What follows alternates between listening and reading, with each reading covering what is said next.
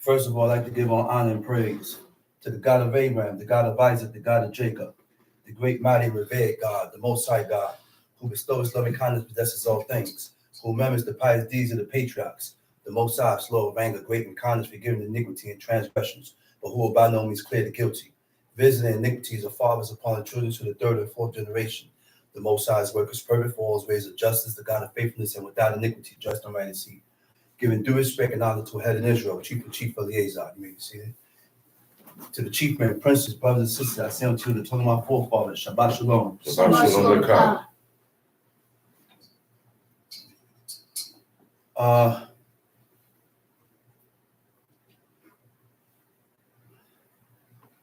People taking this way of life for a joke, man. And this, to tell you the truth, it's sad. It's sad. It's not a joking matter. It's a serious matter because, especially with people that you have love for, especially with people when you have love for. This is why my father was so hard. Our father was so hard on us because he wanted us to see what he saw. He wanted us to understand what he understood. He wanted us to understand and see the clearness and the severity of accomplishing and fulfilling the laws of God. He wanted us to see that. He wanted us to feel that. But we also played with it at a certain time. At a certain time in aspects in our lives, we played with it. We played with it. We played with it, man. We didn't take it serious. We didn't take it serious from the beginning. I didn't take this way of life serious from the beginning. We played with the laws and the commandments of God. We played with it, man. Disregarded. Yes, we did. We played with it, man. And then, see, this is why I say that the Most High deals with time. Time. Time. That's why you see people come to knowledge of the Creator not in their 20s or 30s, but they end up coming to knowledge of God in their 40s because it wasn't their time to learn about God in their 20s or 30s. God knows the heart of every man. God knows the heart of every woman. And he knows when to bring his word to certain people. And he knows when not to bring it to them.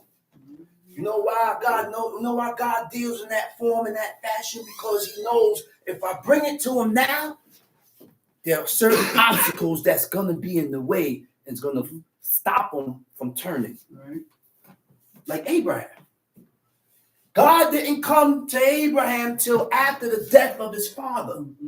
When his father died, the Most High came to him, told him to get away from his family, get away from his relatives and his descendants. So who married? Okay? To get away from them. Because what? The only one that mattered was his father. He said, everybody else, get away from him.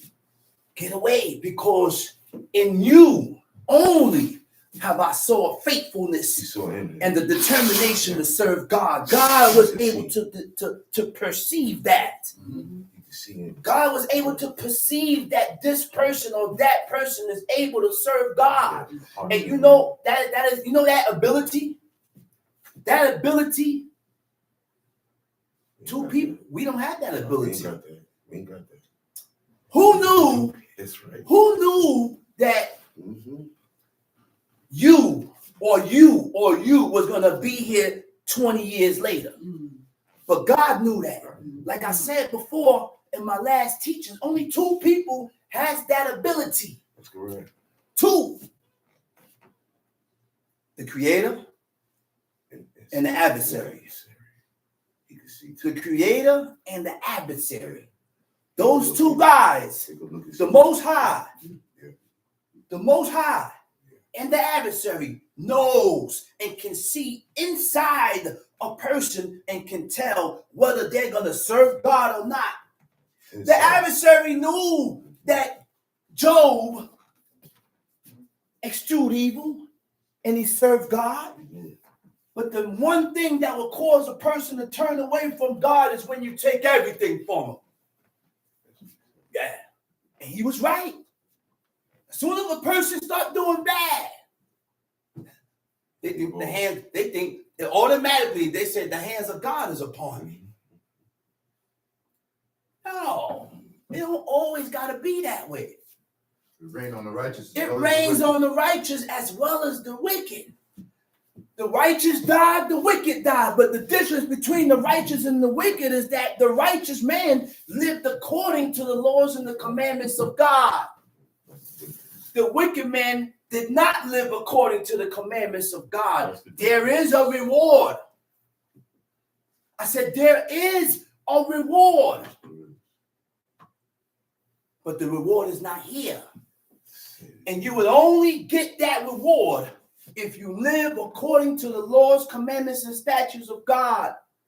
It's not monetary. And it's not monetary. It ain't money. You said it's not here. It's not here. It's not here. Look, man. I'm scared. Look, man. There's only one God, man. Shit. When you start following the ways of these deities and idols, you're serving them. You don't have to bow down to them. Follow the people. You don't have to bow down to them. All you got to do is follow after their ways and their customs and the things that they do. That's right. And you're serving their gods. You're serving that deity. But people...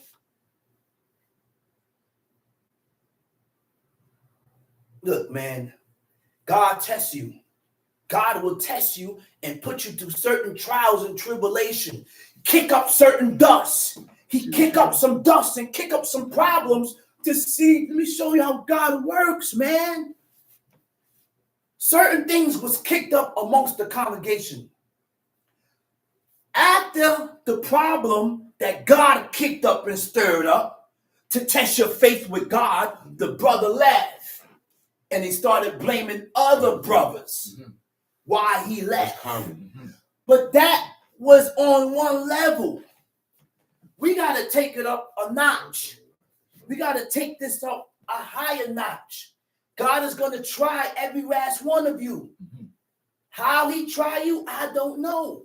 But we must be on point with God, be on point with the laws and the commandments of God so that when those trials and those tribulations and those tests come, those things don't cause you to turn away from his laws, commandments, and statutes. Okay? There's a psalm, there's a prayer, man. That's one of the prayers I read. It says, to guard my tongue from evil. That's not in the law. That's not in the law. It said, don't slander, don't talebear, don't backbite, but guarding my tongue from evil goes further than that. Guarding my tongue from evil means I don't want to voice nothing that is contrary to what God says. I don't want to voice and talk about nothing that is contrary to what God says. Why? Because when you voice it and you speak about things like that, it has an effect on your spirit. It has an effect on your spirit. That's why when people say certain things, you look at them and you tell them, you say, no, don't say that. No. Put your hands up like something. Don't say that. Because you're talking against what God says. You're talking against the Creator. Against. So we gotta watch our speech and the things that we voice out of our lips. That's right. He said, guard my tongue from evil and my lips from speaking guile. My lips from speaking craftiness. Huh? He said, and to such as curse, let my soul be dumb. Yeah. He said, let my soul be unto all as the dust. Open my heart to thy law, and let my soul pursue thy commandments. Whew. Those are heavy words. Because our hearts are not open to God. Our hearts are not open to the laws of God. Because if our hearts was open to do the laws and the commandments of God, we won't sin presumptuously. That's right. We're going to sin. We're going to transgress, but do not sin presumptuously. Presumptuous iniquity is when you know for something to be lawful and right and you go against it. In Numbers 15, it speaks about nikrita and hikaret. So when we sin presumptuously, it's either you're going to get cut off automatically. When we sin presumptuously, God cuts you off. There's two definitions and two meanings to being cut off. Hikaret means to be exterminated, to be destroyed, to be wiped out. You're not here no more. Nikrita means what? Alienate you, estrange, to deny. You're going to get pushed away. You're going to become excommunicated. And when you're estranged, Turned off. When you're estranged, you become turned off. You become turned away, turned off from the laws and the commandments of God. And then you start voicing of why you got turned off. You know why? Because this is not for you. These laws, commandments, and statutes is not for you. God knows who it's for. I said, God knows. Who's it for? He said, estranged. Right? Cut off. Nikrita means cut off. Neked, alienate, to betray, to estrange, and to deny. Now, when you have alienated yourself, because I am doing things that I know to be lawful and right, but I'm going against it. You alienate yourself. It means to cause someone to feel, to isolate. Stay away. Isolate. When you isolate yourself, what you do? You stay away. You keep yourself away. You pull yourself out. You do it on your own. You do this on your own. Why? Because I done violated a law. I done violated a commandment that God told us not to violate or not to do. Or you may violate a law that God said for you to do. And when I did those things, you end up isolating yourself. You done alienated yourself. You done isolated and pulled yourself out. Yeah. It's deeper. It's deep. It's deeper than what you think it is. Yeah. And then when you isolate and pull yourself out, you come up with a reason that you formulate in your mind of why I alienate myself. Why I'm not coming back. Again, a brother did that. That's what keeps you out. And blamed everybody else. And pulled himself out. Okay? To estrange. To cause a person to be no longer close.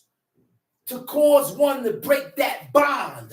To break that covenant. What is the bond? What is the covenant?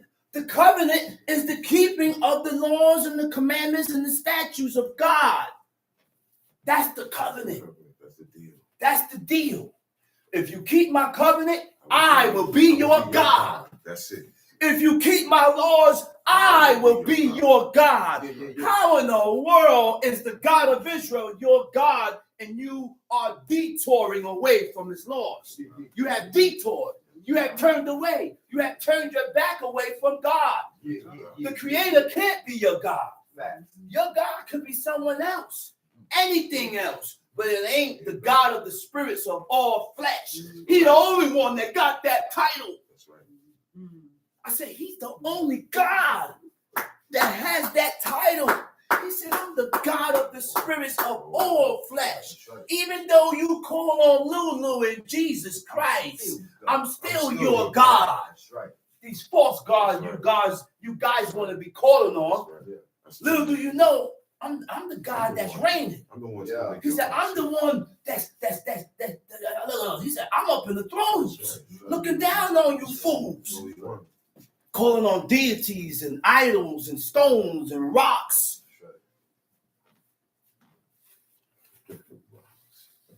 Also, and strange, but it also means antagonistic. You know what antagonistic means? It's feelings that is stirred up. Feelings that you stir up within yourself. Feelings of opposition to go against God. Ooh, that's not good, man. That's heavy. Well, I ain't going against God. Yes, you're going against God. No, because I had to do this and this, and I had to run it up. But whatever you're doing, make sure you stay in the realm, in the path of serving God. Don't allow things and objects and people to detour you and push you away from the laws, commandments, and statutes of God. Not over here. Don't allow that, man. Don't allow it, because believe me, believe it or not, there's only one God, man. There's only one God, and everybody will be charged according to their deeds in life. I said the world will be charged according to their deeds and their actions, the things that they have done in life that is against the Creator of heaven and earth. El Shaddai, God Almighty, the God of Abraham, Isaac, and Jacob, the God of Israel, the God of the spirits of all flesh, the jealous one, El Quana, the terrible one, the God that split the Red Sea. I'm not talking about Jesus that's on that damn cross. I'm not talking about Lulu. I'm not talking about no fat God. I'm talking about the God of Abraham, Isaac, and Jacob. Full identification. Full identification. And there's only one God, man. There's only one God, man. There's only one God. And we gotta look, man. Okay? To deny. Playing games, man. To deny. When God cuts you off, you will begin to deny. What do I mean by denying?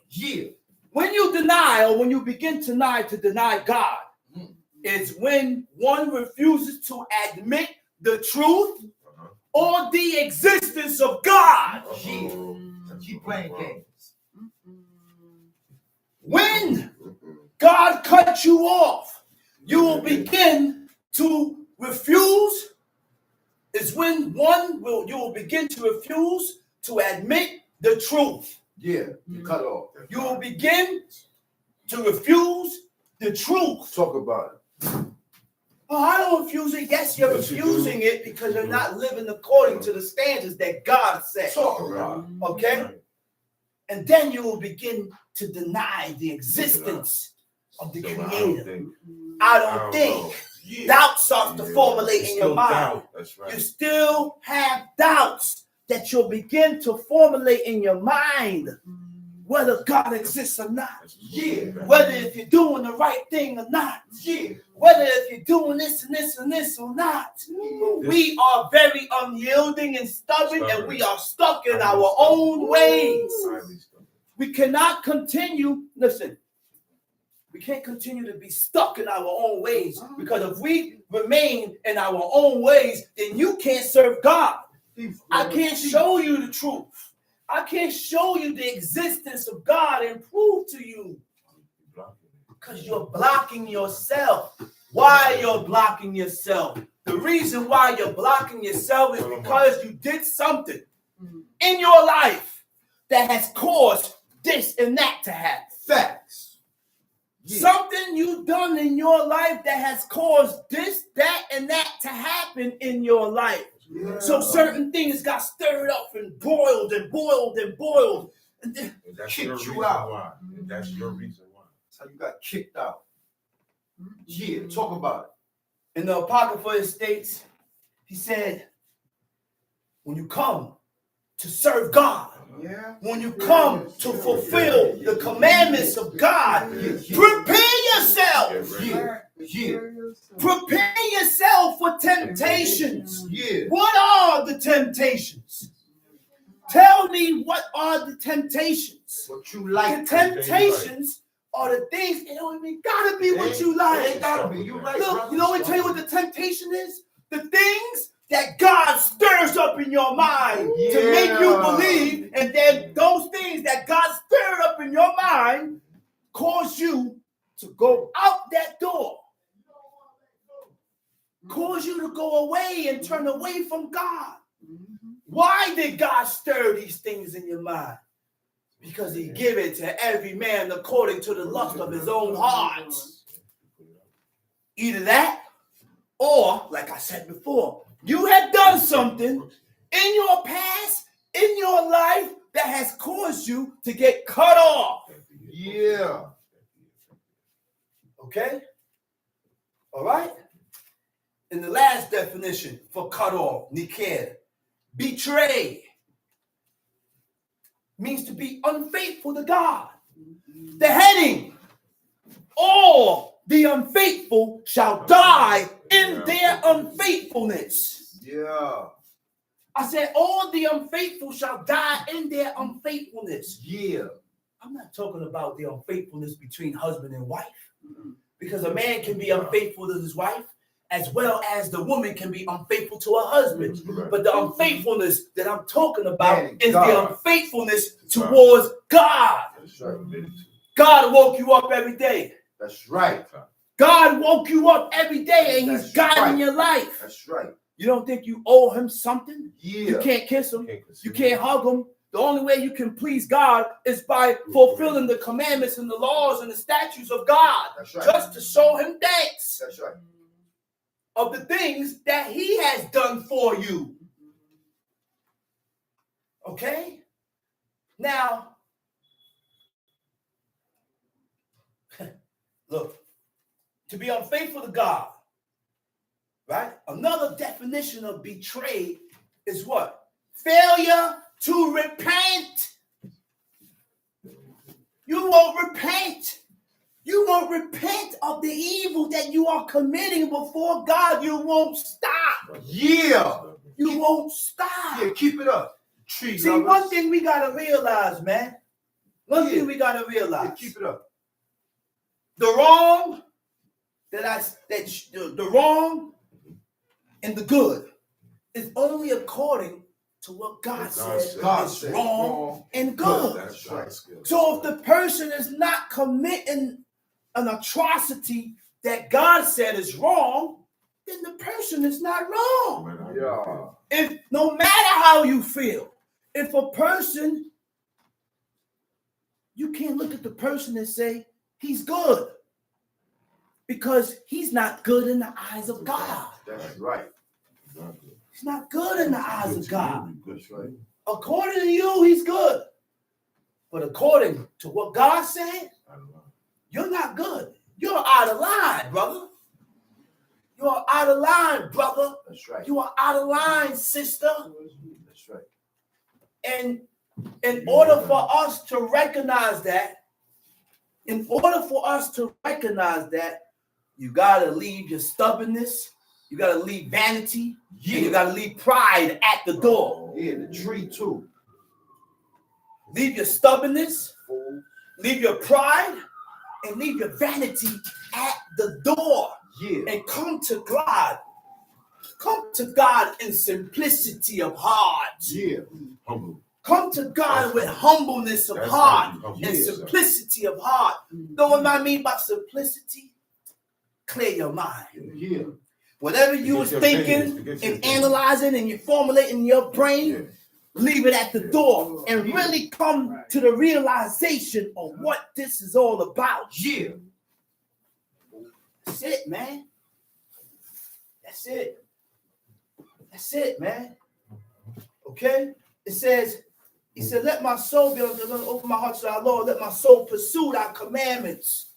Huh? If any design evil against me, speedily make their counsel of none effect. Don't allow it to work.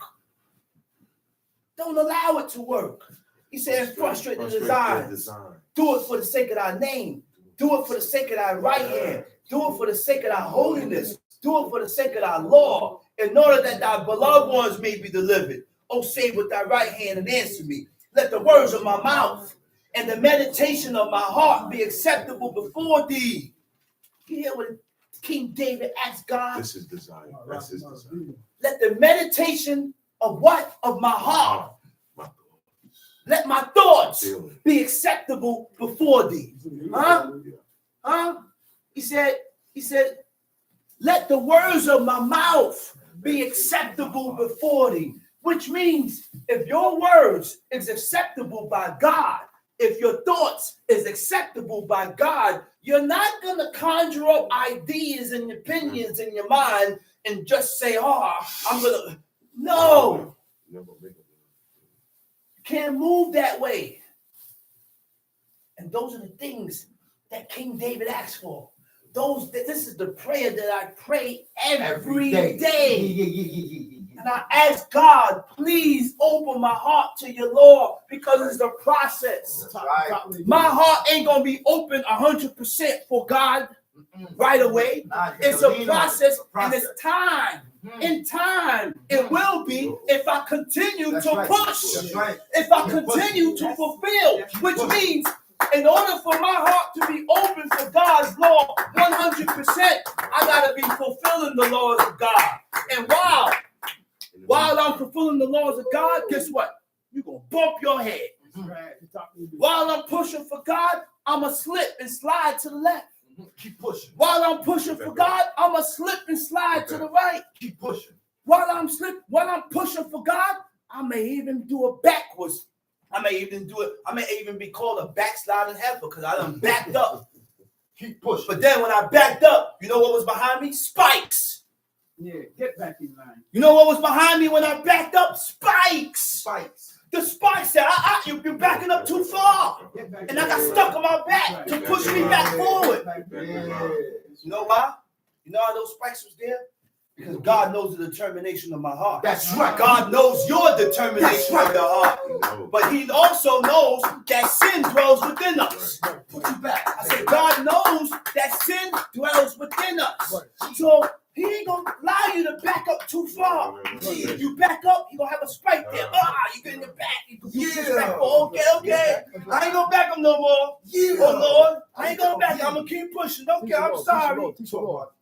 Talk about. Huh? Yeah. Get back in line. And this is all what it's about. Huh? This is all what it's about. Glad I did. Huh? Yeah, talk about. Look, these words are.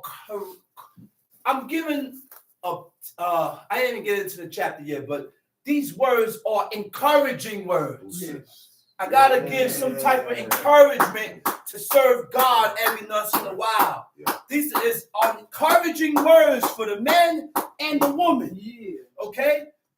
Now, in Second Ezra, Esdras is the same Ezra that was in the book. Yeah. That was in the Tanakh. Yeah. The same Ezra that was with Nehemiah.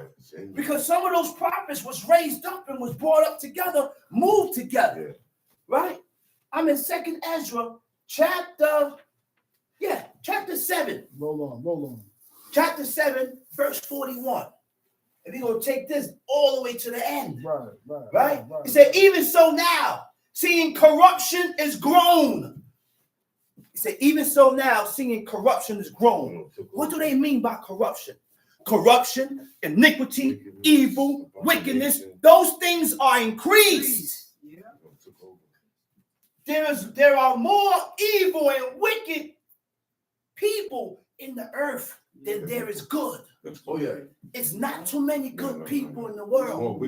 So when you meet a person or a man or a woman that have good in them, and the good is, we're going to get into that later in the Second Kings. Yeah. In the Kings, it's going to tell you what is the good that God is looking for. What is the good that God is looking for? Talking about Jeroboam's son. And God saw that in his son, in King Jeroboam's son, as a child. As a child, again, the ability to see within a person, only God and the adversary can do that. That's why God was able to look at a newborn child and said, no, I'm not going to allow this child to live because his father is evil and he's going to corrupt the child. Yeah. He said, he only shall go to the grave. This child only will I allow to be buried into the grave. Because if I allow him to get older and grow, the father will corrupt him. So don't ask God why babies die. Right. Don't ask God why he killed the child. Because only God knows why he will take the life of a child. God knows why. It doesn't have to be the sins of the parents all the time. Sometimes God looked at the child and see evil in them. Sometimes God may look at the child and see good in them. And he don't want the child to get tainted with the wickedness of their parents, so he takes the child out. You see that child's future. Huh? He takes the child out. He said, even so now, I'm in 2nd Ezra chapter 7, verse 41. Seeing corruption has grown up. Wickedness has increased, Tamshi. And the righteous have prayed for the ungodly. The righteous has prayed for the ungodly. Who prayed for the ungodly? He said, the righteous have prayed for the ungodly. Moses, Abraham. Huh? But guess what? I'm not righteous. I'm not righteous. Why I said I'm not righteous? Because I sin presumptuous. Now, once I relinquish and get rid and pass that hurdle of me not sinning presumptuously, now I'm going to stand on my 2 feet and say, man, I'm righteous. I do everything that I know to be lawful and right by God. Nobody can say that now because we still violating when we sin presumptuous. So there's no way. Okay? One person I heard say that. Well, my father, he said, yo, man. My pop said, he said, yo, man. He said, look at me, man. He said, everything I know in that book to be lawful and right. He said, I do it. That's right. He said, I do it, man. That's right. I don't slip up. I don't mess up. I know it to be lawful and right. I accomplish it. Yeah. That's how it goes. Pat him on footsteps after. Now, go ahead, read. And the righteous have prayed for the ungodly. The righteous have prayed for the ungodly. Wherefore shall it not be so now also? It ain't the same. Don't try now. It ain't like that now. God, oh man, that's the angel conversing with Ezra. He said, man, it's not like that now. Tamshi. He answered me and said, this present life is not the end. You know why people don't want to read this book? Because this book tells you that this present life is not the end. That's right. When you die, it's not the end. When I die, it's not the end. It's not the end for me. That's right. It's not the end for you. That's right, clown. Listen, man. Yeah. Listen, man. And when you talk like this, I'm getting goose pimples because I get excited. And that's a certain amount of belief. I don't have 100% belief, but I'm pushing for it. And I know this is not the present life, man. People think that when they die, that's it. So what's the use? Think. Why do we feel that when we die, that's it? So what is the use and the reason for us serving and doing these laws then? Yeah. It has to be a reward. It has to be some type of results. Yeah. Because you got one guy that robbed, steal, commit adultery, do everything that's in the book that's against God. This one lived righteously. They both lived to 30 and they both died. You think that's it? No. That's not the end. This present life is not the end. But much glory doth abide. Therefore have they prayed for the weak. But the day of doom shall be the end of this time. The day of doom is going to be the end. Tom Shee. And the beginning of the immortality for to come. The beginning of the immortality for to come. What does for to come? Later on. After that. After the day of doom. After the day of doom is the day of immortality. What is immortality? Immortal. Come from the word immortal. Immortal means to live forever. So after the day of doom, there's going to be a time of immortality. And the only way we can get to that time of immortality, you got to follow the laws and the commandments of God. You got to respect and honor the Sabbath day. That's right. You got to respect and honor the God's law. That's right. We got to respect our diet, God's diet.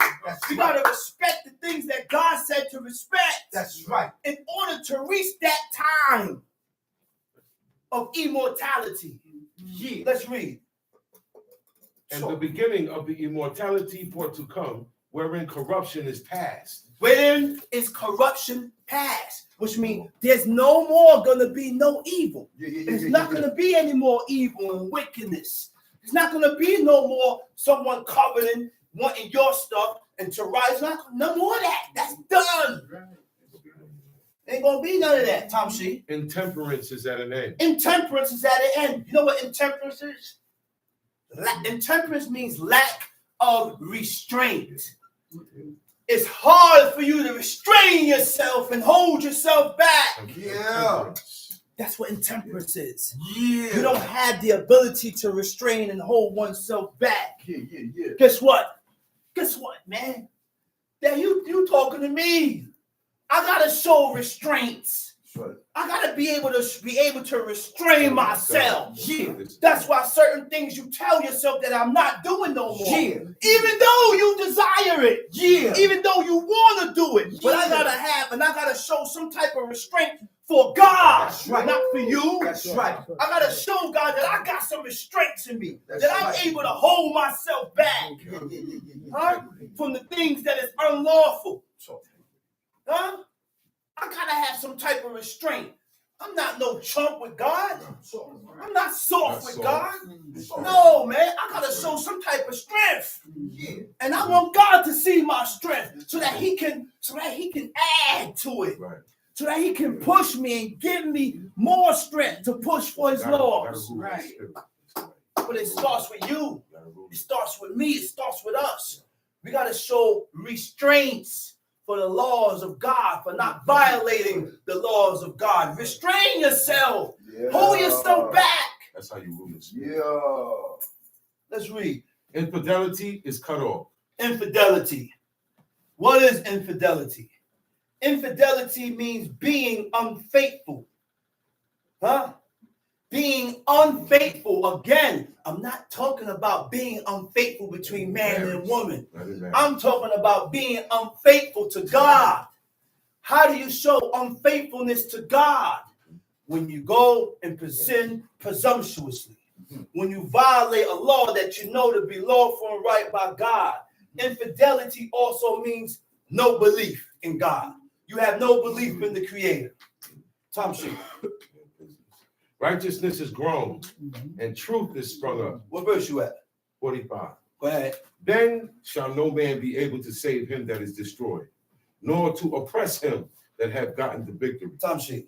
I answered then and said, This is my first and last saying. That it had been better. Not to have given the earth unto Adam. Or else. When it was given him. To have restrained him from sinning. You hear what Ezra told God, told the angels? He said, yo, this is my first and last saying. I ain't going to speak on this no more. He said, but it had been better not to have given the earth unto Adam. But if you gave it to him, hold him back from sinning. Keep him back from transgressing. Hold them back from eating the tree that's in that midst of that garden that you commanded them not to eat from. But guess what? Let me show you the ways of God. Let me show you how God is. God deals with choices. That's right. Yes, sir. God gives you the commandment, thou shalt not, and he step away. He could have stopped them, but God deals with choices. Look, 23. I said, God deals with choices today. Why do you think God revealed to you certain things that he didn't reveal to your family? Right. Because he saw fit to reveal his laws and his commandments to you and you only. Because he's seen some type of good in you that he said, well, you know what? I can reveal these laws to this person. Then once God revealed these laws and commandments to you, that's when the test comes. That's when the trials come. That's when certain trials and tribulations and problems and God things start stirring up to see how are you going to act in these situations. What choices are you going to make? Are you going to make choices? Are you going to make choices and detour and turn away from God? Huh? Are you going to make choices and turn away from God? Like the average. Huh? Like the average Joe? Yeah. That's why God said trials, tribulations, and tests, and certain things he stir up to test the heart of man. Yeah. And now, it's not only the man that God is testing, he got to test the woman too. Yeah. Because they don't fall.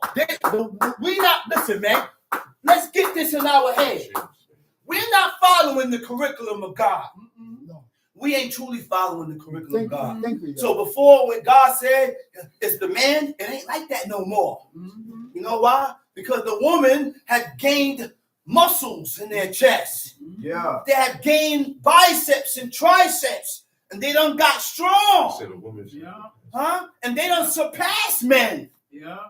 To where if they don't want to do something, they ain't got to do it. Say, well, listen, sir, I don't want to do this, and you can try to put your foot down, but if she don't want to do it, she ain't doing it. She can run off. So now God is going to try you too now. Since you don't want to follow the curriculum that God said to where everything lies and the burden falls on him when you do these things. When you follow the curriculum of God, the burden falls on the husband. That's correct. Yeah. The burden falls on the husband, and the woman can deliver herself just by honoring and respecting what her husband says. That's right. Because when the angel approached the woman, right? The woman looked at the prophet. Sorry, not the angel. When the prophets approached the woman looked at the prophet and said, "Hey," and Jeroboam. She said, "Look over there." She said, "My husband is over there. He's bringing the wood. He's the one that got me doing this. Don't come telling me nothing. I'm under my husband's orders." What she was doing. Not something good. Okay? Let's read it. Let's read. 47. Second Ezra, chapter 7, verse what? 47. 47. Time sheet. For what profit is it for men now, in this present time, to live in heaviness? For what profit it is for men to live in heaviness, in stress, aggravation. So what's the profit of us to live now in heaviness? Read. And after death, to look for punishment. After death, look for punishment. Yeah. Don't get it misconstrued, man. It's going down. It's going down. It's going down. There's going to come a point in time that when you die, you will be judged and you will be punished for everything that you did that is against God. Hear it, Felicia. I said, for everything that you did that is against God, you will be punished. You refuse to acknowledge. You will be punished. It's not a game. After death, it's going down. That's not a game. Man, read. O thou Adam. Oh, thou Adam. What hast thou done? He said, man, what did you do, Adam? For though it was thou that sinned. It wasn't me. We all. I didn't do it. He said, but you did it. He said, you's the one that sinned. We all. But because we came from Adam, we all gonna feel it now. We all gonna feel it. We all gonna feel it. And then as time went on, evil and wickedness has increased. The grain of evil seed has increased in man. The grain of evil seed has increased in woman. You know, listen, man. In children too. and children. Tom Sheep. Thou art not fallen alone. He said, man, you didn't fall alone, Adam. But we all. You ain't the only one that fell. You ain't the only one that dropped.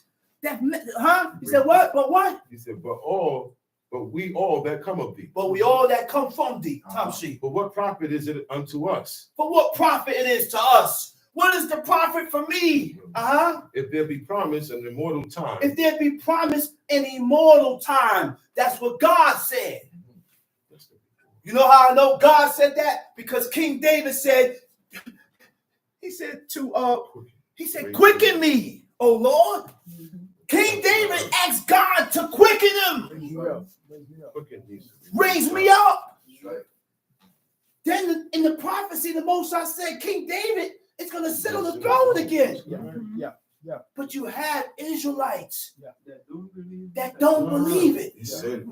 You have Hebrews that don't believe it. Tom C.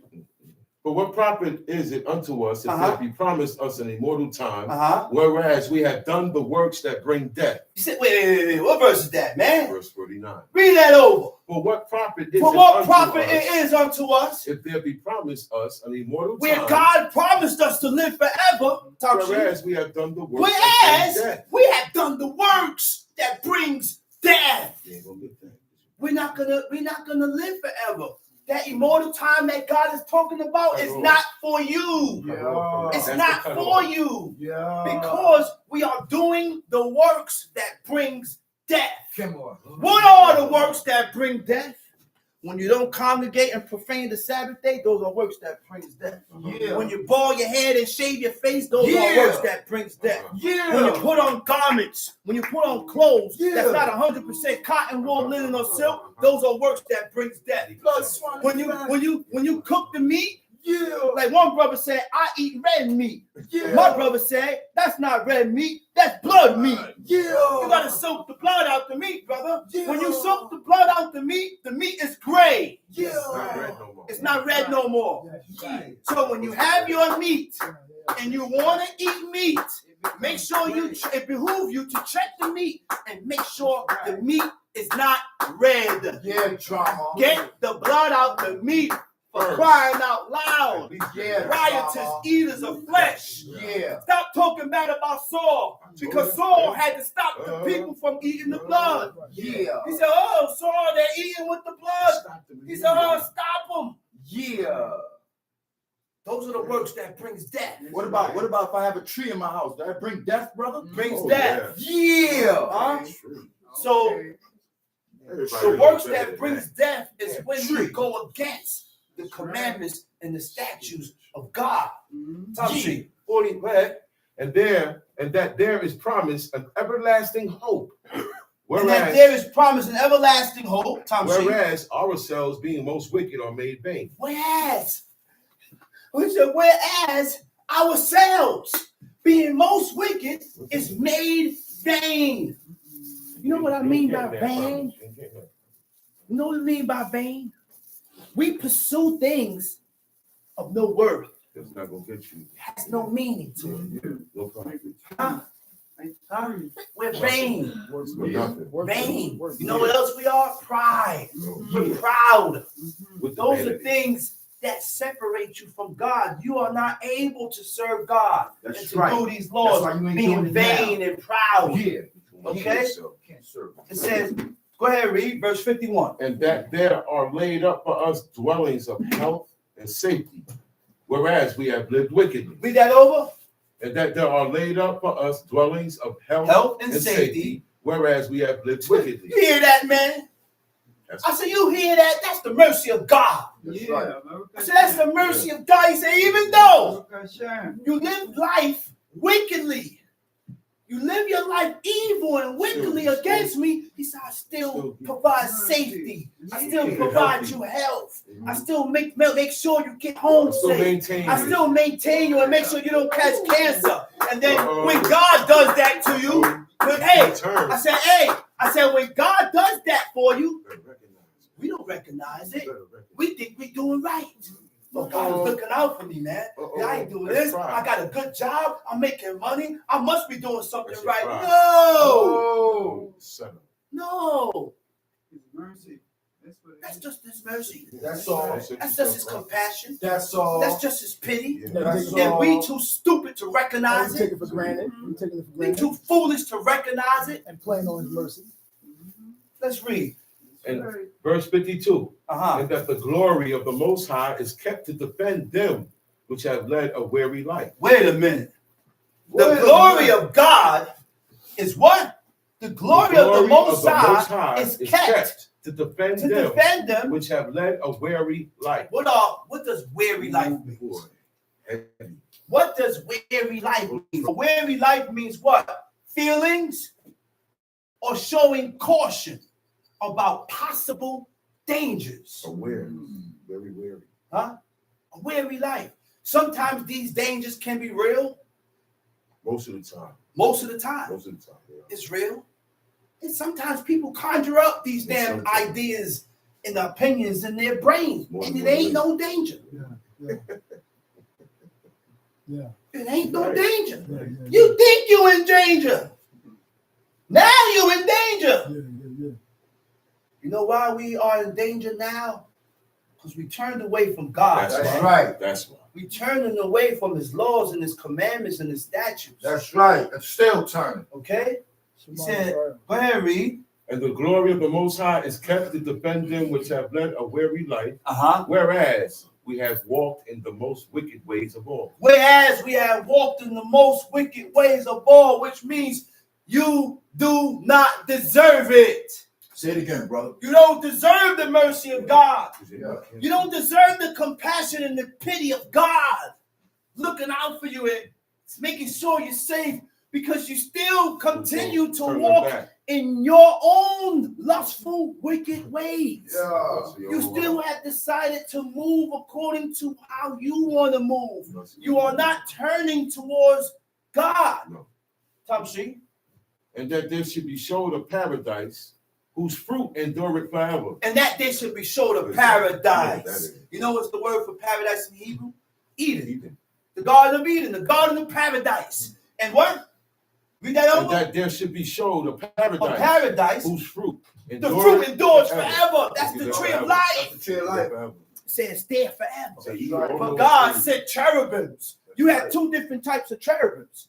Cherubims with 4 faces. That's right. Cherubims with 2 faces. And they scary as hell. Yeah. You don't want to see them. You're going to jump out the window.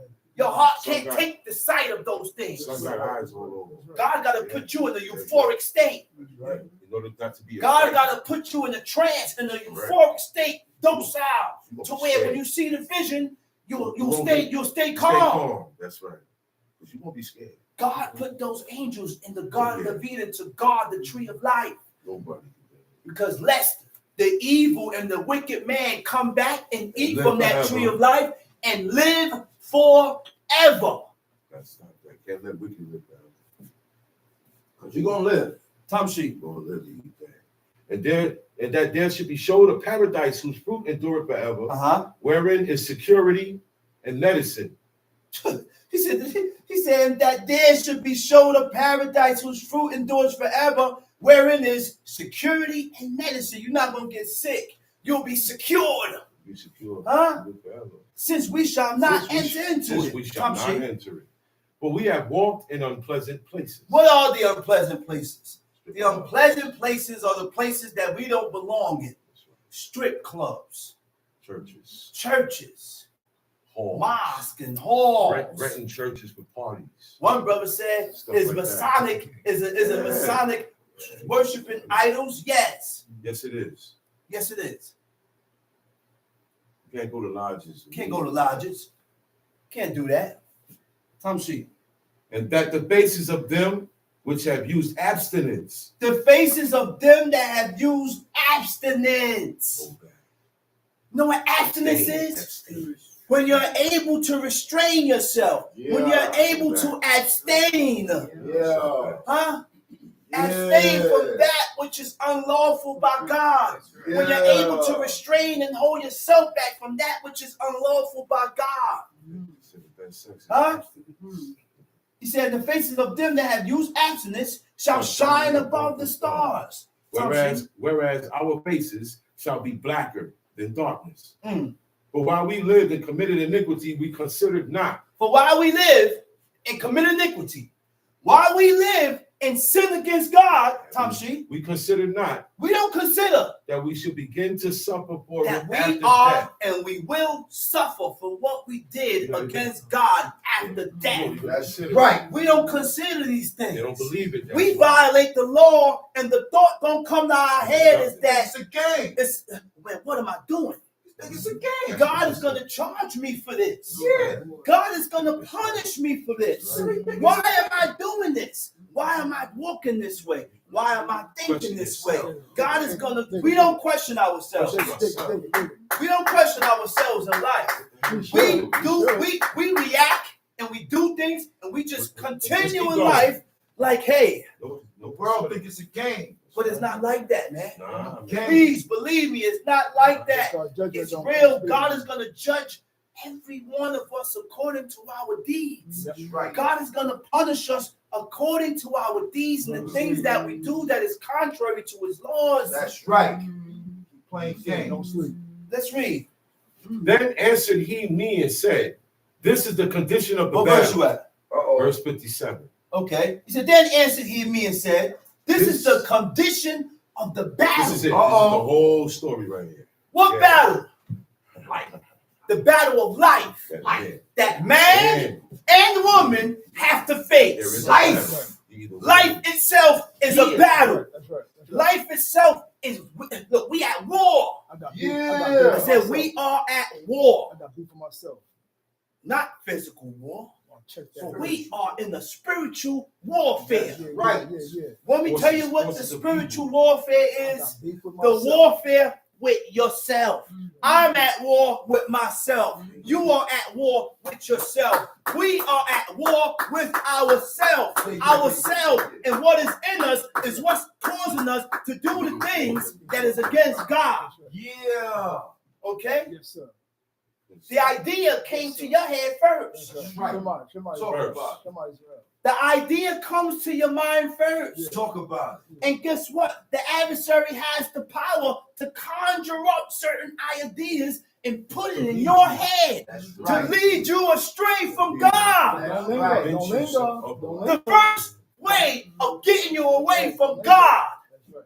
is to pull you away from the one that showed you who God is. That's right. Don't linger. That's Because God. where your strength lies in God is in the person that showed you who Yeah. God is. That's right.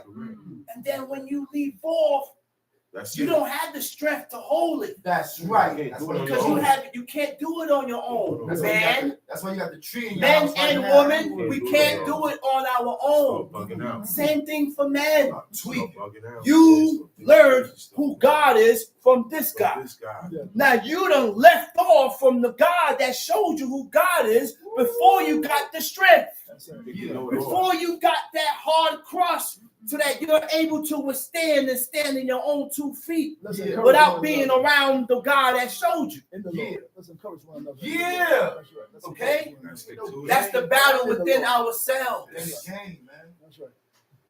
That's the war between ourselves. Yes, sir. Yes, Guess sir. what? I'm at war with myself. Yes, sir. Yes, sir. Oh yeah. Oh, I'm at war with myself. Dietary law And I have to everything. take heed to myself because thoughts and ideas comes in my head too. That's a big fact. Sometimes I move with it, and then after I say, what am I doing? Yeah. But whether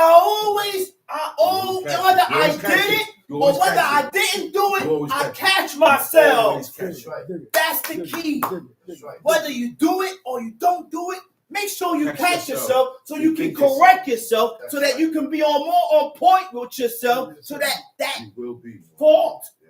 can be Won't happen. corrected and it won't happen again. Let me- I tell you that. You Let me know how order many my times ways. I said, man, I tell you, it ain't gonna happen again. Let me order I my said, you ways. got me this time, but I bet you it won't be repeated. Let me order my ways. I bet you it won't be repeated. That's And in order not to repeat these things, guess what? You got to grab hold of the strength of God. That's You right. got to ask God for strength. Yeah, That's right. Because if you don't ask God for strength, Come then it's going to come and he's going to get you again. Come That's harder right. too. Come Yeah. harder. Every day I ask for strength. You ask God for strength, and you grab a hold of the skirts of this. Listen, man. By taking heed, grab a hold of His strength. By taking heed to His laws. Ain't that what God said? By fulfilling the commandments of God. That's right. Ain't that what God said? That's right. Grab a hold, man. Tom Sheep. This is the condition of the battle, which man that is born upon the earth shall fight. That if he be overcome, he shall suffer as thou hast said. If he be overcome, which means what? If you lose the battle. Right. If you lose the battle, go ahead. He shall suffer as thou hast said. But if he get the victory, he shall receive the thing that I said. If you suffer, you're gonna suffer as what you just said. But if you gain the victory, if you succeed in the laws of God by fulfilling His laws and the commandments, you have succeeded in life. That's winning. That's when you succeed in life. That's winning.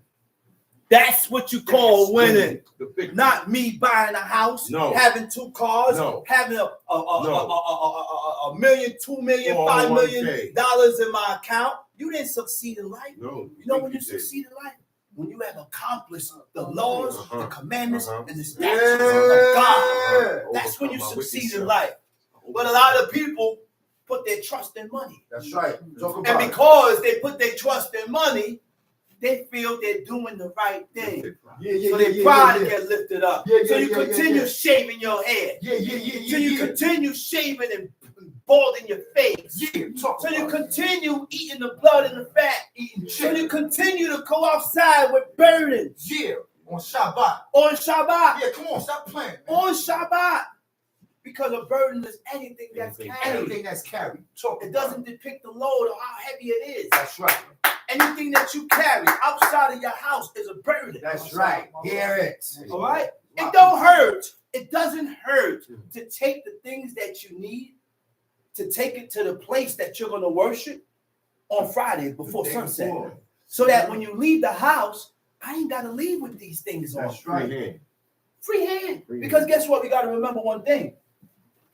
There is no Moses to explain the laws and the commandments of God to us. So we have to read it and do according to what it says immediately. Exactly how it says. That's right. Stick to what it says.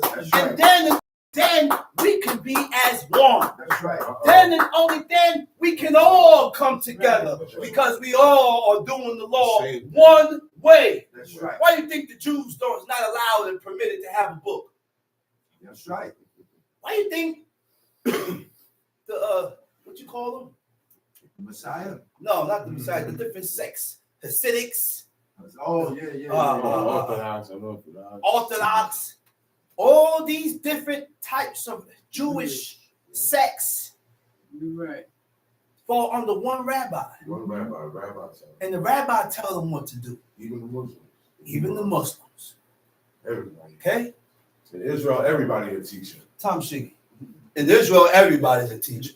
And everybody got their own opinion and their own way of doing the law. When, guess what? When their opinion and their questions doesn't match the book. Certain questions shouldn't be said. All or opinions, asked. all opinions is wicked. Certain questions should not be asked. Yeah. But I heard one. Listen, man, I hear so many things, man.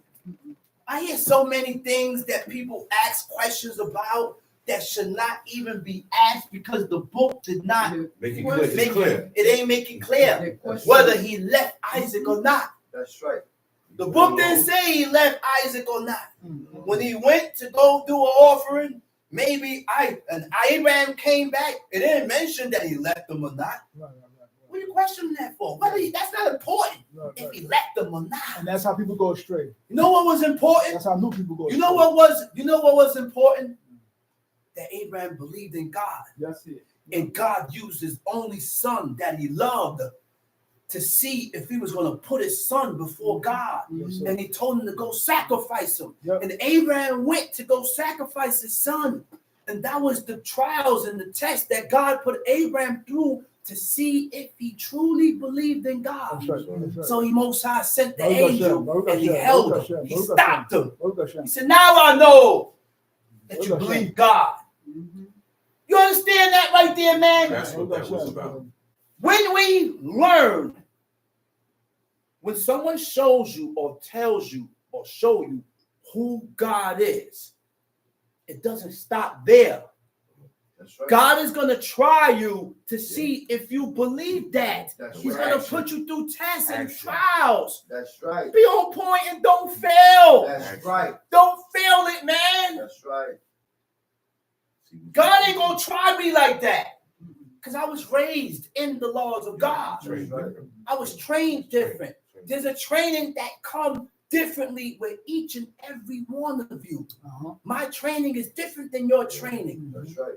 Your training is different from that person's training. That's right. And especially the training of a new person that's just coming to serve God and learn about God. He's going to train you with the thing that you love the most. That's right. He's going to make you conjure up certain ideas in your mind That's and right. think and train you and test you with the things that you love the most. That's right. See what you can. That's right. And see what you're going to do. gonna do. You're going to That's put right. God's law ahead of that, or you're going to put that ahead of God's law. That's right. Doing This exactly as is the book how says. God deals. Exactly That's The like book it is says. here so that we can read it That's right. and we can learn how God works. Ain't no lines between the verses. No lines between the Okay? verses. No, it's plain. Let's read. Plain as day. Let's read it. 59. But this is the life. 2 Ezra chapter 7, verse 59. Yes, sir. Tom, Yes, sir. see? Yes, But sir. this is the life whereof Moses spake unto the people while he lived. He Saying, said, this is the life Somebody smile. that Moses was talking about Yes, sir. at the grounds of Mount Sinai. Oh, yeah. not now. Huh? Oh, yeah. Not now. Oh, yeah. This is talking about when Moses, when the glory of God ascended on the mountain. And because of God's glory coming down on that mountain, the whole mountain range was incinerated. Scientists and archaeologists came to the mountain and he said, it seems like this mountain was burning for a very long time. He said this whole region is covered with sulfur. It looked white. It looks white. Sulfur. Sulfur only comes on a surface that has been on fire. That's correct. It smelled like matches. You hear me? That's what he said. It's singed. Yeah. The mountain is singed. Yeah. They showed the picture on Discovery Channel. Yeah. And God left these proof. That's right. Left all these proof for you, for unbelieving souls to see. Unbelieving soul. Unbelieving souls to see this. Something to shock Hoping that it snaps something in you. you. Yeah. Wake you up. Hoping that it wakes you up. But guess what? No matter how much proof you show a person, no matter how much proof you show a person and try to show a person that God is real, his laws is real, and guess what? It hurts you more than it hurt them. Yeah. They don't see it. It hurts you more than it hurt them. Why? Because number one, I love you. And I don't want you to go off. I love you too, bro. So because I love you and I don't want you to go off, I love you too, bro. I present the laws and the commandments of God towards you, hoping that it strikes something in your head. Good. Let's read. But this is the life whereof Moses spake unto the people. This is the life where Moses spake unto the people while he lived, saying, where we at? The end of 59. Go ahead. Choose thee life that thou mayest live. Choose these life. Choose thee life that thou mayest live. Read. Nevertheless, they believed him not. They didn't believe him, just like now. No matter how much time you tell them about God, and show them proof, the people still don't believe. Yeah. Go ahead. They believed him not. Nor yet the prophets after him. Nor me, which have spoken unto them. Let's go. That there should not be such heaviness in their destruction, as shall be joy over them that are persuaded to salvation. I answered then and said, I know, Lord, that the Most High is called merciful. Most High is called mercy merciful, upon them, and that he had mercy upon them, which are not yet come into the world. which are not yet. You hear that? Stop asking about the baby. You hear that? God said, he said, listen. I'm questioning God. He said, listen, He said, God have mercy upon them which are not even born yet. Who else can do something like You that? hear that, man? But who else can do something like that? You hear that? I'm saying, who else can do I something said like that? the book. I said, look, God have mercy on them that haven't even been born yet. Ain't nobody flying You in the ain't other even side. been thought Those about. high And the God's fathers. mercy is He's waiting for waiting. you. He the It's nicest. waiting for you. Yeah, he Right the there. nicest. As soon as your mother push, He nice. push, Yeah. push, Yeah. push, because we're women the way, hey, Yeah. the woman got to go through that. Yeah, my God is the nicest. The woman had to go through labor, child labor, because it all came about in the beginning of times when Eve ate from the tree of knowledge of good and evil. That was the curse that God put on her. But guess what? The desire of a woman to have a baby will remain there. That's right. No matter what the woman go through, That's right. no matter what she go through in childbirth, You want to have a baby. but she still is gonna keep that desire to have that baby, no matter what she go She through. don't feel complete. She don't feel complete. She want to have that baby. It says God's mercy is upon them that which are not even born yet, that haven't been born into the world yet. He said, my mercy is right there. As soon as the child get pushed out, the head come out, and you pull it out, the mercy of God hit the baby. Who else can Mercy. do something like that? Who else? Mercy. Yeah. Let's read. That's power. And upon those, and upon those also that turn to his law. Woo! Yeah. Wait, what verse is that? Verse 63. Listen, man. God said, I have mercy upon them that haven't been born yet, and my mercy is towards and upon them that has turned to the laws of God. Yeah. That have turned to the laws of God. God's mercy is right there waiting for you. Yeah.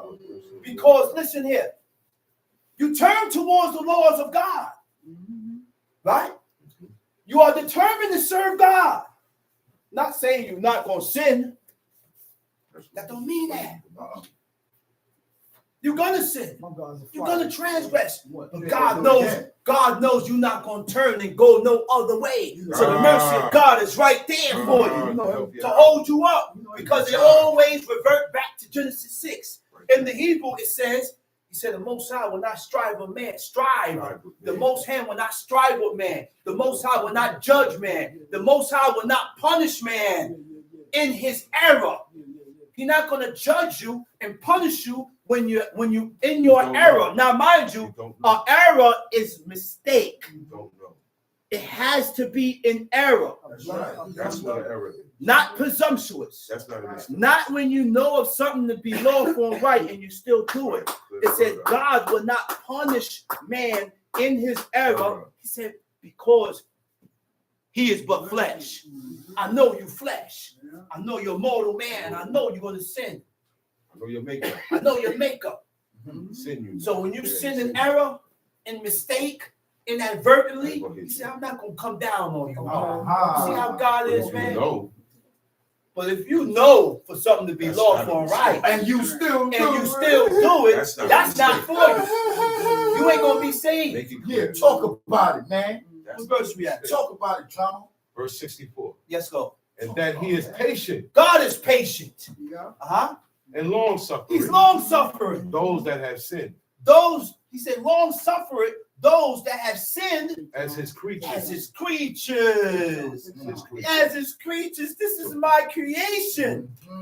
I created you guys, man. You came from out of my creation. Just like when you look at your, don't that sound like a father talking to his son? That sounds like a father talking to his children. Looking at you, he's like, yo, man, I don't want to do you in. Right. Say, you're my kid. Right. You're my son. Right. You're my daughter.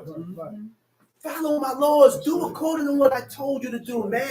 I don't want to have to do this to you. I don't want to have to do the other to you. That's what God is saying to the nation of Israel. I don't want to have to put you in front of the bus. That's what God is saying to the nation of Israel. Let's read. And that he is bountiful, He's bountiful. for he is ready to give where it needed. He's ready to give when it's needed. And that is of great mercy. For he multiplied more and more mercies to them that are present and that are past, and also to them which are to come. For if he shall not multiply his mercies, the world would not continue with them that inherit therein. If God do not multiply and increase his mercy, the earth will be destroyed. That's right. The earth will be destroyed. Yeah, There'll be no more earth. There'll be no more humans. There'll be no more man. There'll be no more woman. The reason why we live, the reason why the earth is still here is because of the mercy of God is upon man, woman, and upon this earth. Okay?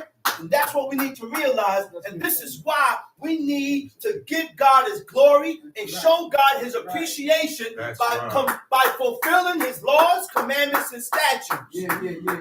By fulfilling his laws, commandments, and statutes. You hear me? Go ahead. Verse 68. And he pardoned it.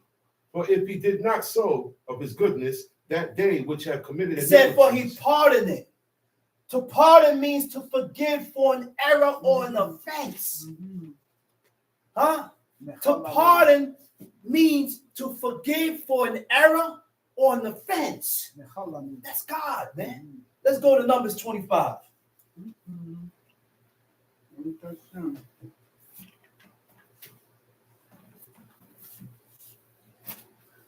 You got it? Got it.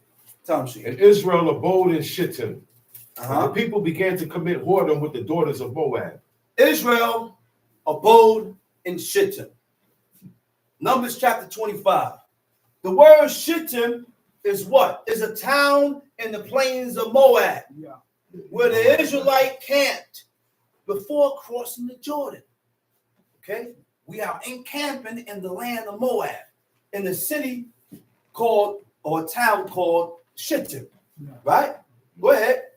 And the people began to commit the whoredom. People began to commit whoredom with the daughters of Moab. Now, the word for began is kalal. The people have profaned themselves. The people have defiled themselves. The people have polluted themselves. This is different than now. You know why? Because how I profane myself, how I defile myself, and how I pollute myself. Number one, we're not supposed to jump into bed with everything that opens. That's correct. Okay? Everything that spreads open the legs, we cannot jump in the bed with that person. Why? Because there's steps and stages that come with this. The first thing I want to know is, are you able to serve God? Can you serve God? Do you want to serve God? Do you want to know who God is? And guess what? I haven't thought like this my whole life. That's right. I didn't have this mind frame my own life. That's right. In time. So, in time, the brother said, in time you will. So, your desire is to have a woman or deal with a woman that wants to serve God. That's right. That's your match. That's my match. That's right. And when we don't move in a form or fashion in that manner, we violate. That's right. We violate. Now, the people here in the book, they have profaned and defiled themselves and polluted themselves because they began to commit whoredom with the who? With the daughters of Moab. With the daughters of Moab. Huh? They committed whoredom with the daughters of Moab. Now, what is the word for whoredom? Zana, right? The word for whoredom is zana. Now we're going to dig into that word now. Zana means a lot of things. Okay? Whoredom. It means immorality. It means idolatrous practice. It means faithless, unworthy, or idolatrous practice or pursuits. Whoredom also means idolatry, immoderate attachment, or devotion to something. Huh? So, Immoderate attachment. Okay? Now,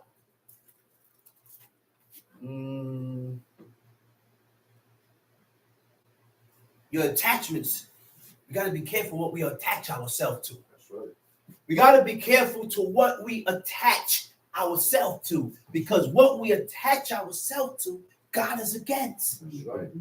God is against it. So why do you allow yourself to be attached to things that God is against? Why do we allow ourselves to attach to pictures, images, idols, deities? In the law, in Numbers, it states for Israel to destroy their pictures. Destroy their pictures. Destroy their temuna. It wasn't no physical or spiritual form. None of that. It's actual pictures, images. But we attach ourselves to things that God hates. Tamshi. And they called the people unto the sacrifice of their gods. And they called the people to the sacrifice of their gods. Okay? Now, immorality is what? Unchastity. Unchastity means innocent or unlawful sexual intercourse. Right? Pure in thought, in action. Now, what are the sacrifices? You what? Say that over again. And they called the people. And they called the people unto the sacrifices of their gods. And the people did eat. Okay? Imagine now. These women serve Baalim. These women serve Baal. Now, while they're worshiping Baal, they call you to join in to their sacrifices, and you partake of the drink. You partake of the food, and you attend. You are partaking into the sacrifices of their gods. So therefore, I can't visit you during Christmas. I can't visit you during Christmas. I don't want a glass of water from a person that observed Christmas. I don't want no wine from a person that observed Christmas. I don't want no beer that's observed Christmas, or no food, because all that food and things that come from that is a sacrifice to their gods. One of the biggest sacrifices just passed, Thanksgiving. Okay? Thanksgiving just passed. I don't want no drinks and no food from you, because those are things, are the sacrifice of their gods. Those are dedicated things. Yeah, talk about it. I'll die before I eat that. Talk about it, John. Me too. I'll die before I eat that. Me too, Johnny. No thanks. Yeah. Tom Shaker. Yeah. And the people did eat and bowed down The to people their gods. eat and then bow down. Tom Shaker. And Israel joined himself unto Baal Peor. And the anger of the Lord was kindled against Israel. And the what? And Israel joined himself unto Baal Peor. And Israel joined themselves to Baal Peor. Where did the joining come from? How did they join themselves to Baal Peor? Huh? How do you join yourself to JC? How do you join yourself to Lulu, the Muslim god? Guess what? The word for join in the Hebrew is Zadeh Mem Dalet, Zamar. It means to attach. It means to join. It means to adhere. It means to bind. It means to couple. To combine. And this is why we did not wipe them out, because we started to gain some type of affection and a sympathy for these people, because you don't went off and started having children and married into their daughters, and God told us not to marry into these women. Because when you marry into these women, they're going to turn your son's heart away from serving me. That's right. You're going to start doing things contrary to what God says. True story, Okay? man. So now the definition of attached. Now we're going to get into the definition of attached. So that we can know when we have attached ourselves to deities and idols. Okay? Attached means what? To bind by personal ties. You done got this woman out the church. Her personal belief. You didn't change her. You didn't tell her show her who God was, and then she don't turn towards God. You didn't leave off because your feelings got involved.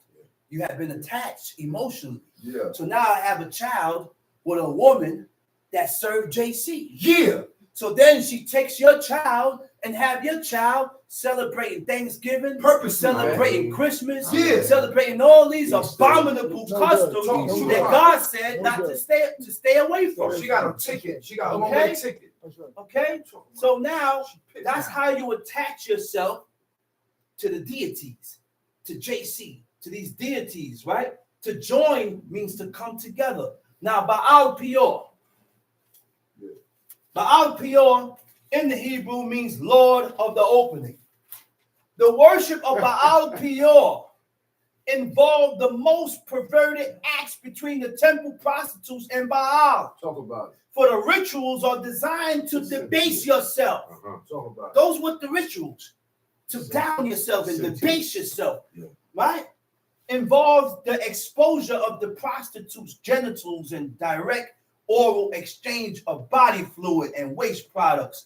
In these rituals, the prostitutes assumes this is why God said the only thing that's supposed to happen and go down when you're doing a sexual act with your woman is going the natural way, the original way, the only way to have a child. If I do anything else other than going inserting into the woman naturally to have a child, you are committing an abominable act before God, and those acts tells me that you are worshiping Baal Peor in those acts. When those acts are being committed, you are worshiping this old ancient deity.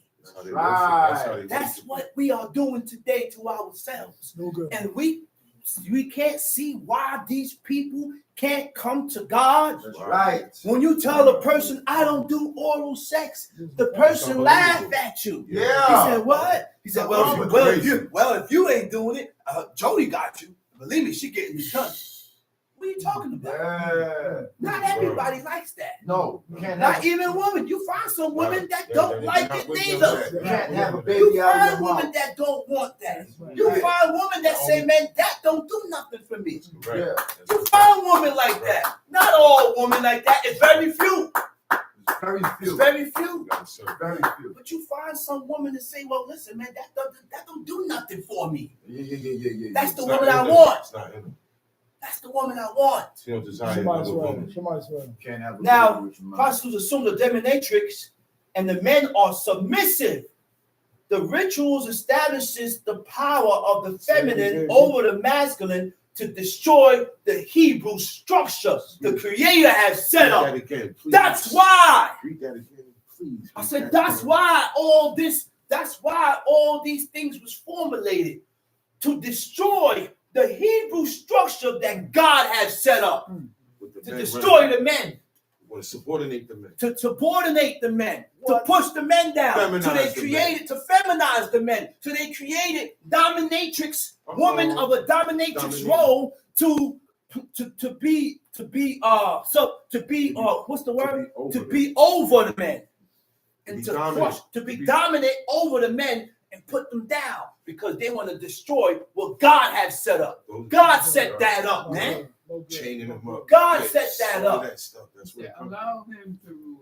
That's what God said. He said, allow him to rule you, That's right. but the in the fear of God. Rule in the fear So of that's God. number one. If a woman can't see herself being ruled by her husband, Yes, sir. then you can't serve God. You can't serve God. You You can't, me can't too. come here. I can't tell you Get nothing. away from You me can't too. come here. You can't tell me nothing about God. So, and that's the problem, man. No. This is what God has set up. And the worship of Baal Peor is to muffle that and push that down. That's Destroy right. that To structure. destroy No, the but- Hebrew structure of what the Creator has set up. No, but That was the stumbling block, which was the worship of Baal Peor. Baal Peor meaning Lord of the opening, in which they use every hole for sexual Every pleasure. orifice, Uh-oh. every hole. That's Every correct. hole they use for sexual pleasure. Uh-oh. He was the god of anal and oral sex. Baal Peor is the god of anal and oral sex. Uh-oh. You can't have a Okay? baby That's out where your it mouth. comes. This perversion involves men, women, children, even animals. That's right. The worship of Baal Peor is in porn and the entertainment industry. And they don't Right, even know. period. They don't even know. It's everywhere. Yeah, everywhere. Devil's workshop. Entertainment. Everywhere. It's a game. Let's go. Yeah. And Israel joined What verse you himself. at? What verse you at? Verse 3. Let's read it. And Israel joined himself unto Baal Peor, and the anger of the Lord was kindled against The anger of God was kindled against the nation. Because we done joined ourselves and attached ourselves to the worship of this deity. Tamshi. And the Lord said unto Moses, take all the heads of the people and hang them up before the Lord against the sun, that the fierce anger of the Lord may be turned away from Israel. You see what turned the anger of God away? Harshness, Judgment. harshness. You see what turned the anger of God away? Judgment. So he said, make sure you grab up all the heads, the leaders, the princes, the chiefs. Those, just like, those are the problems today. The leaders is the ones that's leading the people astray. Yes, it's okay. The leaders is the ones that got the people thinking in the form or in the manner that is against God. Look what God said. He said, man, grab up all the heads. All the leaders, all the heads, all the princes, and hang them up before the sun. The ones that want to come up here talking about thou shalt not, and you ain't doing the half a quarter on what you come up here and speak, man. Certain people shouldn't be up here, man. Right. Certain people should not be up here, man, because your lifestyle doesn't correlate with what you're talking about. It doesn't match. Let's read. And Moses said unto the judges of Israel, slay ye every one his men that were joined unto Baal Peor. And behold, one of the children of Israel came and brought unto his brethren a Midianitish woman, in the sight of Moses and in the sight of all the congregation of the children of Israel, who were weeping before the door of the tabernacle. Who were weeping? Wait a minute. What? It said one of who? Read that over. One of the children of Israel One of the children of Israel came and brought unto his brethren a Midianitish woman in the sight of Moses and in the sight of all the congregation of the children of Israel, who were weeping before the door of the tabernacle of the congregation. They were really before God. They were really before God because they had the tabernacle right there. And the glory of God is right there. The door is right there. They right in front of the door crying before God and weeping. They're weeping and crying right there before the presence of God. Now, why the nation, why the people is crying before God and weeping and weeping? Look at this guy. He creeping through with a bad Midianite woman. Bad Midianite woman.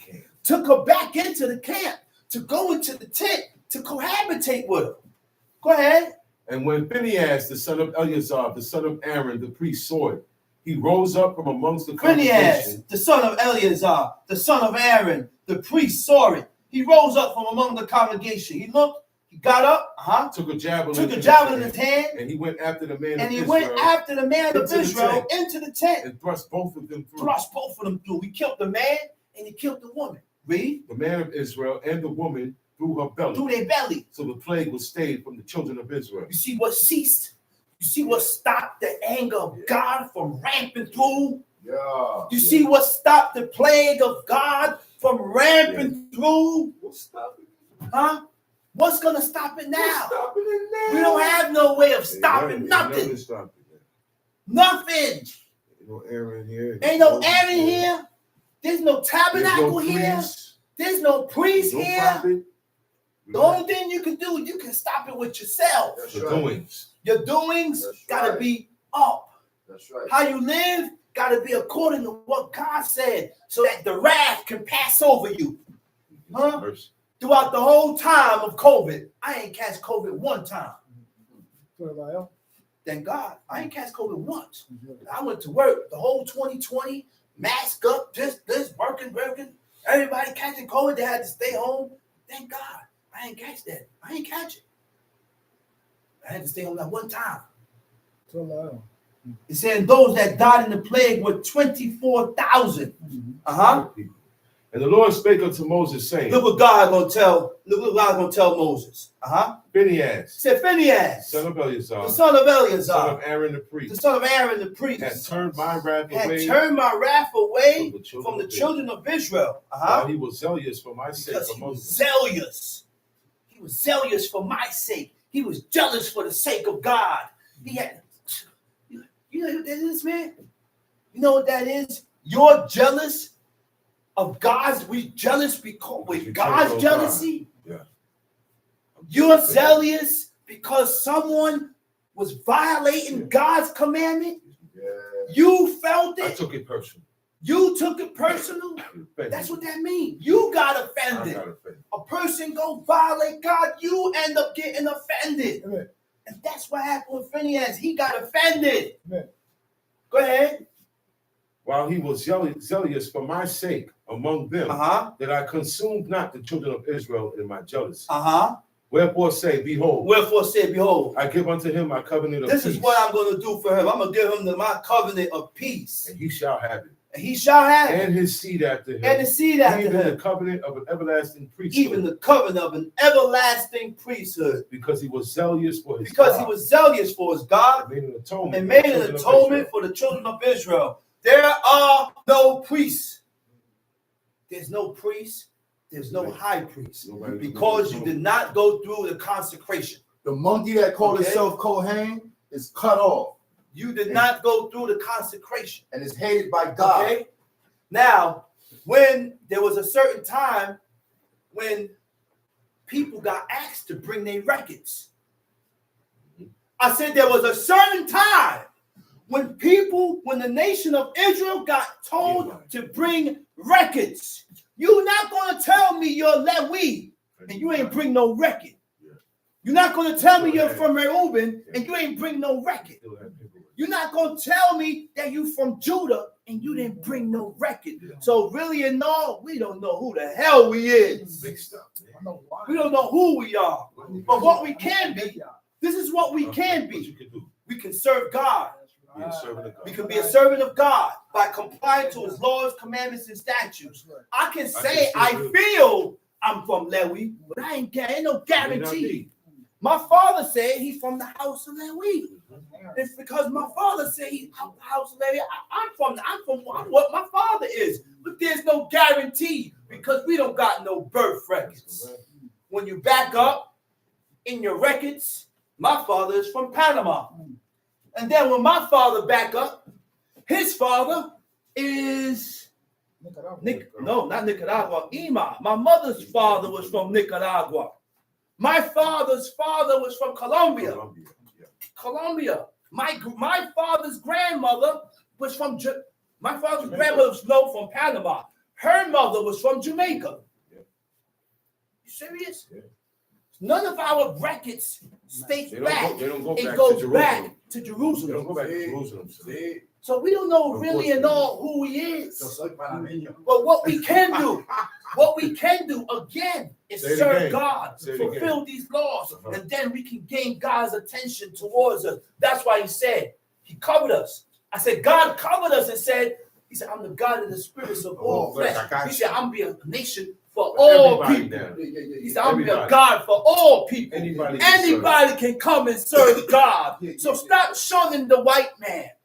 Stop shunning the Chinese man. Stop shunning the Japanese man. Stop shunning the Koreans and the Puerto Ricans and pushing them out. Like this is a black thing. You're a fool. This ain't no black thing. Black people I said the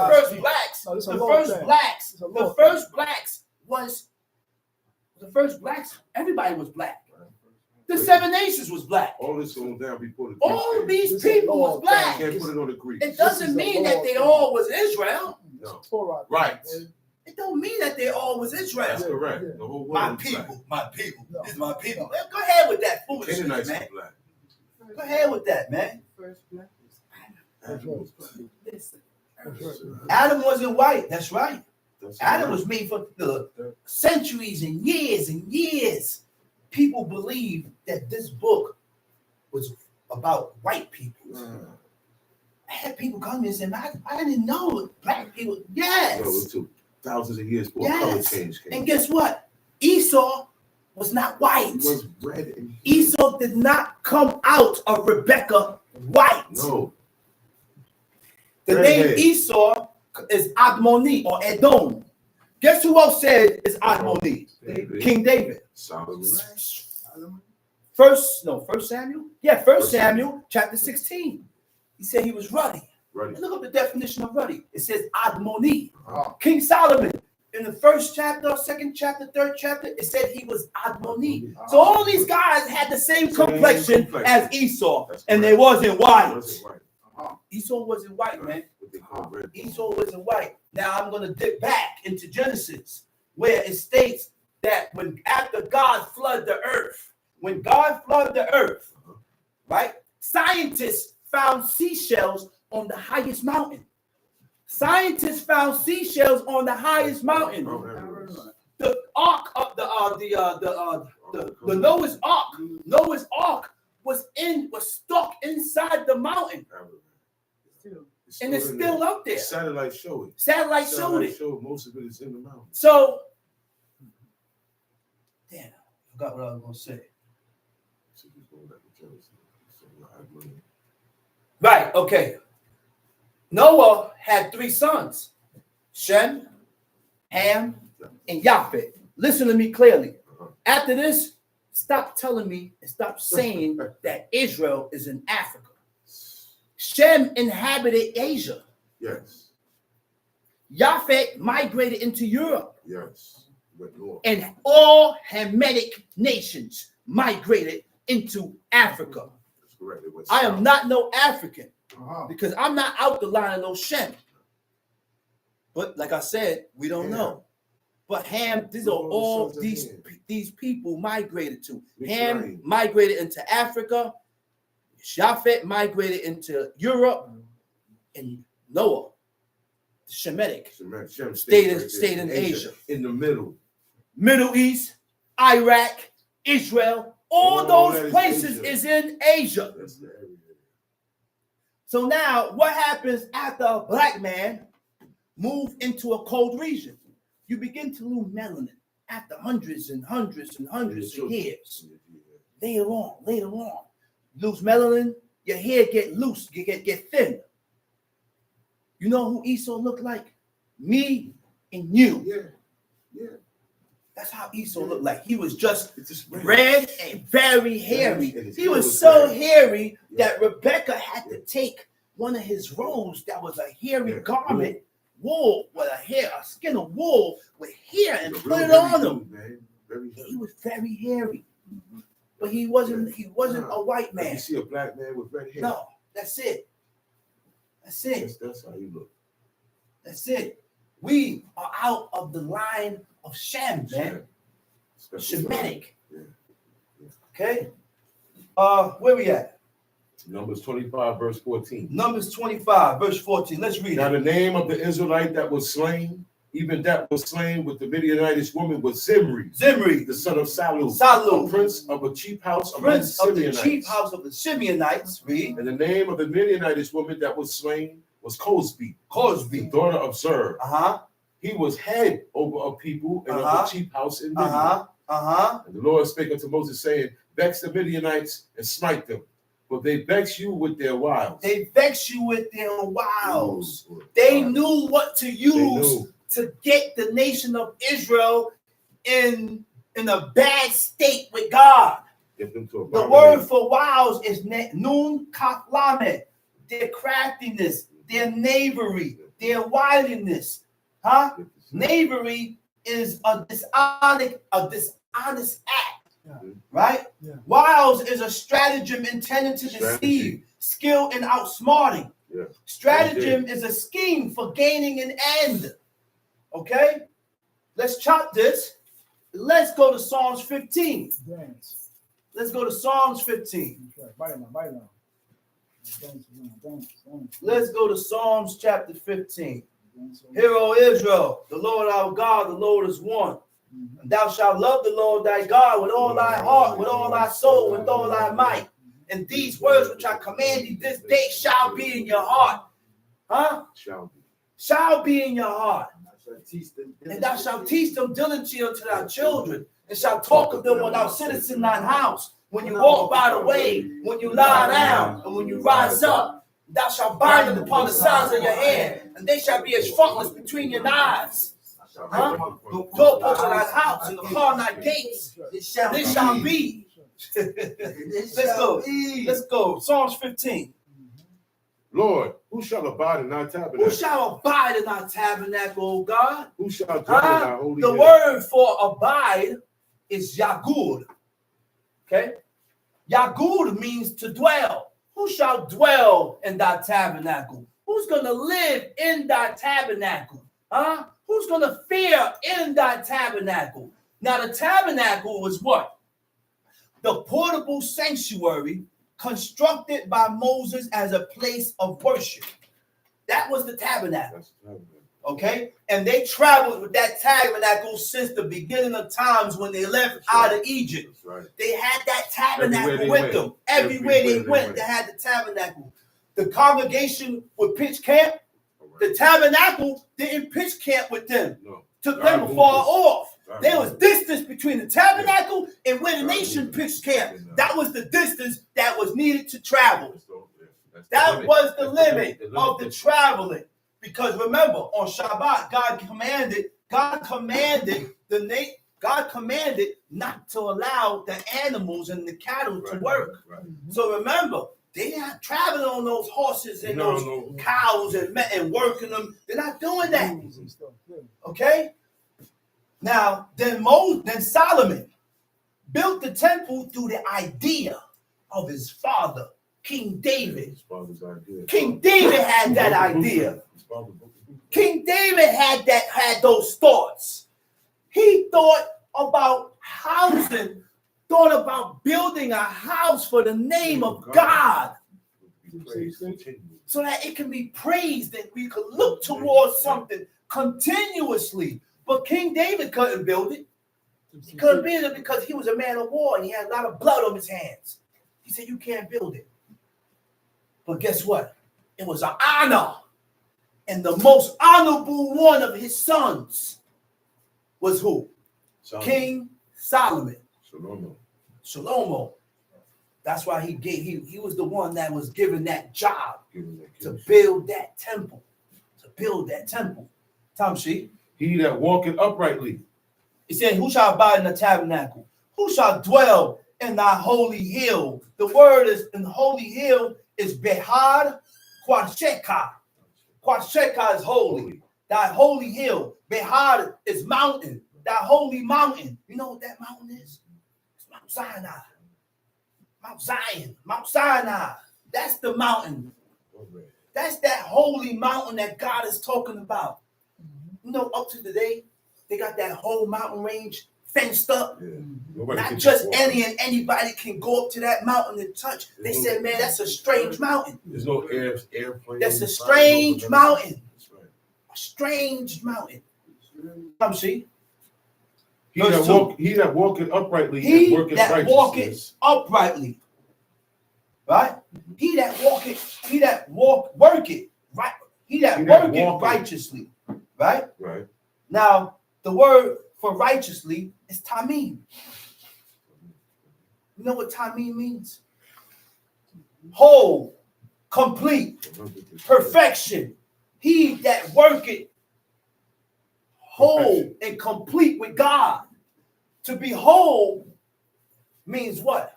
Ways of thinking, ways of feelings, and actions.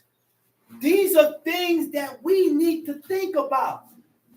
We turn away from God by messing up in these three things. Our thinking can be off. Our thoughts can be off. Because of your feelings. And your feelings is what? What people call what? Emotions. What else? Intuition. Intuition. That ain't nothing but emotion. Emotions, intuition. How I feel about that could be wrong too. Yeah, my intuition could be wrong. That's correct. Yes. Your actions and the things that you do can be wrong. That's correct. And we got to channel all these things with the laws and the commandments of God. We got to watch all these things. We got to watch all these things. Because my thoughts that conjure up here, it don't have to be right. The feelings that I done develop, my emotions that I done develop, and my feelings, it don't have to be right. Your actions and the things that you did, you know what caused me to move and commit these actions? because of my thinking and my feelings. So your thinking and your feelings is wrong is what conjured up and started up and made you move in this manner that wasn't right. Like a battery. That's what made you move. The thinking and the feelings. All right? Complete. You know what complete means? All barriers are covered. Yeah. I said all barriers are covered. 360 is covered. Yeah. Huh? 360 is covered. No opening for anything against God to enter. Right. Huh? Right. Intuition. Right? The ability to understand something immediately without the need for conscious reasoning. That's heavy, man. That's what intuition. That's heavy. And that's the definition of it. That's heavy, man. That's heavy, man. So we can't go by intuition because you're gonna move on your thoughts, on your intuition right away without thinking, right? Without conscious reasoning of what you are doing, right? Without conscious reasoning of what you are doing. Right. Okay. Yes. I said all barriers are covered. No opening for anything against God to enter. No time for second thoughts. No time for second guessing. I don't have no time for that. Because the first time that I second thought or second guess it, I could violate. I'm gonna violate. All right. Where we at? Working righteousness. Working righteousness. Poel Zedek. You know what Poel Zedek means? Doing that which is right. Acting right. Being just. Doing that which is right. What? To do what is ethical or just. Now we're going to dig deep. What is right? Doing that which is ethical or just. What is ethical and what is just? Ethical means what? Goes into moral principles, acceptable principles, and moral values. Okay? Moral principles, acceptable morals,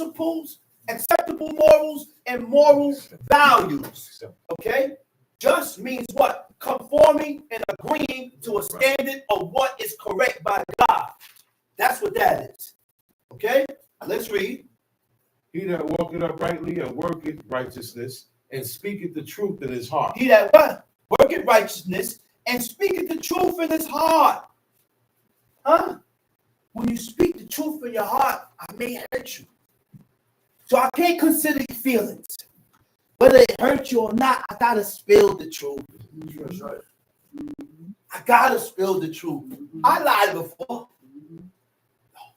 because I didn't want to hurt the person, but that was the wrong thing to do. Right. The thing is not to lie, whether it hurt the person or not. Don't never lie. Yeah, my father said that. Don't never lie. My pop said that, man. He Sound said, lie. don't never lie. I'll beat around the If bush. you don't want to tell the person, say, well, hey, listen, man, I don't want to tell you. I don't want to tell you those things. Like the people say, I think the fifth. Yeah. I don't want to speak on that. Yeah. But don't never lie, man. And that's a training that we need to stay on top of. Yeah, Because say it again, sometimes, bro. look, sometimes you tell yourself, man, I ain't lying no more. And while you tell yourself you don't lie, a lie jumps out. You say, oh man, didn't I just lie? Yeah. I said, that just lied just now. Then you got to go back and correct it. Listen, man, I lied, man. Spirit and you accustom yourself of lying. Yeah. But you got to go back and correct that. Yeah. Huh? Correct that. Let's go. Let's read. What verse we at? 3? Verse 3.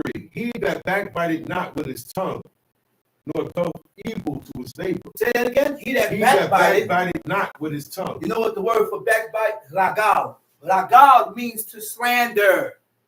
You know what is slander? Slander is when you give a false oral statement that damage a person's character. So you can't formulate ideas in your brain about a person and speak it into existence like it's true. You don't like the person. In your mind, he's this, or she's this, and this. But you don't have no proof to stand on about what you're saying about the person. Why do you call a person a thief when he never stole from you and you don't have no idea, or even you never heard about the person stealing? But he's everything, or she's everything in the book without no proof. Those are false oral statements, man. And God hates that. Let's read.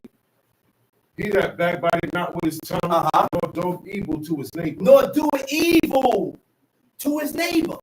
Right? Le'ehu. Nor doeth evil to his friend. That's his neighbor. Nor doeth evil to his acquaintance. Tamshi. Nor taketh up a reproach against his neighbor. Nor take it up a reproach against who? Against his neighbor. Now we're going to dig deep now. The word for reproach is kerpa. Kerpa means what? A shameful thing. Nor take it up a shameful thing against his quedo. Quedo don't mean neighbor. Quedo means his kinsman. Quedo means his family. Quedo means his relative. Nor take it up a shameful thing against his kinsman, his relative, his family. Now, when you reveal shameful things about what happens with family, between household, certain things need to be held within and not spoken about, because it ain't for everybody to know. It ain't for everybody to know. It ain't for me to talk to this person about. It ain't for me to talk to this person about. It ain't. These things ought not to be brought out. Certain things that's dealing with my parents, I'm not going to reveal it to people, because I don't want the person that I'm revealing it to look at my parents any less. Shedding light. Okay? It's called shedding light.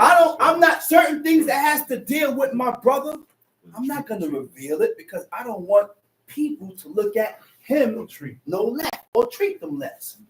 Certain things that has to deal with your wife, you're not going to reveal those things. Certain things are supposed to be on you. It's embarrassment on you. Certain things are supposed to be kept within. And when certain things that's dealing with your man, you don't run off emotionally and reveal it to your family and your relatives. Because you don't want them to look at you in that manner. That's right. Talk about it. Drama. That's what the book is about. That's what it means, man. When you reveal shameful things about what happens with family, between household, certain things need to be held within and not spoken about. That shows that you have no faithfulness in you. Now, how do you expect to be faithful with God if you can't be faithful to what you see every day? Drama. You can't be faithful with God, because you're not faithful with what's before you every day. What's in front of you? Huh? No. In whose eyes a vile person is content. In whose eyes a vile person is content. Right? Mm-hmm. Right? Vile. The word for vile is ma'as. Mem, aleph, samik. Right? Ma'as means to reject, to despise, to contend. In whose eyes a vile person is what? Is contempt. Is despised or contempt? It says, in whose eyes a vile person is contempt. Okay. All right. Ma'as means rejected, despise, or contempt. Despise means to feel contempt or deep repugnance for. Repugnance means to what? To contradict, to deny the truth by asserting the opposite. Always countering what God says. Always countering. I tell you, God accept this.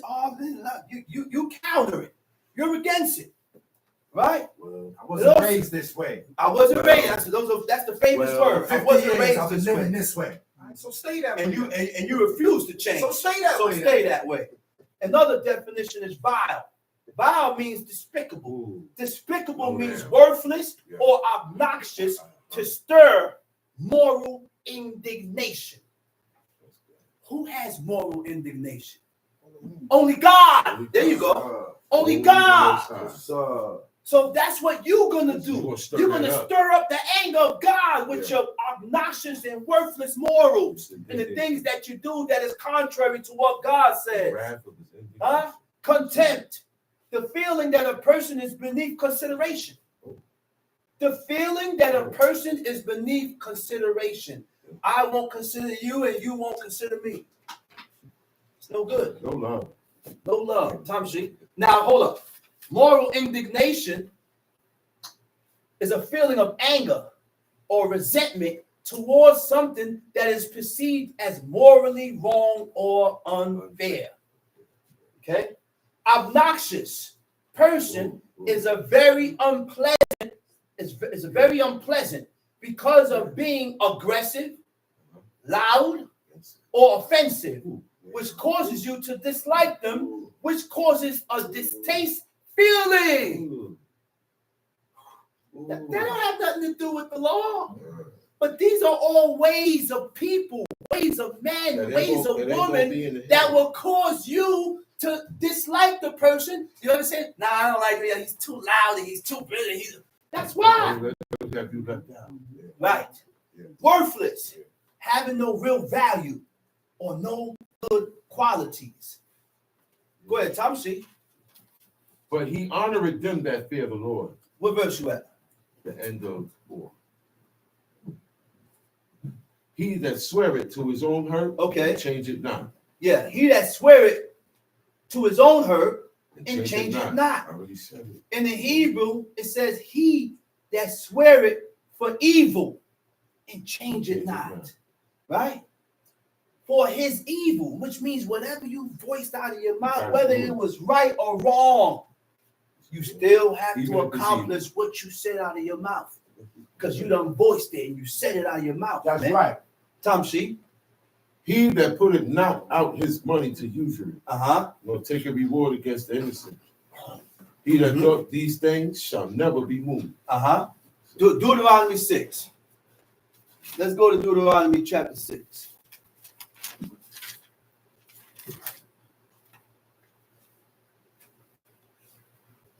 No. Let's go to 1 Kings. Go to 1 Kings chapter 14 and then go to Deuteronomy 6. We're going to hit 1 Kings. Go to 1 Kings 14. We're going to learn what God said is good. Yeah. We're going to learn what God said is good. We're going to learn about what God said is evil. Yeah. All right? Because our terminology and our meaning of what is good and what is evil is misconstrued. It's not correct. It's not correct. Why do you call evil and say a person is evil or the action is evil when God didn't say it was evil? Yeah. Why do you call something good or the action good when God didn't say it was good? Yeah. And this is how we have to channel our mind. Our warped mind. You got it? 1 Kings chapter 14. At that time, Abiah, the son of Jeroboam, fell sick. Abiah is the son of Jeroboam. He got sick. He got real sick, man. The boy got sick. And Jeroboam said to his wife, now Jeroboam went to his wife. Arise. He said, get up. Pray thee. He said, I pray thee. And disguise thyself. He said, disguise yourself. That thou be not known to be the wife of Jeroboam. He said, so that you cannot be perceived to be the wife of Jeroboam. You would not be able to be identified. Okay? The word for disguise is tanit. It means to change oneself. To change oneself. To be different. Now, mind you, she didn't put on the mask. No. That wasn't the disguise that they used. The disguise was to come out of that royal apparel so that you will not be perceived to be, because that apparel that this woman had, only that woman had that. She's the wife of a king. And that's how you was able to determine who was the king's wife, who were virgins, who were widows, and who was married women, according to their dress wear, according to how they dressed. So that Jeroboam told her to disguise herself, to change herself, right? So that you can't be perceived to be Jeroboam's wife. We put on disguise every day. Every day. We're disguised all the time before God. Be like the people. That's the reason why my father said, he said, listen, when you go to pray before the Lord, When you go to bow down and bend your knee before God, put on a garment. Don't go in apparel that God, in foreign apparel that God had not prescribed and gave us to pray in. Showing the underwear. Put on your robe, put on your garment, and pray before God. That's not in the law. That's not in the law. Those are the ways. Right? Tamshi, he said, disguise thyself, that thou be not known to be the wife of Jeroboam. Tamshi. Get thee to Shiloh. Get thee to Shiloh. Behold. Shiloh is the first spot where God was known at. That's right, Tamshi. Behold, there is Ahijah the prophet, Uh-huh. who told me that I should be king over this people. And take with thee 10 loaves and cracknels. 10 loaves and cracknels. Cracknels was crumbs of bread, right? All right, a kind of cake which crumbled easily, like crumb cake. Yeah. Go ahead. And a cruse of honey. A cruse of honey. And go to him, and he shall tell thee what shall become of the child. One thing I realized is that whatever these people wanted, they always took something to give. Those are the ways and the customs of our forefathers. I want something from you. I'm not going to come to you empty-handed. I'm not going to come to you empty-handed. And if I ain't got nothing to give you, they're not coming to you at all. It has to be a situation with Gehazi. When Elisha said, listen, man, Elisha considered, he said, he went to Gehazi, he said, this woman has been doing us good, man. Yeah. She's been doing us good. She made us a chamber for us to go lodge at. Whenever I pass, man, go and ask this woman, what can I do for you, man? Because you've been doing good for me. That's a righteous mentality. Tamshi. And Jeroboam's wife did so, and arose and went to Shiloh and came to the house of Ahijah. But Ahijah could not see, for his eyes were couldn't set see because he was by reason blind. of his age. And the Lord said unto Ahijah, behold, the wife of Jeroboam cometh to ask a thing. God told the prophet Ahijah. He said, listen. He said, the wife of Jeroboam about to pull up on you. Yeah. He said, now thus and thus, this is what I want you to say to her. Go ahead.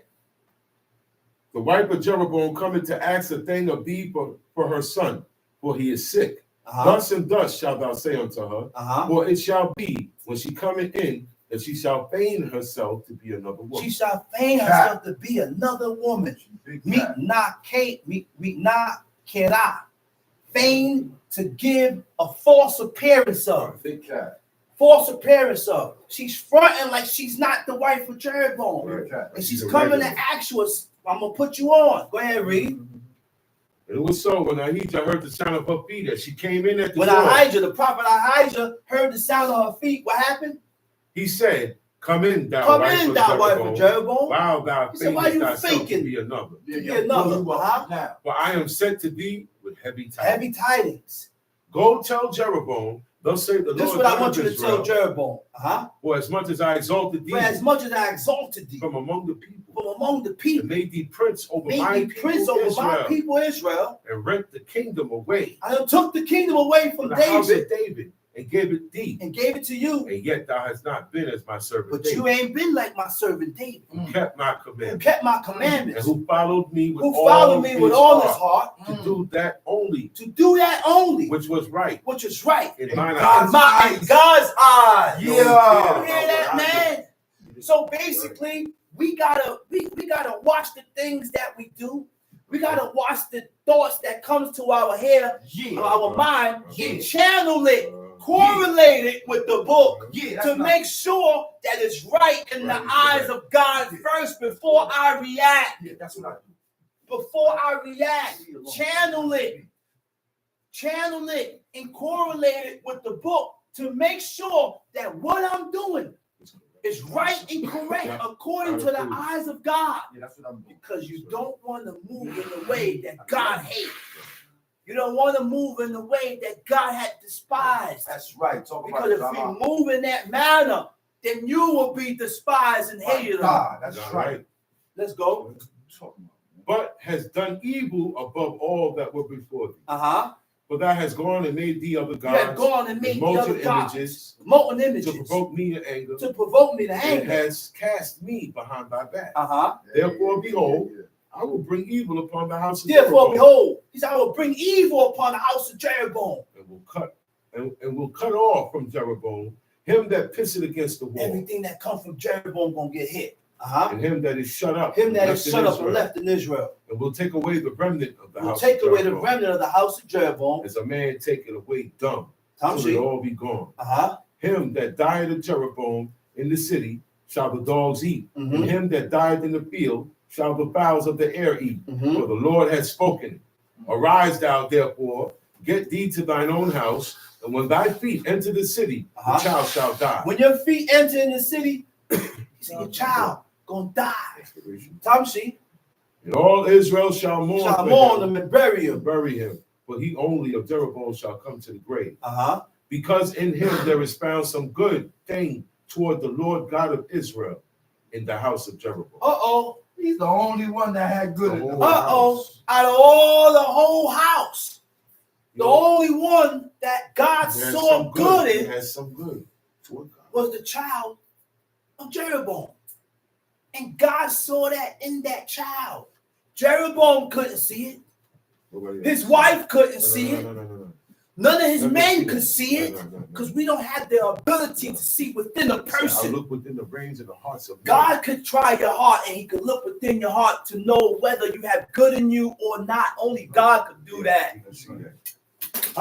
Only God can do that. That's right. And when he looked inside of this baby, God saw and found good inside of this child. He killed him. What was the good that God found in him?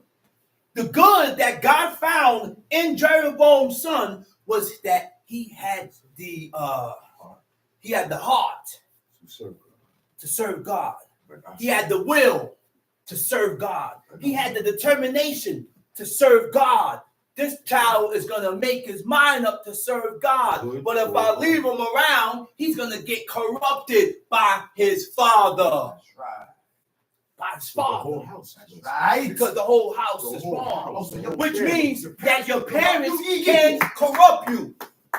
Which means that your father can corrupt you. Which means that your mother can corrupt you. So now, when you have seen and realize that your parents is going off. Going off from what? From the teachings of God. From the laws and the commandments of God. You gotta hold yourself in respect and hold that spirit back. Hold back and say, you know what? Don't do it. Because all you're gonna do is jam yourself. Parents ain't right. That's right. Tom C. And all Israel shall mourn for him and bury him. For he only of Jeroboam shall come to the grave. See, he's the only one that I'm gonna allow to get buried. Because in him there is found some good In thing toward him, the Lord there is some God good in him found towards the Lord God. Tom in C. the house of Jeroboam. Tom C. Moreover, the Lord shall raise him up a king over Israel, who shall cut off the house of Jeroboam that day. But what? Even now. For the Lord shall smite Israel as a reed is shaken in the water. For the Lord shall smite Israel as a reed shaken in the water. And he shall shoot.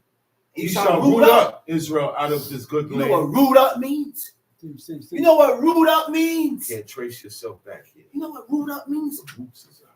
When you pull the root out, He ain't coming back. the root ain't growing up no more. The tree ain't gonna be there. The tree ain't gonna be there no more. And that's what God did to the nation of Israel. He done root us up out of Jerusalem. Yeah. We ain't been back since we got uprooted. Around here telling the people about we going back and we going here and we ain't going nowhere. You're going to the grave. You want to go back, you better go get a plane ticket and fly back. That's the only way. That's the only way you're gonna end up going back. And enjoy the rubble. All right? That's the only way. Other than that, And follow the rules that's right there. Tom C. And he shall root up Israel out of this good land, which he gave to their fathers, and shall scatter them beyond the river, because they have made their groves, provoking the Lord to anger. And he shall give Israel up because of the sins of Jeroboam, who did sin and who made Israel. He said he shall give Israel up because of the sins of the king Jeroboam.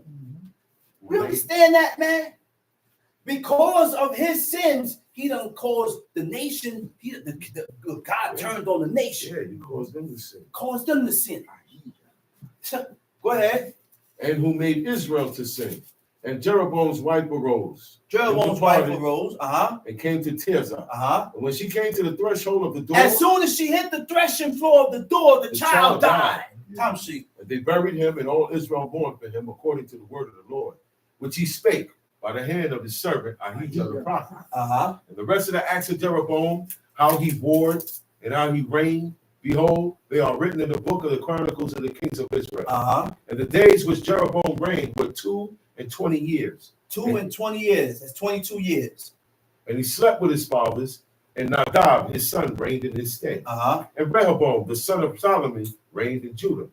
Rehoboam was 41 years old. 41 years old when he began to reign. And he reigned 17 years. 17 years in Jerusalem. The city which the Lord did choose out of all the tribes of Israel to put his name there. And his mother's name was Naamah, an Ammonitess. And Judah did evil in the sight of the Lord, and they provoked him to jealousy with their sins, which they had committed, above all that their fathers had done. They did worse than their fathers. Don't you notice every generation is getting worse? Just like now. Just like now. My children's generation is going to be worse than my generation. That's right. My generation is worse than my father's generation. That's right. As time go on, everything gets worse. And then there's going to come a time when there's nobody serving God. There's going to come a time when there's nobody serving God and calling on the name of God. That's when the destruction comes. That's when the day of doom is going to come. When I spoke to you about earlier about the day of doom, the day of God, that's when that's going to come. When the iniquity has reached its height. When the iniquity has reached its level. For they also built them high places, and images, and groves on every high hill and under every green tree. And there were also Sodomites high places. Matzebot. Matzebot is tombstones and pillars, altars. And images, and groves on every high hill. Asherims, that's groves on every high hill. Tree. And under every tree, and there were also Sodomites in the land. And there was also Sodomites in the land. Who were the Sodomites? There's nothing that ain't happened before. Everything that's going on now happened before. This is the book of life. Right. Not because you had Sodomites in here, it means you can dumb. No, the main thing is that God is in this book. That's right. This is where you find God at. And because of the iniquities of people, because of the what happened in the beginning, now we are determined to do things contrary to what God says. We don't have the determination to serve God. We have the determination to do things contrary to what God says. Naturally. So yes, you're going to have Sodomites. Yes, you're going to have dykes. Yes, you're going to have different people, different walks of life that is against God. They have their own intuition. Okay? So, now Sodomites. And there were also Sodomite in the land, and they did according to all the abomination of the nations, which the Lord had cast out before the children of Israel. And it came to pass in the 5th year of the King Rehoboam that Shishak, king of Egypt, came up against Jerusalem. And he took away the treasures of the house of the Lord. The treasures of the house of the Lord. The treasures of the king's house. The treasures of the king's house. He even took away all. And he took away all the shields of gold which Solomon made. And King Rehoboam made in their stead brazen shields. Brazen shields. Hold up. The word brazen means copper. Yeah. Like shields of copper or brass. Yeah. Nowhere in the book you're going to find where there was shields of David mentioned in the Bible. Those are demonic symbols. David never had a 6-point star. That's right. That was not a sign. Those 6-pointed star that these Israelites are wearing are demonic symbols. That's right. Used in witchcraft. That's right. How do I know this? Because I was told about this by a person that was into witchcraft. That's right. And I read it in books, in history books. The hexagram, the 6-pointed star, and the 5-pointed star, the pentagram, within the circle. One is to conjure up the spirit, and one is to cast off. So when you're bringing in the spirit, you'll step within the circle with the 6-point star, do whatever you do to bring the spirit. Now, while you bring that spirit, you got to be able to know to send it back. You got to be able to know to send it back. Because if you don't send it back, listen, he's going to cling to you. You will end up dead. But those are demonic symbols. We didn't have 6-point stars. No. I ain't scared of that crap. Tom, see? I ain't scared of that crap. And committed them unto the hands of the chief of the guard, which kept the door of the king's house. And it was so when the king went into the house of the Lord that the guard bare them and brought them back into the guard chamber. Now the rest of the acts of Rehoboam and all that he did, are they not written in the books of the chronicles of the kings of Judah? And there was war between Rehoboam and Jeroboam all their days. And Rehoboam slept with his fathers and was buried with his fathers in the city of David. Okay, cut that. Go to Deuteronomy 6. That's right. Most High God, so don't fear them. Deuteronomy chapter 6. Those gods can't do you nothing.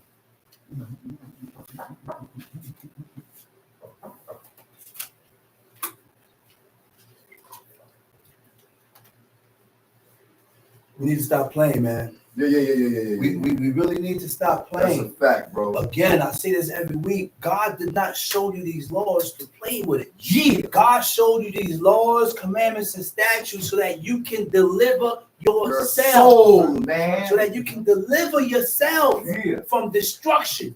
Yeah. Keep playing games. Now it's your choice. You choose. That's right. That's why Moses said life or death. Good and evil. Life and good. Evil and wickedness. You choose. You choose. He said, but choose life. Because because of you choosing life, he said, then and only then your seed will live. Yeah. Let's read it. Deuteronomy chapter 6. Now these are the commandments, the statutes, and the judgments which the Lord your God. Now these are the commandments, the statutes, the judgments which the Lord your God commanded to teach you, that ye might do them in the land whither you go to possess it. So before you come into the land, you got to learn these laws. Sure. You got to be able to fulfill these laws, so that by me fulfilling these laws, I will remain in the land. Because if I don't fulfill these laws when I go into the land is going to spew us out. The land is going to kick us out. Okay? Now, part of teaching or speaking about this holy God shows that you have accepted his laws. That's why a person will speak about it more so than some people. That's why when you go into the room, his whole conversation was about God and his laws. Because what? A teacher makes you know the disagreeable consequences of your actions against God. That's a teacher. He's going to show you that the things that you are doing, there's consequences to what you're doing, and it's against God. A teacher will instruct by precepts, examples, or experience. Now, a precept is what? A general view to regulate your behavior and your thoughts. That's what the precepts of God regulates how you behave, how you act, and how you think. How you think.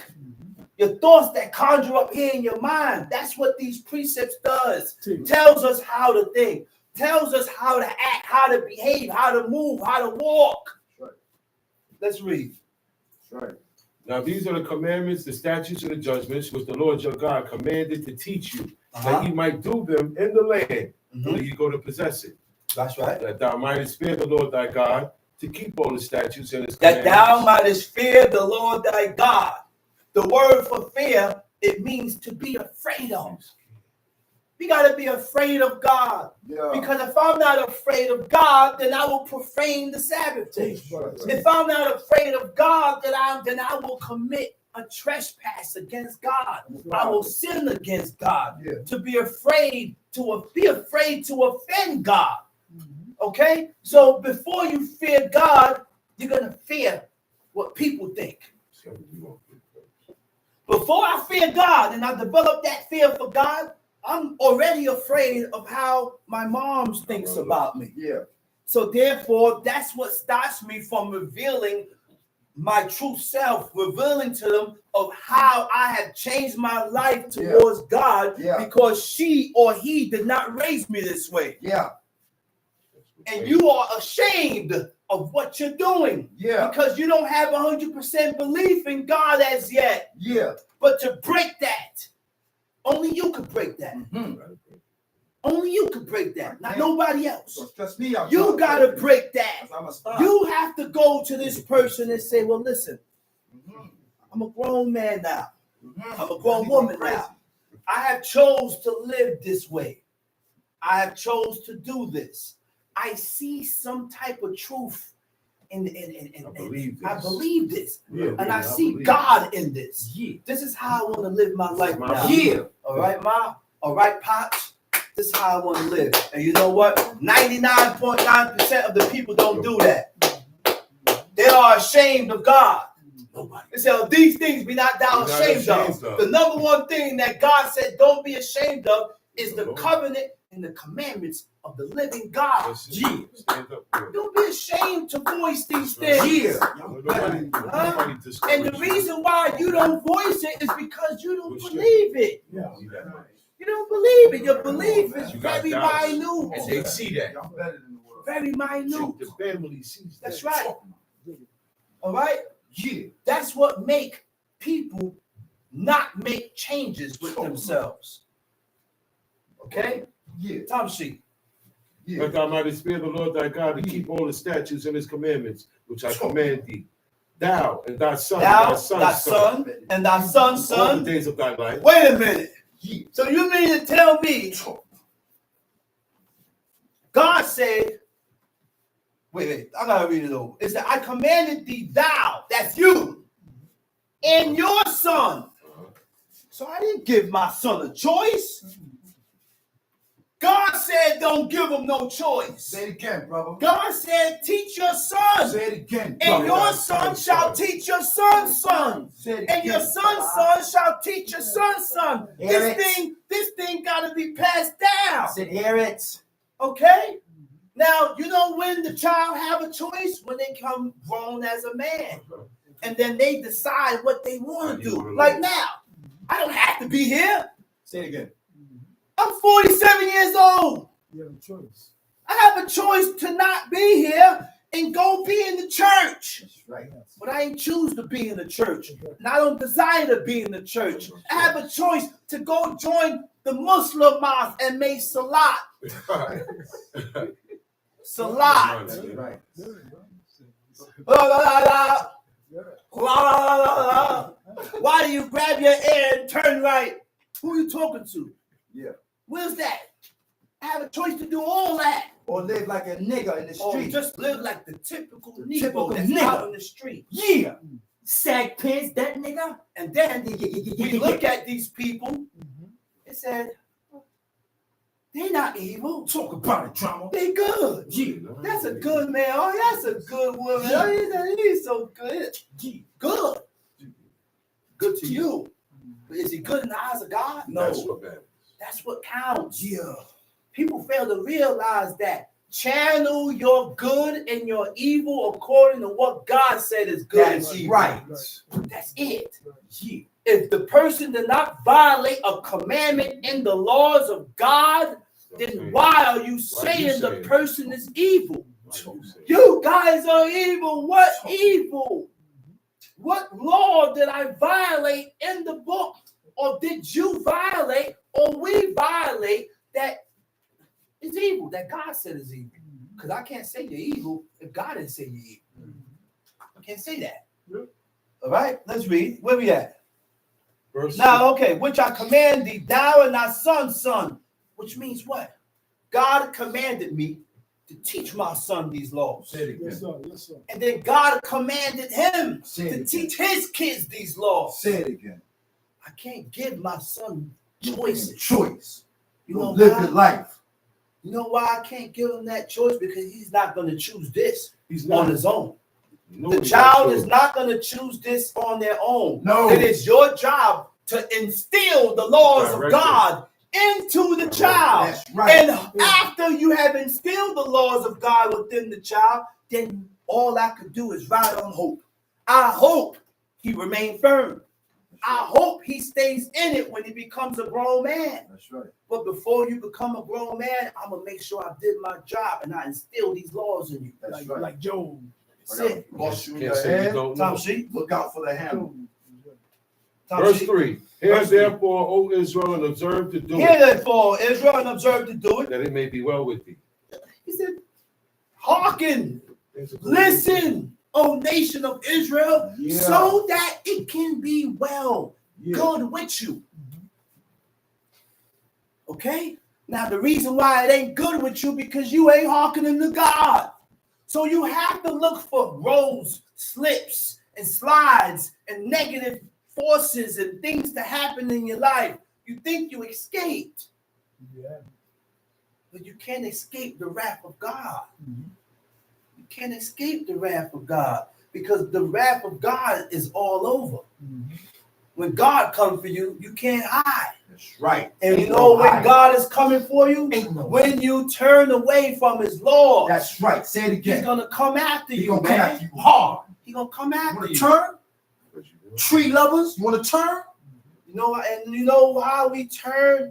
When we start turning towards the ways and the customs that God don't accept. Yeah, Halloween. Halloween, Yeah, Christmas, Easter, nigga. Thanksgiving, Yeah, Easter. Thanksgiving, And nigga. then we allow our Yeah. children to go into these paganistic holidays. Come on, man. Come on, man. No way. No. Because there's going to come a time. God deals with time. God deals with time. Yeah. Tom Sheep. And that ye may increase mightily, That it may increase mightily. as the Lord God of thy fathers had promised thee in the land that In the flows land that with milk and flow honey. with milk and honey. Tom Sheep. Hear, O Israel, the Lord Hear, our O God is one Israel, the Lord. Lord our God is one. It's only one God. Only one. That's right. There is no It's only one God. There is no other. And there's only one way to serve this God. Shema. Yeah. Shema Yisrael, El Shaddai, Lahenu, El Shaddai, Echad, man. Echad. One God. One God. Right? Singular, one. Singular. Tamshi. And thou shalt love the Lord thy God. And thou shalt love the Lord thy God. Yeah. How do you show your love for God? Love is based on what? Admiration. Actions. Love is based on actions. Both of y'all. Love is also based on admiration, benevolence, and common interest.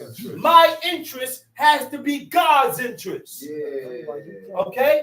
Admiration means what? Feelings of delighted or astonished approbation. Yeah. Approbation is when what? When you approve formally. Yeah. When you approve something formally, That don't mean what nothing you do? both sides. You speak about it. You gotta show action both sides. You speak about it, and you Yeah. speak about the truth of God. Yeah. Okay? Common interests. We know what common interest is. Yeah. We got to have the same interests. Yeah. My interest got to be God's interest. God's interest don't have to be your interest. Yeah. So whatever I'm interested in that God is not interested in it, I got to relinquish it and get rid of it Exactly. Yeah. Yeah. and make my interest God's interest. That's right. Huh?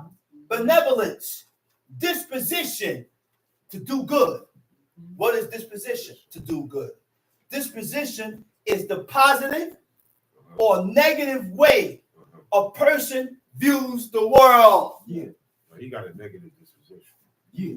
Disposition is the positive or negative way the person views the world and everything else in life.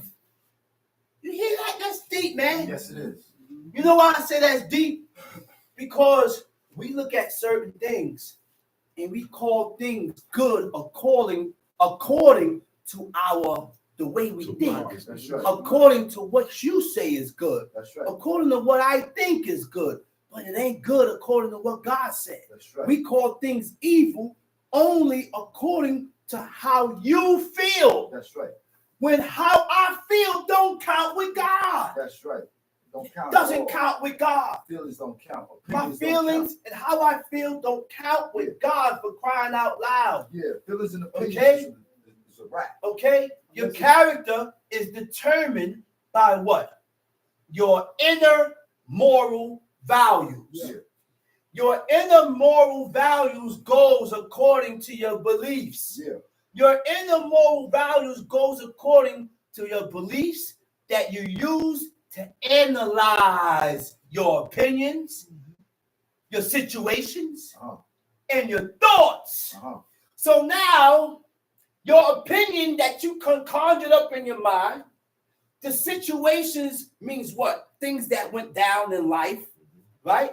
And the things that your thoughts, you analyze these things according to your beliefs, according to what you believe. But according to what you believe, it don't have to be truth. All right? Then decide what's the right or appropriate way. After you done made a decision in your brain, you decide within yourself of what you're gonna do. Right? Your personality reflects who you are as an individual. That's right. Tom Sheep. Thou shalt love the Lord thy God. Thou shalt love the Lord thy God with what? With all thine heart. With all your heart. With all thy soul. With all your And soul. with all thy might. And with all your might, with all your strength. And these words which I command thee this day shall be in thine heart. These words which I command you this day have to be in my heart. The laws of God has to be in my heart. And how do I make these laws be on my mind constantly? I have to be in to God constantly. I got to be reading this book constantly. Instead of being docile. That's right. I got to be reading this book constantly so that it could be a part of me. Yeah. It could be a part of me. It has to grow on me. Something that I do over and over, it grows on you. Unless you capping. Something that you do over and over, it will begin to grow on you. Yeah. You will begin to like it, but it's not going to grow on you if you keep staying away. If you keep playing with it, if you keep being in and out with God, then the laws of God will never grow on you. Yeah. You're never going to find no delight and happiness in doing And it. you're just gonna be a zombie once a week. That's it. A zombie once a week. Mm-hmm. Tom Sheep. And thou shalt teach them diligently unto thy children. What verse you at? Verse 7. And thou shalt teach them diligently. The word for teach diligently is shinantam. Shinantam, the root word is shanan. You know what it means? To inculate. To inculate means what? To instill a certain type of attitude. To instill a certain type of idea. To instill a certain type of habit in God by persistent instructions. Persistent. So I, as a parent, my job is to instill the attitude, an idea, or a habit, or the fear of God in my children Constantly. by constantly and persistent instructing them That's right. according to the laws of God. That's right. Now teach That's man. my job as a parent, Man. to instill the laws of God in them, Yeah. to instill a certain type of attitude. You know Yeah. what's the attitude? Yeah.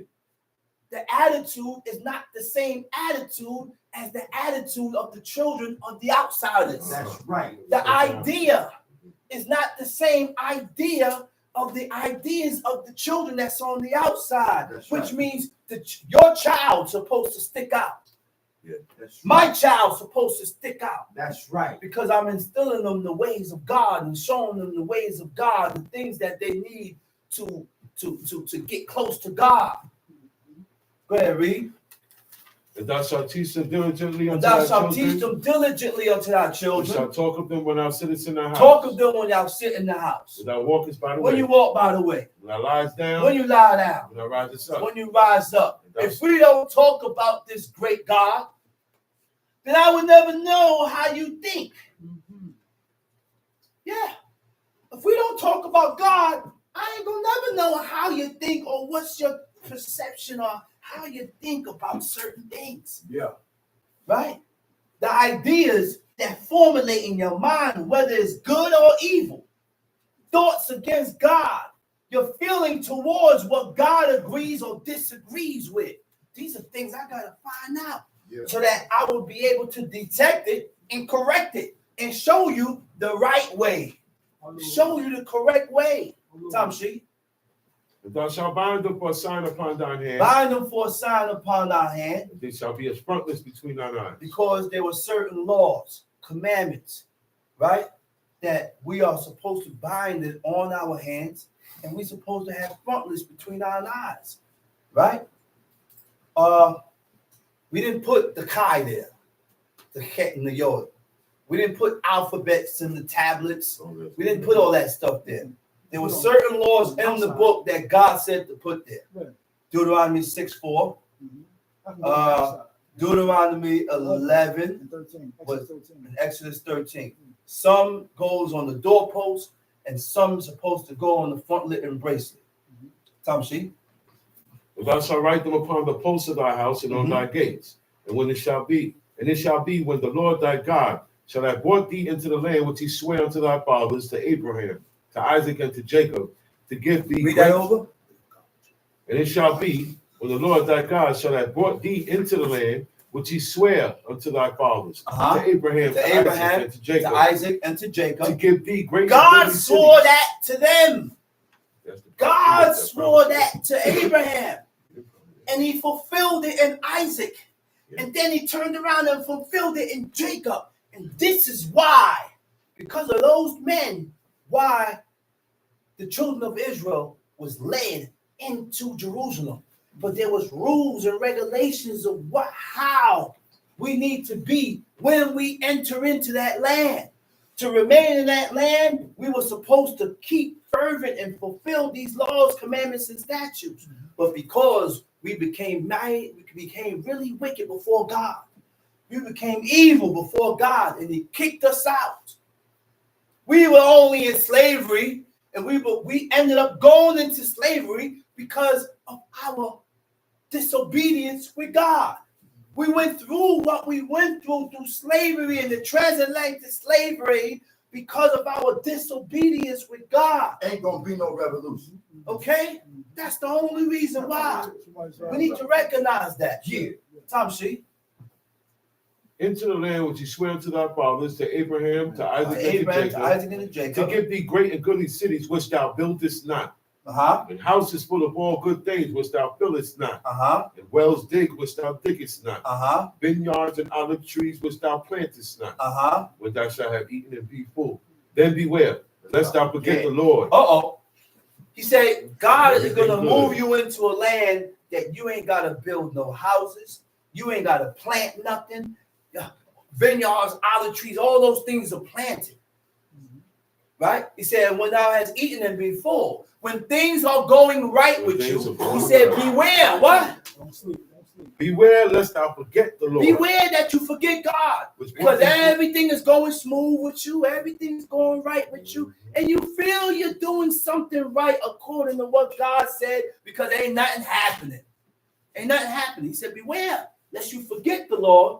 Forget God. Brought thee forth out of the land of Egypt, out the land of Egypt, from the house of bondage. Tom She. Thou shalt fear the Lord thy God and serve him. Thou shalt fear the Lord thy God and serve him. Be afraid of consequences from violating God's commandments. Be afraid of that, because there are consequences when we violate God. There are consequences when we sin against God. But because the consequence don't come speedily, you feel you okay. Because the judgment of God don't come like this. You know when the judgment come like this, when you're close, and God really care about you and don't want you to go off. God come at you and hit you quicker than that person. That's why you got. So when you are doing things that is contrary to God and ain't nothing happen, you need to worry. That's when worry and desperation is supposed to settle in. Because you know you're doing something wrong. and you know you ain't doing things that's right according to what God said, and there's no judgment coming. I'm glad the Lord. There's nothing happening. Yeah. Watch yourself. I'm glad the Lord chastised me. Watch yourself. Stabbed me up. Tom C. Got me back in my place. And shall swear by his name. Shall swear by his name. You shall not go after other gods or the gods of the people. Ye shall not go after. Ye shall not go after other gods of the people which are round about you. Right? Now, to go after, when you're going after the gods of the people that are round about you, the things you agree and disagree with changes. That's right. I will change. The things you agree with and disagree with changes. That's right. Because it takes a certain mind frame to go after these dude on the cross. It takes a certain mind frame to go after these deities. And it takes a certain mind frame to come and serve this God. So when you come to serve this God, the true and living God, guess what? Your thinking got to change. Right? Your thinking pattern changes. When your thinking pattern changes, guess what else changes? Your enjoyments is not the same. Yeah. When your thinking pattern changes, the things that you used to enjoy, you don't enjoy it now. The celebration. All right? All right? And what you attracted to changes. What you attracted to, those things starts to change. The things that attracted me, it doesn't attract me now. Tom Sheik. Talk about it. For the Lord thy God is a jealous God. For the Lord thy God is a jealous God. A jealous God. A God that is intolerant of unfaithfulness. Intolerant of unfaithfulness. How do we become unfaithful with God? When we turn away from his laws, commandments, and statutes. That shows unfaithfulness with God. You are one unfaithful. Okay? Tom Sheik. You're unfaithful, Felicia. For the Lord thy God is a jealous God among you. Uh-huh. Lest the anger of the Lord thy God be kindled against thee, And destroy thee from the face of the earth. Tom Sheik. You shall not tempt the Lord your God as he tempted him in Massa. What happened at Massa? What happened at Massa, man? Tell it. We tempt God at Massa, Kibro Hataba, and Meribah, the waters of Meribah. Okay? Kibro Hataba was the time when when God started up that kindle of fire, and he burned up and consumed. He said 10 times. Right? Waters of Meribah. When they drove Moses into a certain mode that caused him his life. Caused him his life. All for water. But realize something. God brought you through this wilderness to test you.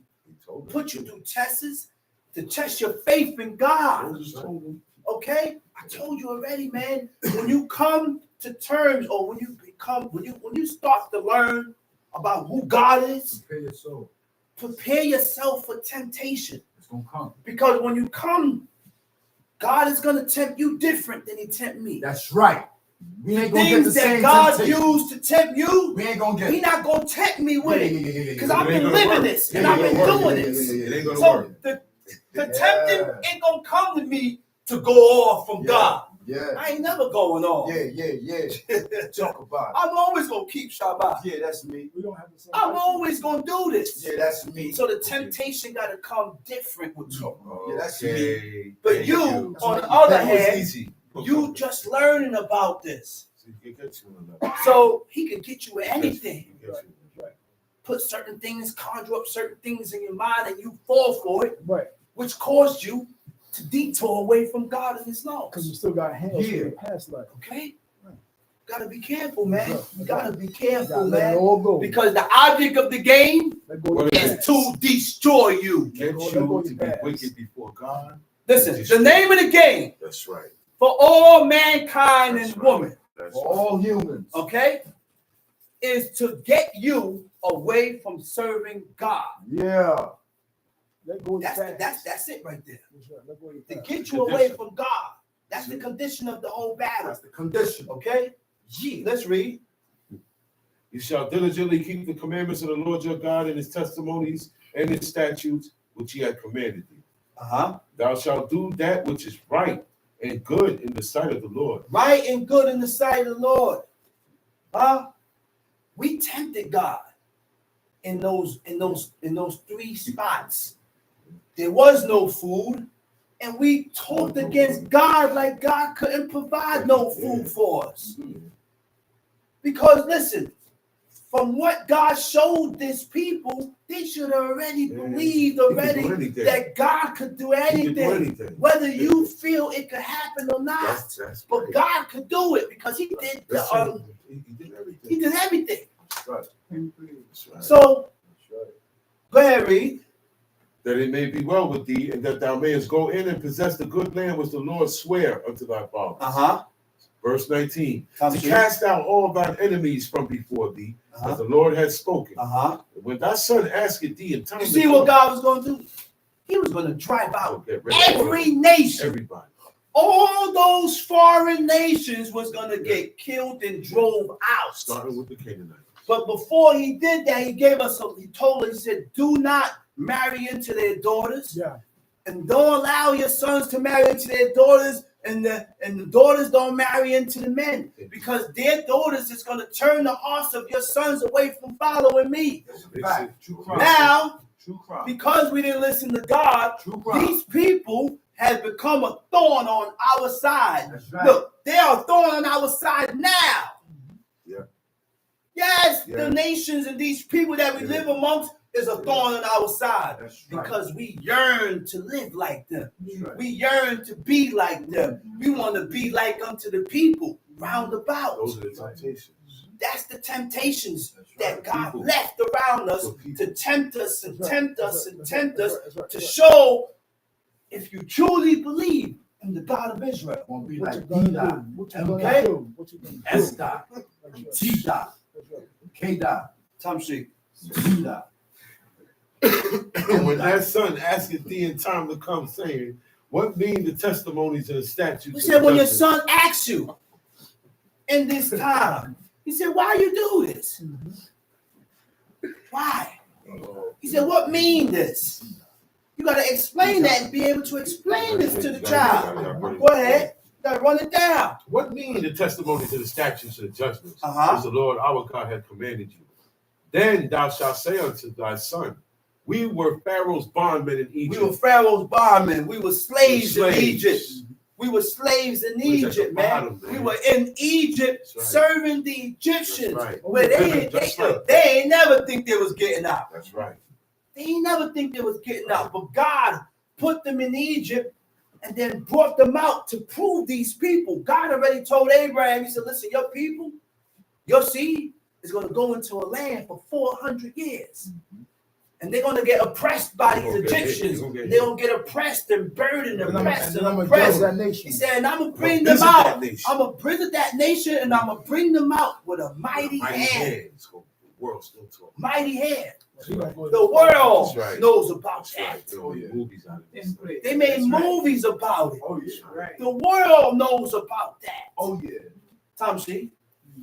We were Pharaoh's bondmen in Egypt. And the Lord brought us out of Egypt with a mighty hand. Mighty hand. And the Lord showed signs and wonders, great and sore, upon Egypt, upon Pharaoh, and upon all his household before our eyes. And he brought us out from thence, that he might bring us in, to give us the land which he sware unto our fathers. And the Lord commanded us to do all these statutes, to fear the Lord our God for our good always, that he might preserve us alive, as it is this day.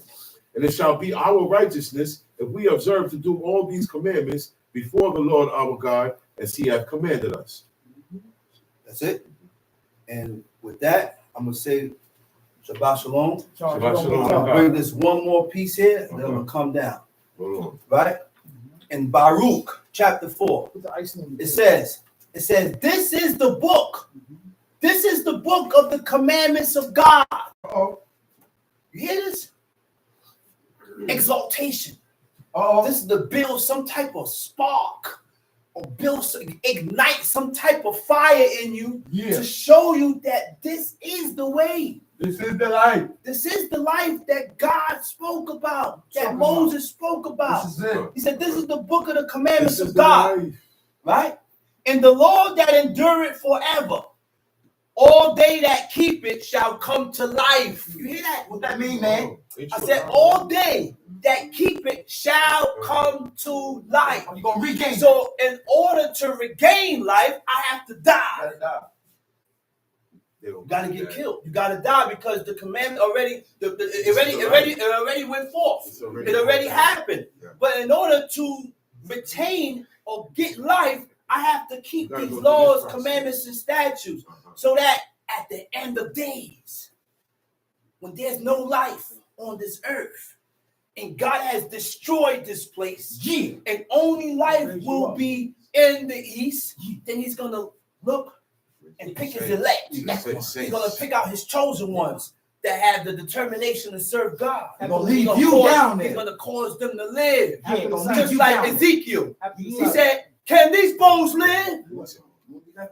Ezekiel asked God, he said, can these bones, he was in the valley of dry bones, he said, son of man, can these bones live? He said, only you know, oh God. Sinews and muscles started crazy, man. This is the house of Israel. This is the house of Israel. That's right. That's right. Yeah. He said, all they that keep it shall come to life. That's it. But such as leave it shall die. Explain that. Such as leave what? Such as leave it. Such as leave the laws of God. The laws of God. Turn away from God. That person, that soul shall die. It ain't talking about the natural death. I said, we all gotta die. But it's not talking about the natural death, which means there's no akarit. There's no coming back. There's no afterlife for you. That's for monkeys that don't serve this. Okay? He said, turn thee, O Jacob. Turn, O Jacob, and take hold of it. Walk in the presence of the light thereof. What is that? That's the laws. That's the commandments. That's God's. That's the statutes of God. He said that thou mayest be illuminated. You know what illuminated is? Do we know what illuminated is? I'm going to look that up right now. Illuminated, right? Illuminate. Huh? Means what? To make visible or bright by shining light on it. You're going to shine. Shine like Moshe. What's going to cause you to shine? The laws of God. The commandments of God. Okay? Because those are the things that give life. That's what make me better than okay? monkey. Give not thy honor to another, nor the things that are profitable unto thee to a strange nation. Huh? Huh? These things, it's not for me to go out and teach nobody. That's not what the book says.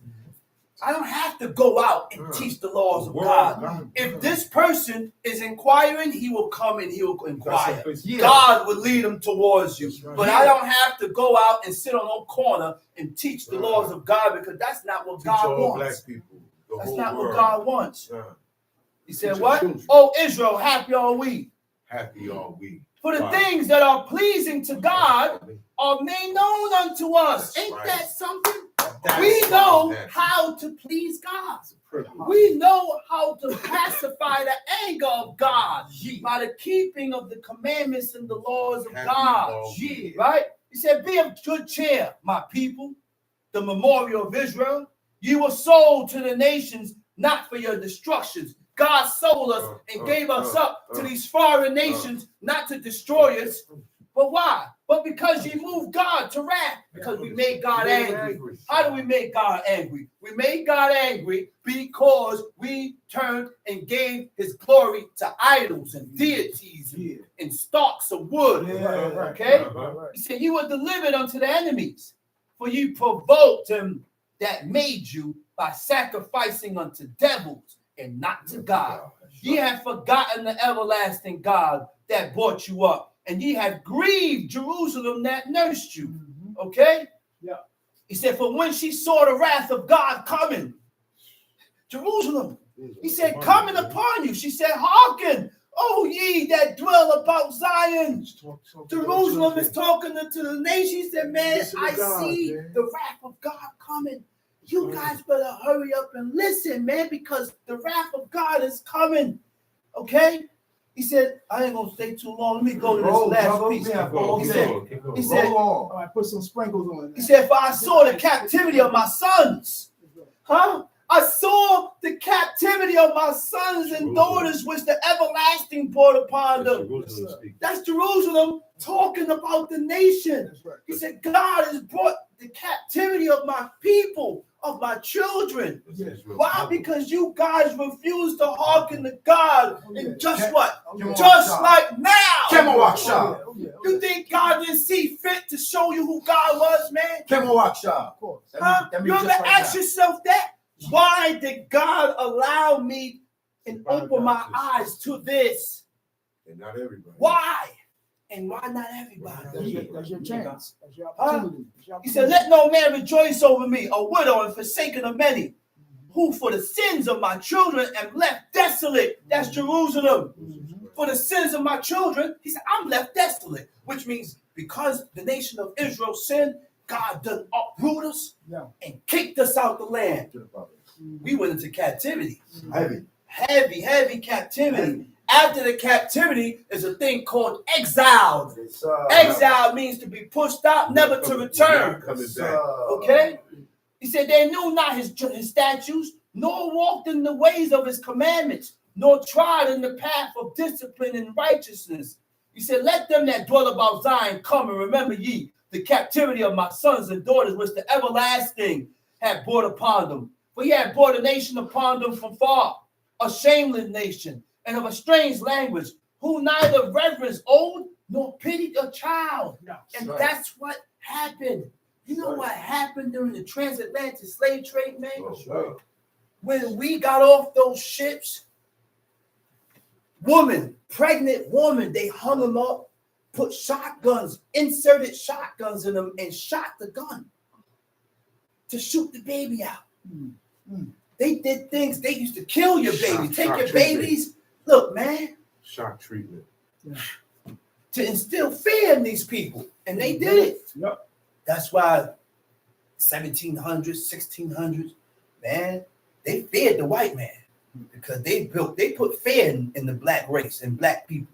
To fear the white man. But all that was done because of our disobedience to God.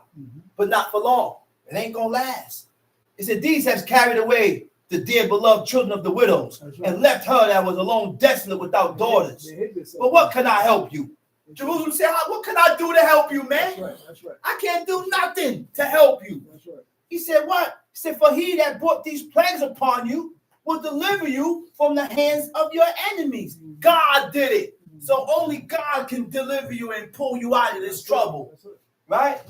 He said, go your way, O my children. Go your way, for I am desolate. And put off the clothing of peace and put me the sackcloth for my prayer. Be of good cheer, O my children. Cry unto the Lord, and he shall deliver you from the power of the hands of thine enemies. For my hope is in the everlasting, and he will save you.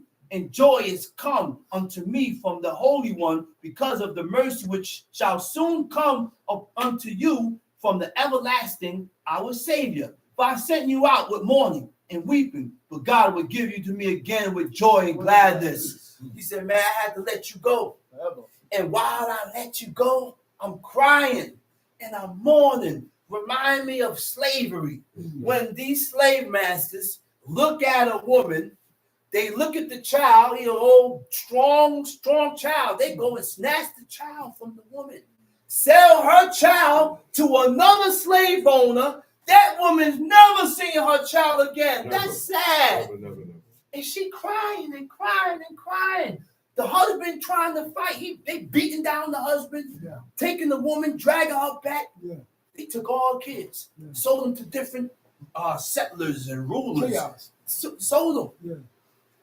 We went through it. I said, we went through it, man. Rightfully so. God put us through it, man. Rightfully so. But through all that, we still don't find it in our hearts to acknowledge our faults with God and get right. This place is doomed. And get right. He said, Doomed. be of good comfort, O my children, and cry unto God, for ye shall be remembered of him that brought these things upon you. I'm in verse 28. But as it was your mind, to go astray. I didn't tell you to run off from God. To go astray means to stop doing the things that is lawful and right. Your mind told you to go astray, to turn off from God. Right? Check this out. But as it was your mind to go astray from God, so being returned, when you decide to return back to God by doing his laws, his commandments, and statutes, 10 times. he said, seek him 10 times more. 10 times. You got to come strong. Come seek You got him to come 10 hard. times more. And with that, I hope I already got what was bought. And I'm going to say Shabbat Shalom. Call up the next, I'm going to call up the next speaker. Next speaker, teacher, Chief Mikhail Ben Level. Strong with y'all, man. Strong with y'all, man. Yeah, I'm turning on. I can't remember. Yes, I am better than you. I'm better. Yeah. Yeah. Facts. I serve God, nigga. I prepare my life for death. You prepare your life for 15 years from now. Say it again. Yeah, we different, man. Talking about.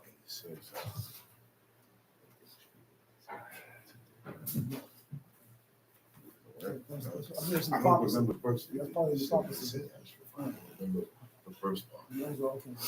Giving all praises to the God of Abraham, the God of Isaac, the God of Jacob. Giving all due respect to my father, my teacher, my leader, Chief Eleazar, Ben Dodo, the tribe of Lewi.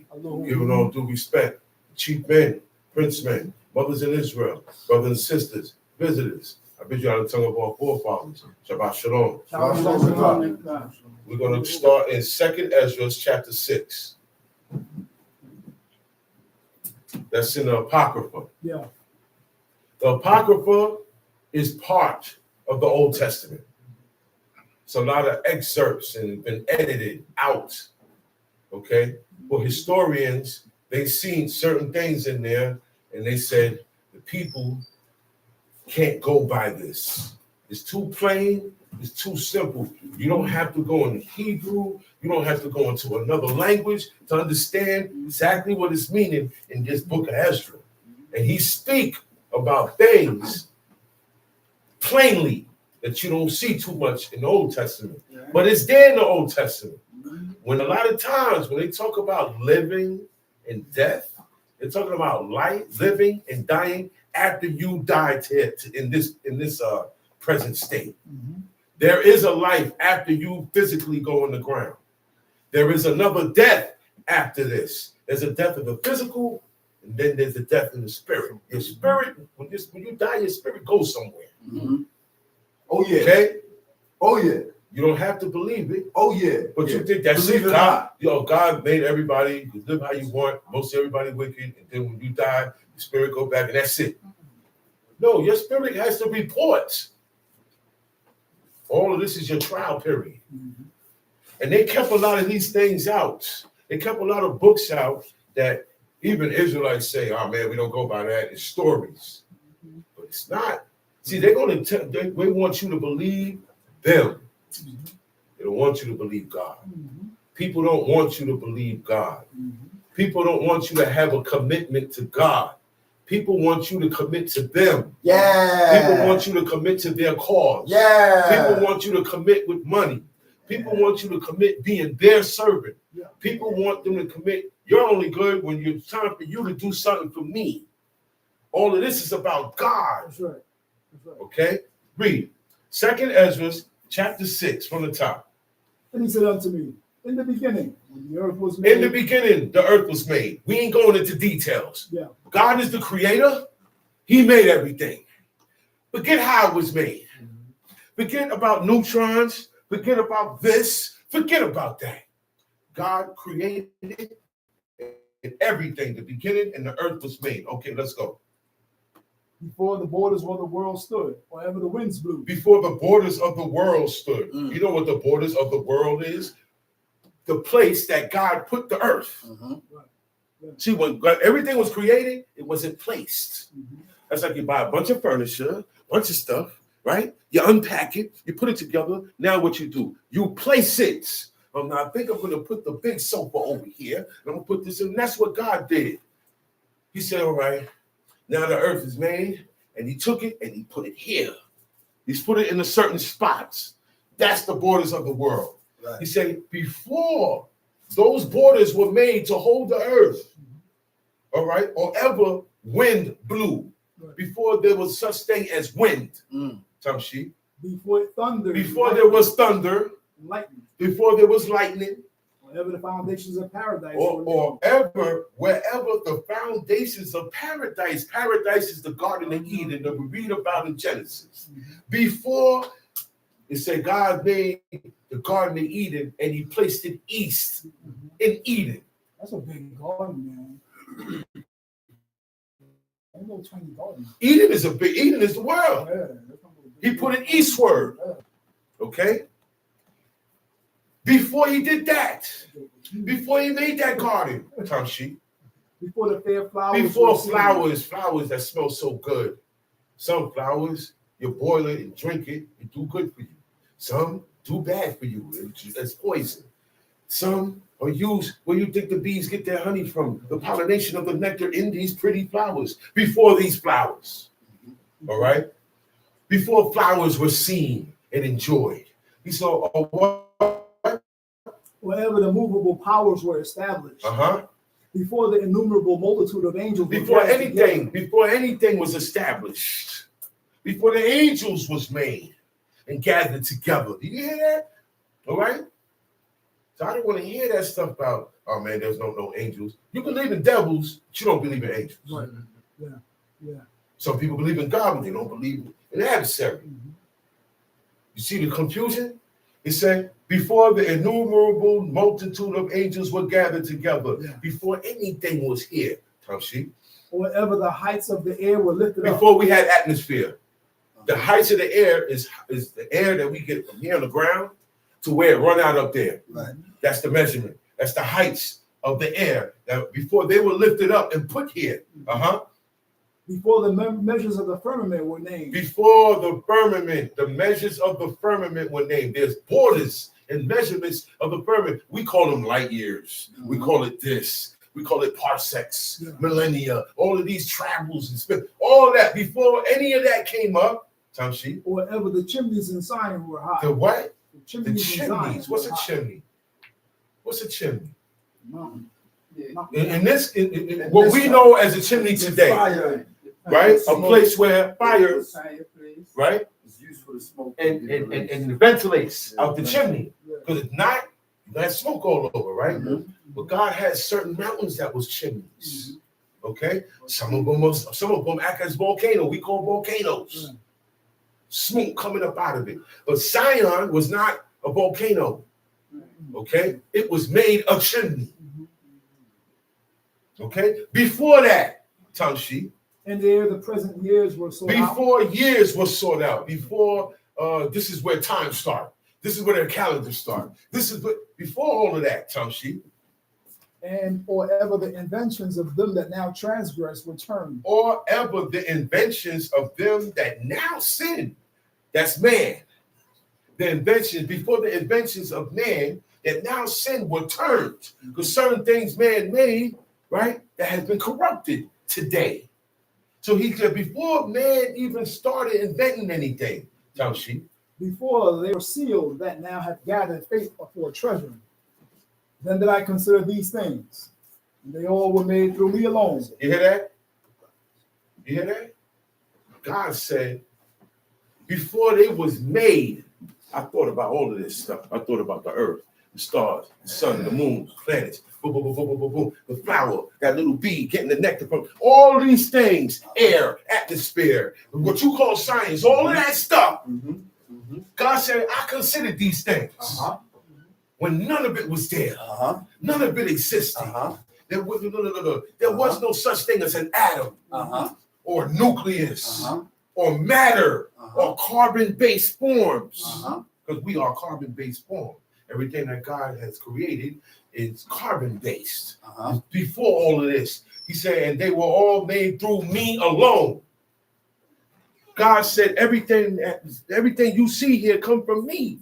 That's right. Air, wind, lightning, thunder, the elements, you, your spirit, your dirt, the grass, animals, everything. He said, come through me alone.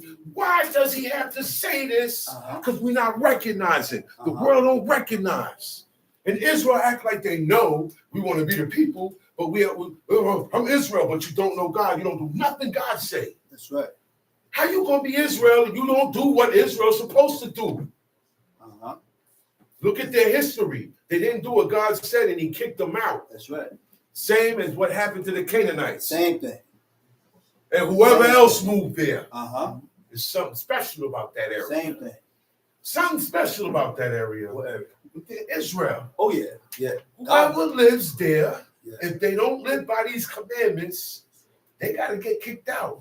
Israel's a prime example. God loved that spot. It's a spot. It's a spot. He loved Israel. Certain spots he be in there throughout that land in Bochum, in Gilgal, in Jerusalem. They said the Lord was there. We don't know the exact spot, but he was in that city somewhere.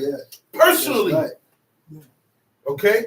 He said, before all these things, all this stuff came through me. The building of cities, bridges, roads, this, your inventions, your thoughts, how your brain was made, machines, all of these things, technology, all of that stuff. He said it come through me. Okay? And through none other. Every now and then, a man has to what he say? He said, look, man, I'm the one running in this house.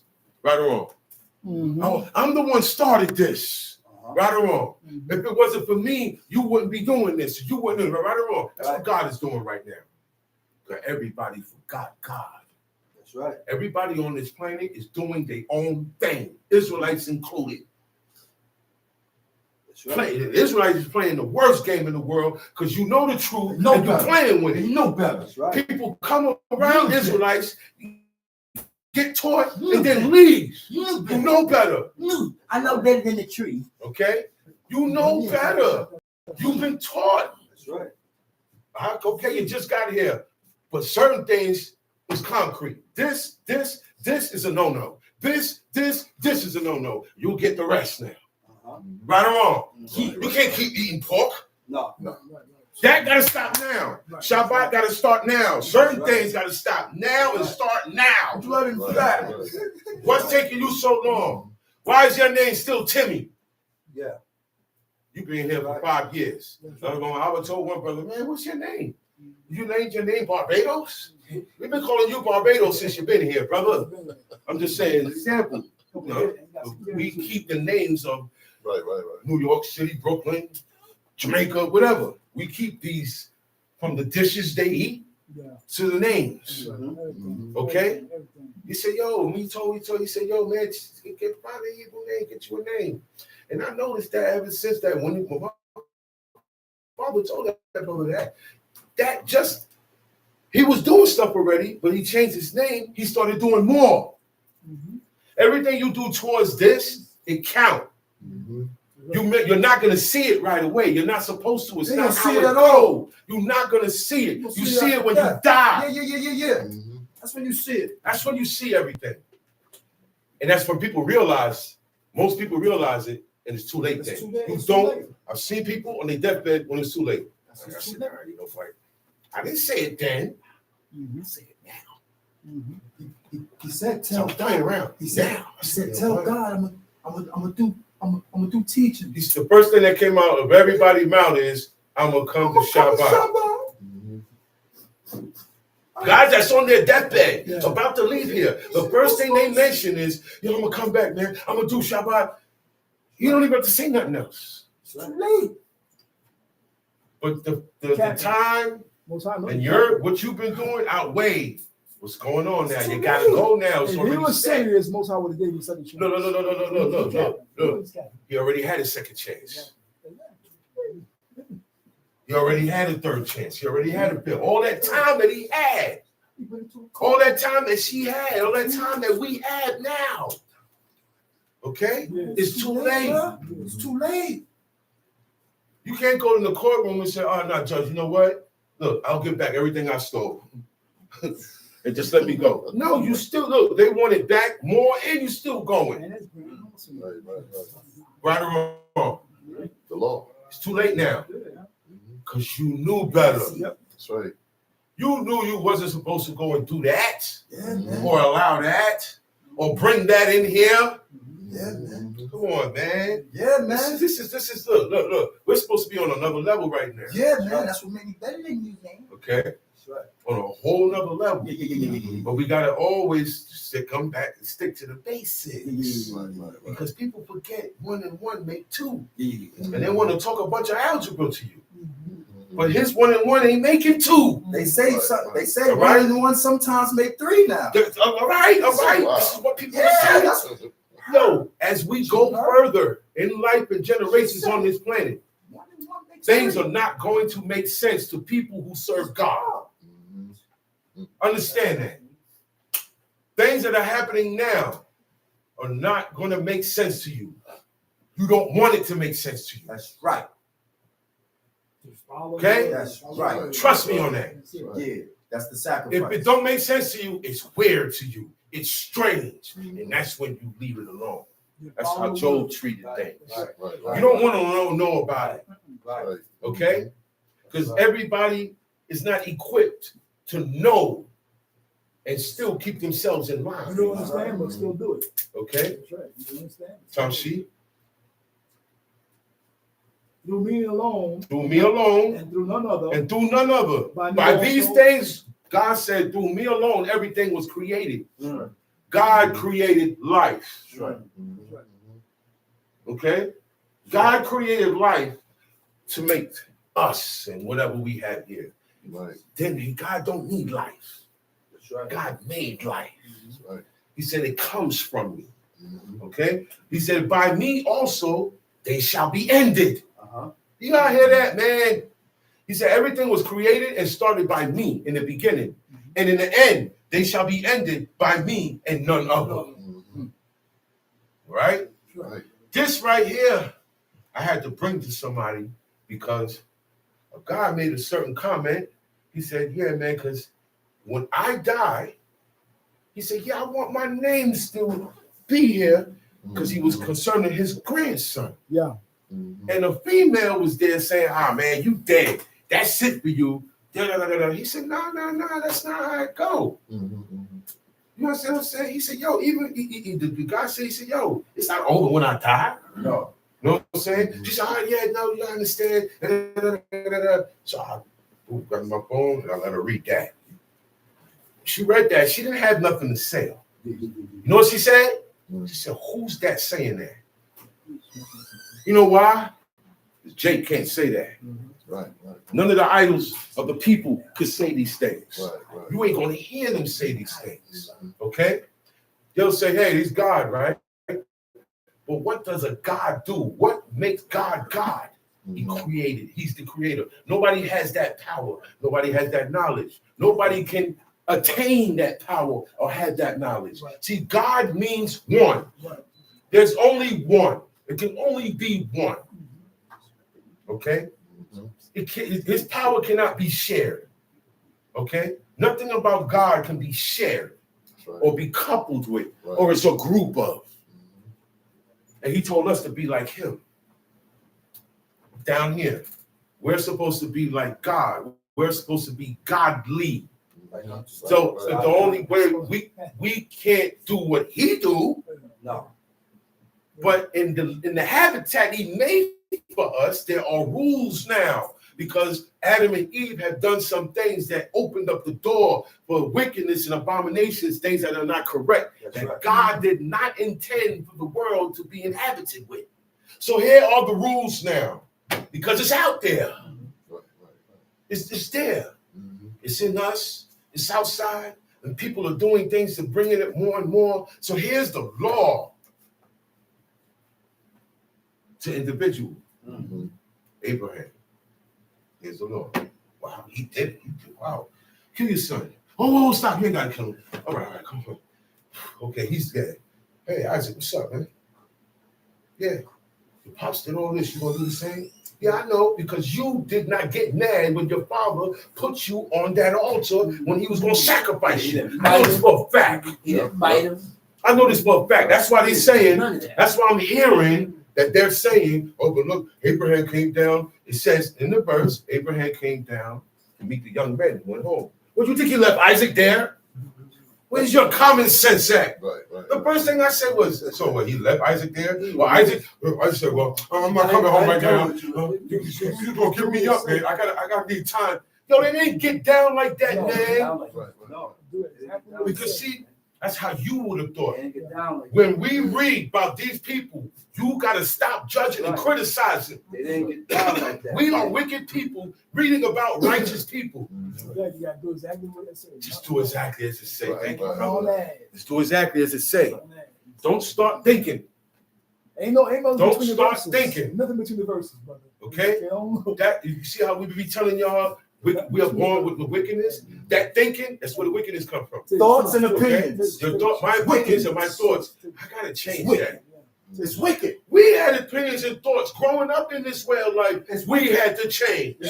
When we found out, oh, well, no, this is not correct. Right. This is not how we're supposed to be thinking. All opinions. This is not how we're supposed to be feeling. Opinions. No. Yeah. If my opinion ain't towards God, Yeah. I can have an opinion. Goes out the window. But it gotta be towards God. My opinion will come in advice. Yeah. Brother, don't you think you should start coming to shop out? Don't you think you should stop cutting your hair? Don't you think you should stop eating in restaurants? Don't you think you should stop dressing in tents? Stop eating chicken. Stop eating chicken. Look, all birds is done. Yeah. You're not supposed to be eating no birds. You got old world birds, you got new world birds. We live in the world of new world birds. Quail is no good either. All fowl is done off. Stop it. You can't eat no fowls. They're all mixed. Every bird, chicken, turkey, quail, pheasant, they're all mixed. Spread that word out to Israel. They're all mixed. Now you gotta sacrifice now. Put it like that. Oh yeah, but this one, they're all mixed. Galliform, gallus, all of that stuff means mixed. They put the same birds that fly, birds that don't fly. Jungle fowl, this one, they put them all together. Vulture, this one, that one, buzzards, owls. They're all hybrid. They've all been mixed. We ain't supposed to be eating no birds. You don't eat meat, man. Period. Now, when you're coming up to beef, your steaks, right? You don't know how the animal got killed. You don't know what they was feeding that animal. You don't know if they was even devoting that animal to another god before they sold it. You don't know that, right? I don't leave that alone. The people, but guess what? Take the blood out, man. Ain't nobody's doing that. At least take the blood out, man. Take the blood out. That's why you can't think straight. It's cooked with the That's blood. why you can't understand nothing. That's why you don't have a drive to do this. That's why you don't get hype. You don't get goose pimples when you hear certain things. That's why you bald headed on the beamer. Okay? You cut off. This is cut. That blood introduces you to witchcraft. Yeah. It opens you up to the world of witchcraft and closes you to the door of righteousness of God. That's why he said, you shall not eat. He didn't explain it, man. He didn't have to explain it to them. Remember, he didn't give us this law. Okay? We're taking it upon ourselves and still playing with it. Those people had to do it. All right? He said, yo, don't eat with the blood. He didn't say on a whole bunch of reasons why. He said, don't deal with enchantments. But if you look at how he gave it to you, eating of the blood came with casting spells, enchantment, deep idolatry, blah, blah, blah. I said, okay, these things go together. Okay? That's supernatural stuff. That's spiritualism. Don't mess with no female that talk about spiritualism. Anytime somebody, or men too, but it's more females that burn sage than men. Facts. Okay? Burn incense. It's more, you got more witches than warlocks. It's about control. Oh man, we got some stuff to tell you today. Time sheet. By me also they shall be ended, and by none other. By none other, Then answered I and said, what shall be the parting asunder of the times? Or when shall be the end of the first? And the He beginning asked of him, the he said, following? so when will I know when things, with times, we say times change. It ain't like that no more. When am I going to know when it's the end? And when am I going to know, right? Tell she. And he said unto me, from Abraham unto Itzchak, when Yaakov and Esau were born of him, Yaakov's hand held He firm said, the look, heel of from the Esau. time that Esau and Jacob was born, Yeah. remember how they came out? They're twins. Yeah. He said, Jacob's hand held first the heel of Esau. Strong babies.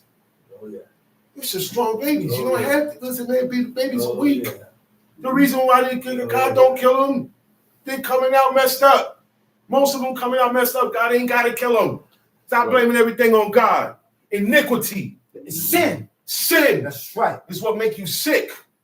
Sin and iniquity is what make this paint chip and peel after a while. Sin You and, gotta put a new coat on it. sin and iniquity Okay. will have you frustrated all day, every day. Look. Sin and iniquity Frustrated. is why the trees leaves dry up. You're so It's why frustrated. thorns and thistles pop up. You're so It's miserable. why I'm miserable. I don't know Why are why. you so miserable? But I say I serve God. Yeah. Why are you so No, miserable? no. I hear people talk about the Most High. People who serve God and people who don't serve God. Yeah. And it said the words be the same. Something's messed. Somebody's crazy here. So miserable. What's wrong with you? I don't do nothing. Mm. And I stop other people in my power from serving God. But I'm still recognizing the Most High. And He's working with me. God ain't working with you. That is called Meshuggah. You're bugged. God working on you. Okay? Bugged out. Somebody else is Bugged working on out, you. man. The adversary is working on you. And he got you thinking it's God. Yeah. That's who working on you. Yeah. Stupid. He That's who working on you. got you thinking that it's the Most High working with you special. Like That's who working on you. So you can keep doing the things you're doing. Exactly. And then when you leave here, it's real. It's real. It's a wrap. It's real. It is real. Yeah. It's real.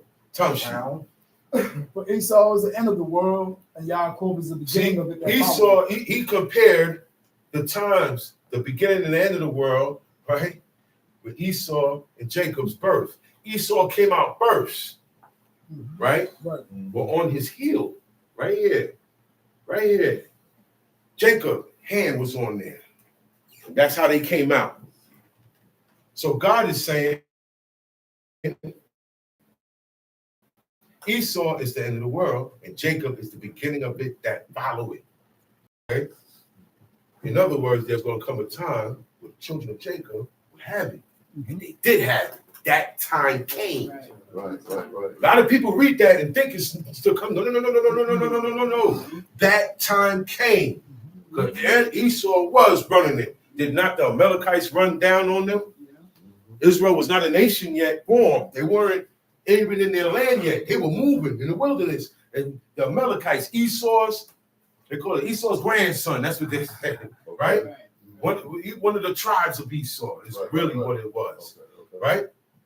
And it's the descendants of one of his grandsons. Okay? They ran down on them. And Moses said, y'all, I remember in the day of Saul, hundreds of years later, he said, I remember when the Amalekites, what they did to Israel, how they ran down on the old and the poor that couldn't keep up. Because we lined up, we're moving out of Egypt in the wilderness. And they hid and ambush and wait till the soldiers pass and wait till they get to the women and the children and the old and the sick and the ones, and they hit them up. God said he didn't like that move. That's a bully move. You only mess with them because you know they couldn't fight you back because you can intimidate them. You're a bully. God don't like that. You don't like that act. We call it bully today. Yeah. But when you know you have a power over somebody, you don't exert that power on that person. No, you don't even have authority over that person. You today, that then it was abuse of authority because people were under people. So I'm gonna teach. There's a certain way I deal with my servant. I'm gonna deal with my handmaid. Right. Right. But today, now, have no authority. You ain't even got no authority, and you want to exert your force over. It's not good. God said, man, they only did that because they couldn't fight back. He said, I don't like that. He said, wipe them out. He said, because there's no good in them. That's right. There's no good in them. Their descendants, it will be worse. Wipe them out. Ham had sons, Canaan, Misraim, right? All those guys went south, except Canaan. Canaan stayed in Asia. That's why we had to kick him out. He had to go. And half of the tribe of the Hittites didn't go to south either. They didn't stay in the middle. They went up north. They went into European countries later on. All right? So everybody got Hamite DNA in them. We didn't kill the Canaanites. We were supposed to kill them. We married into them and had babies with them. That's right. So we still have the DNA and the blood of people who God sentenced to die from back then. We mingled with them. So God was mad with Israel. Said, "You man, come on, man. You wasn't supposed to mingle with you. You wasn't supposed to mingle with these people, man. Not the Canaanites, man. Not them. I overlook Moab. I'll overlook, not these people, man. And they hate you. And they hate me. Why you want to follow them? Come on. Do you know what happens when you follow people and you leave God? Whoever or whatever happened, whatever caused you to leave, gonna leave you too. Right. Okay? Want to turn your back on my God? Whatever the reason, whatever it was, it's gonna turn on you. You ain't gonna never be able to come back. Never. That's what it's like that now. You're not gonna be able to come back. More and more will be poured on you, and you will think a certain way, and your mind will be made up to not ever do this again. And you're going to keep blaming me. That's so, that makes me feel good. That's why I blame you. It makes me feel justified, and I can keep going how I want to go. Because if I stop blaming you and I blame myself, I'm going to bethink myself. If I blame myself, I say, no, this is my fault. This is really my fault. Because of how I'm moving over here with God. Yeah, but that wouldn't happen, man. Right? You're going to change how you move, how you think, how you feel, and your actions, and you're going to do more. You're going to do more. But if I'm not a person that likes to admit when I'm wrong, like every time I'm trying to show you and you want to argue, I'm not going to tell you nothing no more. I'm not going to tell you nothing. And it ain't on me to tell you nothing. Because if every time somebody try to correct someone and a fight or an argument, or we're not talking no more because you know what? You ain't got to worry about me telling you nothing ever again. Say it again, Dutch. You ain't a child. You ain't a child. You're not my child. And you don't live in my house. I'm go ahead. I know what I do. I said, I pronounce the law. You tell them whether they hear or forbear. He said, Joshua said, but me and my household shall do these commandments. Y'all know the deal. I'm going to tell you, you can take it how you want, okay? But you will learn. You will learn later, and it'll be too late. I'm not doing that with scorners no more. There was a time when I stopped telling my wife. And I said, okay, it's time for me to write one. Okay, because I'm tired of talking. And I wrote it. Because you get tired of it. There is a limit. That's right. And then when you see the person getting more, the more you like, they get wrong. Oh, nah, listen, it might get violent. Bye. Because I don't know how to handle me personally. Right. I'm a serious man with this, man. I seen how my pops was with it, and I seen how it affected his life. When he did it and when he didn't do it, and everything that he told me about him, and how he dealt with God. Nah, you're not gonna come here and mess my streak up. Right. Absolutely. I got streaks, personal winning streaks with God. Things I can say I never did. Things that I say, I did it. I don't do it no more. And I never will. So leave me alone. Leave me alone. Right? Leave me alone. And I ain't telling you nothing. That's it. He said, me and my house shall serve God. Me and my That's what sons. Joshua. I said, me and my sons Gonna serve gonna God. serve God. That's it. That's it. That's it. Yo, look, I love you. That's it. I can't be, yeah. But That's look, it. when it comes to this here, I have no allegiance to no one else but my God. This is my God. I take it personal. Yeah. A lot of the stuff he's saying is for me. Right. Yeah. I'm being selfish with it. Because Yeah. every time I open up and put somebody on, they spit in my face and spit in my God face. Mm-hmm. And then when I react, I'm the The villain. bad guy. So I'm going to leave you alone. Right. Scorners. Nah, you ain't got to beat me. You ain't got to beat me and go upside my head too much. Oh, wait, you know what? Nah, I'm going to listen. Mm-hmm. But you don't stop. She don't stop. Mm-hmm. They don't stop. And now the kids is coming up, Horty. Mm-hmm. Young children grow up and make your decision. Make your decision correctly. Make your Say it decision correctly. Say it again. Don't go and be a heathen. Mm-hmm.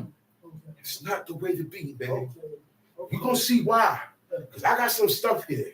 Tamshi. The hand of man is betwixt the heel and the hand. Uh-huh. Other question, Ezra. He said, all right, that's it. You can't ask no more. I'm not going to break it down to you either. Tamshi. I answered then and said, O El, that bearest rule, if I have found favor in thy sight. If I'm good with you, and I'm privileged enough, right? He said, I beseech thee, I beg of you, I plead thee to show me. See, when you ask God to show you when you ask God to show you anything, you can't play it.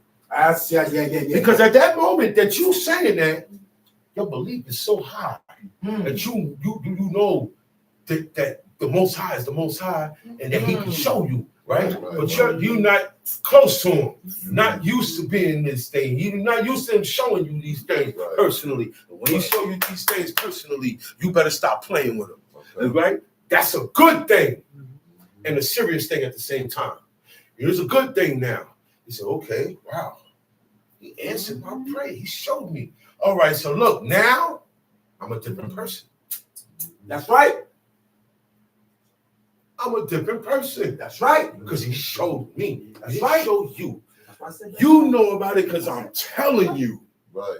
Your belief is high enough. He ain't got to show you. You can believe and ride on what I'm saying. Right. Because it came from God. That's right. Right or wrong? Right. Absolutely. He said the belief was counted Righteousness. As righteousness. and then the belief was put into a test. All right, years passed. Boom, boom, boom. We got sons now. Take him and kill him. The action. Let's see if you still got that same fervor when you first heard me. He did that with Abraham. That's right. Okay? A pioneer. No. A pioneer. The top dog. A top The dog. one who set this whole The thing top dog. off. You did that with If it wasn't for him, the world would have been going on. top dog. Because the righteous seed came from out of that man. That's right. Or anybody who's going to serve God Hey. from now, after Abraham, and in the future, came from Abraham. God said, hey, man, God said, before I give you that title, you going to prove me. You got to prove it, You gotta man. prove it. Because the father of many Yeah. nations. The father of many nations. Man, listen. Yeah. He said, yo, Isaac, man, you going to be like your dad, man? That's really what he said. He said, because he followed everything, my commandments, my charge, my voice, everything, man. Isaac said, I got that. And look, you don't read too much about Isaac. It ain't too much to read about Isaac. You know why? Simple life. You know why? Simple life. And everything about Isaac, you already read about Abraham. That's right. That's right. Same king snatched his wife. That snatched his mother early before. He took up his offerings. Yeah, man, Isaac was covered. He served God, he died. All these men died. They served God and then they went in the ground. That's right. Okay? Their spirit went somewhere. Let's just leave it there. Right. All right? You got wicked people dying. At that time, you had a man named Nimrod, the most wickedest man, most abominable man ever to walk on this planet. The reason why I say that, because all religion, all paganism, okay, come from Nimrod. His name is Okay. a stamp of you want to Okay. call somebody an If he said, yeah, he's a Nimrod. Yo, get these Nimrods out of here. Yeah. That's a stamp. Because he was the biggest idiot to go against God. He was the biggest idiot. And yes, like Chishama taught last week, it was under his orders and his kingship that tower was built. Remember, at that time, he is the only king of the world. He has taken over Calne, Assyria, this, that, the third, okay? And he decided to make that. That was built on his idea. Kings, pagan kings, they come in and they erect statues of themselves. Did not Nebuchadnezzar do that? He had a statue of himself. He had a statue of a dragon. He had a statue of this. And everybody got to do what? Bow down and serve it. Why? Why does man, why if I want to bow down to this bottle of water, why don't I just do it myself? Why I want you to do it? Why do I write down a set of rules now of worshiping the rules of this water? And I get everybody to follow me to worship this water. Why? I don't even know why. Those people don't know why. Okay? We're going to read about it. We're going to read about it. He's talking about the outside forces and evil forces. That's where it's coming from. Right. Okay, this is wicked being way more than righteousness right now. So people don't know why they don't want to come to Shabbat. No. You have Israelites that don't come to no Shabbat. Okay? But when it's feast time, I'm going to say it again. They have Israelites that don't come and observe the Shabbat at all. But when it's feast days, they pulling up. Yeah. They pulling up. They are coming up. You know why? You know why? Because it's in them. This is this. Oh yeah, I'm still a good part of it, right? But the strict part, they're not doing that because they got activities on Shabbat. This guy got to go work. This guy got to do that. This guy got to go here and do that. This guy got to do that. But me, I don't go nowhere. I stay in the house and relax. I relax. I keep I read. That's not what God said to do. That's not what he said to do. And there's some. He said, come out and congregate. And that keeps us from violating. We in each other's space. We around each other. Yep. It's going to be hard for a thought to come in your head to profane. You understand me? Time sheet. I beseech thee, show thy servant the end of tokens. The end of the times, the tokens, the sign of the times. He said, I beseech thee, show me the sign of the times. Show me the end. I want to know when it's coming. Whereof thou showest me part the last night. He said, you showed me some of it. Part of it last night. Show me a little He bit. says, he showed me a little bit. Man, I want to get the whole scope so I can understand this. I'm doing all these commandments. Look, you're talking to a man who don't see. They are able to ask for extra stuff and things like this because they have accomplished the commandments of God. They don't. These guys. That's Ezra and Jeroboam. They don't sin at all. That's why God talked to them personally. They say, hey, man, I need you to carry. I don't want to talk to him. But he needs to know my message, so I'm going to give it to you. You come close to me so that's all. That's when it's that's why they say, look, man, Moses, you go. You go, Moses. Yeah, we ain't going to walk up in there. It's fire. But we know you can, and we know how close you are to God. He said, so this is what it is. You be our messenger or mediator. He said, because we go, we're going to die. They knew their sins. Your spirit knows. Your spirit knows. And it's very haughty and stubborn and deceitful, even to yourself. He said, who can know it? But one thing I know, when you're about to die, the heart ain't going to lie to you. You get terrified and scared because you don't want to die in your wickedness. That spirit knows where it's going. Right. Oh, yeah. Tongue sheet.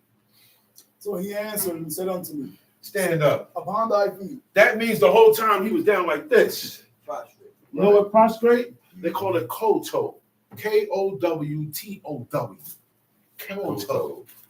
It means, look it up, it means to kneel and touch your forehead to the ground Prostrate. in token of homage. We pay homage, okay?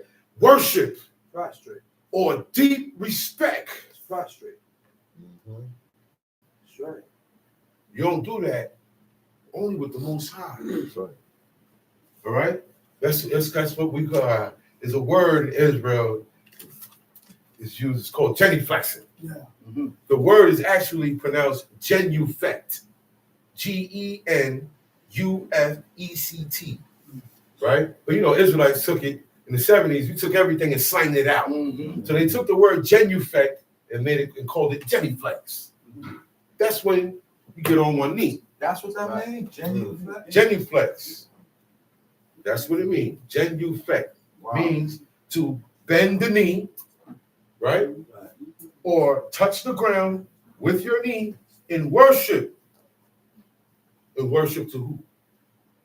So, you have your hand in marriage. Uh-oh.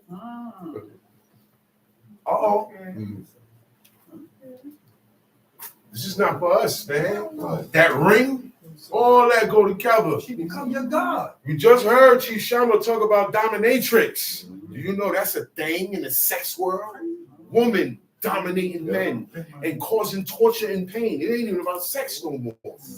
They tie them up and torture them and whip them, dominate and subordinate men. This thing been going on. It all go together. Okay?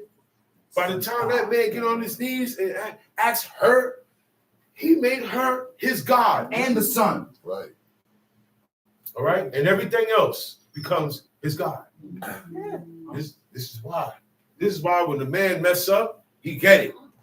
He get it in this society. No, the man is supposed to be this. He's supposed to this. He's supposed to not hit a woman. He's supposed to not curse at a woman. He's supposed to treat everybody. But then everybody else could tell the man, "Nah, you're wrong. I ain't gotta listen to you, but I need some money." When you gonna feed me? I need help. Somebody's trying to break in my house. You're going to take care of what you want to do. All these things. But you don't want to listen. You don't want to be subservient like Eve. Right. Yeah. Thank you, brother. Eve. From that day, God told her that she allowed her husband to rule. Yeah. You know why? She said, "Yeah, I messed up. I allowed this guy to trick me." Because when she said, "Man, God," she told God, "Yo, he tricked me. He beguiled me." She figured out what happened, but it was too late. Because now she know good and evil. Now she know lies. Now she know deception. She know that a person could come and say one thing and do another. She didn't know that type of stuff existed. She was innocent, man. She ain't lie. She ain't gonna say one thing and God didn't say it.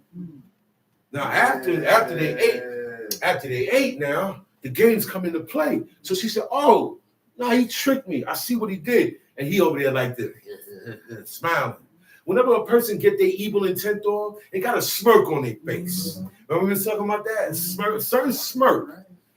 You're like, "Wait a minute, man. Hold on. What's going on? You just sitting there with a smirk on it. You like this stuff going on. You like this turmoil." Oh, boy. Go to Job. No. Yeah, keep going. He's about to hit. Keep going. Stand up upon thy feet and hear a mighty sounding voice. This shall be as it were a great motion, but the place where thou standest shall not be moved. See, all these things happen so you know this is God. These things science can't explain. He said, "Get up on your feet, and it shall be as it was a great motion." It's going to feel like something's trembling, something moving. You know, like when you're standing over a train station and the train station is under, you can feel the vibration. He said it's going to be like a big movement, a quake, a rumbling, right? He said, "But the place where thou standest shall not be moved." Everywhere around you're going to be shaking except where you at. Tom sheet. Therefore, when it speaketh, be not afraid. He said, "Now when this rumbling speak, don't be afraid." God maintains them because see, if you open your eyes and you can see the spirit world and what's in here, what's sitting on your shoulders, what's riding your back right now, you would die. You would have a heart attack. Tell she. The angels do not look like babies with Pampers on. That's the deal. That's an insult, man. Right. Because you know what babies, well, you know when a baby with a pamper, the pamper ain't gonna stay fresh too long. So what you saying? They use the bathroom? You're saying angels of God use the bathroom on themselves? No. That on the cross, like this. He got a pamper on. Right. You know what he did there when they killed him, right? He released.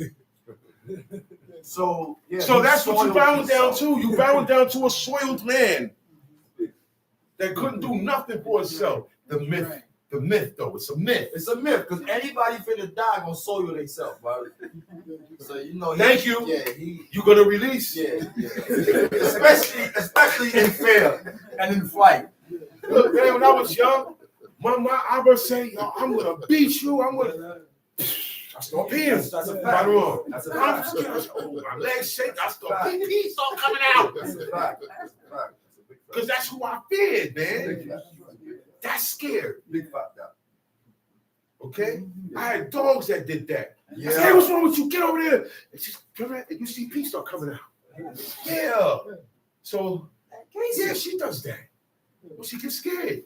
Yeah, she knows you got that stick in front of her. She makes sure everything release. Your stomach. Listen. You get into certain rumbles, go through things with police, certain situations, affect your nerves. Yes, sir. Look, stress weakens the heart and the brain. That's right. Right? Yep. Anger weakens your liver. Grief weakens the lungs. Uh-huh. Worrying weakens your stomach. Uh-huh. Fear weakens the kidneys because you're fearing the wrong thing, you're worried about the wrong thing, you're grief about the wrong thing, you're anger about the wrong thing, you're stressed about the wrong thing. Because I know when you fear God, it ain't gonna weaken my kidneys. When I worry about, look, man, I gotta get this done because then I won't be performing this commandment. I'm worried and I'm stressed over getting these things done in my life. That ain't gonna take away from you. It's the stubborn, it's people that stress us. It's people that anger you. It's people that should give you grief, that give you worry because they won't listen. The ones you worry about is the ones you love and you care about, but you worry about them because they're not moving right, and you stress them, you get angry with them, and you grieve over them. All this stuff, man, mess up your lungs, your heart, your liver, your stomach, the kidneys. Yeah. But if you do it towards God, it strengthens your kidneys, your heart, your lungs, your liver. That's why I said the keeping these commandments is life. In other words, your body, the anatomy of your body gonna be more healthier than people today. Certain sicknesses, you can bounce back off. Certain damage to the body, you can bounce back off. Because just the word of God alone you're living on. Do you know that? Just the word of God will maintain you. Yeah, man. Tom sheet. Therefore, when it speaketh, be not afraid, for the words of the end, and the foundation of the earth is understood. He said the word that you're going to hear, and whatever he's saying is about to speak, is of the end. Since you want to know, Tom sheet. And why? Because the speech of these things trembleth and is moved, for it knoweth that the end of these things must be changed. He said, why is it like that? He said, because the speech of these things are trembling, they're scared, they're moved, they're worried, they're stressed, right? For it knoweth the end of these things must be changed. It can't stay this way. Okay? All this stuff going on against God, right? It's gonna get put to an end. Yeah. He said, and when it happened, that when I heard it, I stood up upon my feet and hearkened, and behold, there was a voice that spake. He didn't see nobody. He just heard a voice. He said, yo, you're gonna hear a pair of voice, and it's gonna make you tremble. Don't be afraid. Listen to it. He said the reason why it's gonna tremble is because it's so scared of the end. You know what the end is? God called it the day of doom. Mm-hmm. You know what doom means? Everything must die. Mm-hmm. Mm-hmm. That's what it means, man. Mm-hmm. Everything on this planet is gone that day. That's what's happening. And that's why the voice is shaking and trembling because of the doom that God will bring on that day. He said, and it sounds like the sound of many waters. It sounds like the roaring. You ever been by a river or a rapids or a waterfall? And you hear, you got to talk loud because that water make a loud sound when it's rushing. Right. Okay? When you turn the faucet on inside, you can hear it in here. You say, hey man, who left the faucet? Of water. You hear water running. This was an ocean running. So it sounded like many waters. And it said, behold, the days come. The voice is saying it. The days come that I will begin to draw nigh. This is the end talking. Yes. The time of the end. Yes. Do you know that? Beginning exists and the end exists. The end was speaking to the prophet. What we call the end of time had a voice. And it said, yo, behold, the days come, I will begin to draw near. Nigh means near. Yeah. Meaning that it's coming within this decade. Okay? Another year ain't passing. It's a date. It's a time and a date when this is going to go down. He said, and to visit them that dwell upon the earth. That visit is not a good visit. God said, and I will get my people out, talking about Israel when they was in Egypt, when I begin to visit that nation. He's talking about Egypt. He said, well, I'm going to get them out when I judge. When you visit a place, or you visit a country, or you visit your home, or you visit you, what is it? Iniquities. Now, all right, you got to answer. Wherever he's visiting has to answer by how they've been living against him. Right. Okay? All right? He said, he said, and to visit them that dwell upon the earth. The end is going to come. God is going to cause the end to come and visit everybody who's on the earth alive at that moment. That's when it's wiped out time. He said, and we'll begin to make inquisition of them. Okay? What they be that have hurt unjustly. Hey man, yeah, you getting it because what you did over here to this guy unjustly. Right. And you getting it for what you did in secret. And you getting it. Okay? There you go. What they have hurt unjustly with their righteousness. And when the affliction of Zion shall be fulfilled. Okay. The world that shall begin to vanish away shall be finished. It shall finish. Then will I all this stuff you see here today, with man building and great architectural wonders of the world, and all that stuff is going to be for nothing. It's for naught. It's all made by idolatrous worshipers. That's right. God is going to, all the hope of the wicked shall be washed away. Right. There will be no recognition or any evidence of these people. Then will I show these tokens. The book shall be opened before the firmament, and they shall see all together. The books. The books that he's talking about doesn't exist here.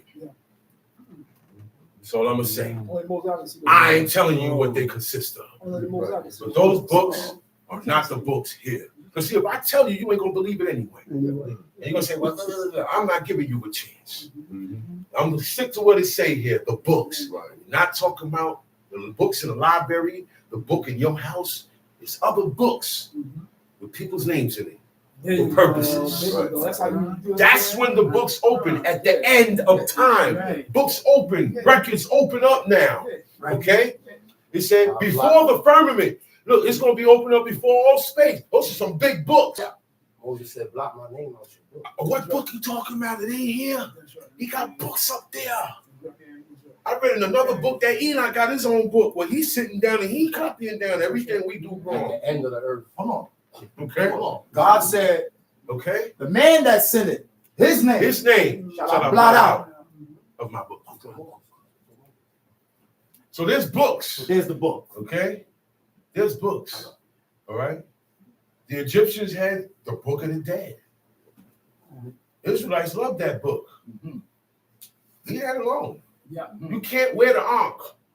The ankh is an ancient cross. The cross comes from the ankh.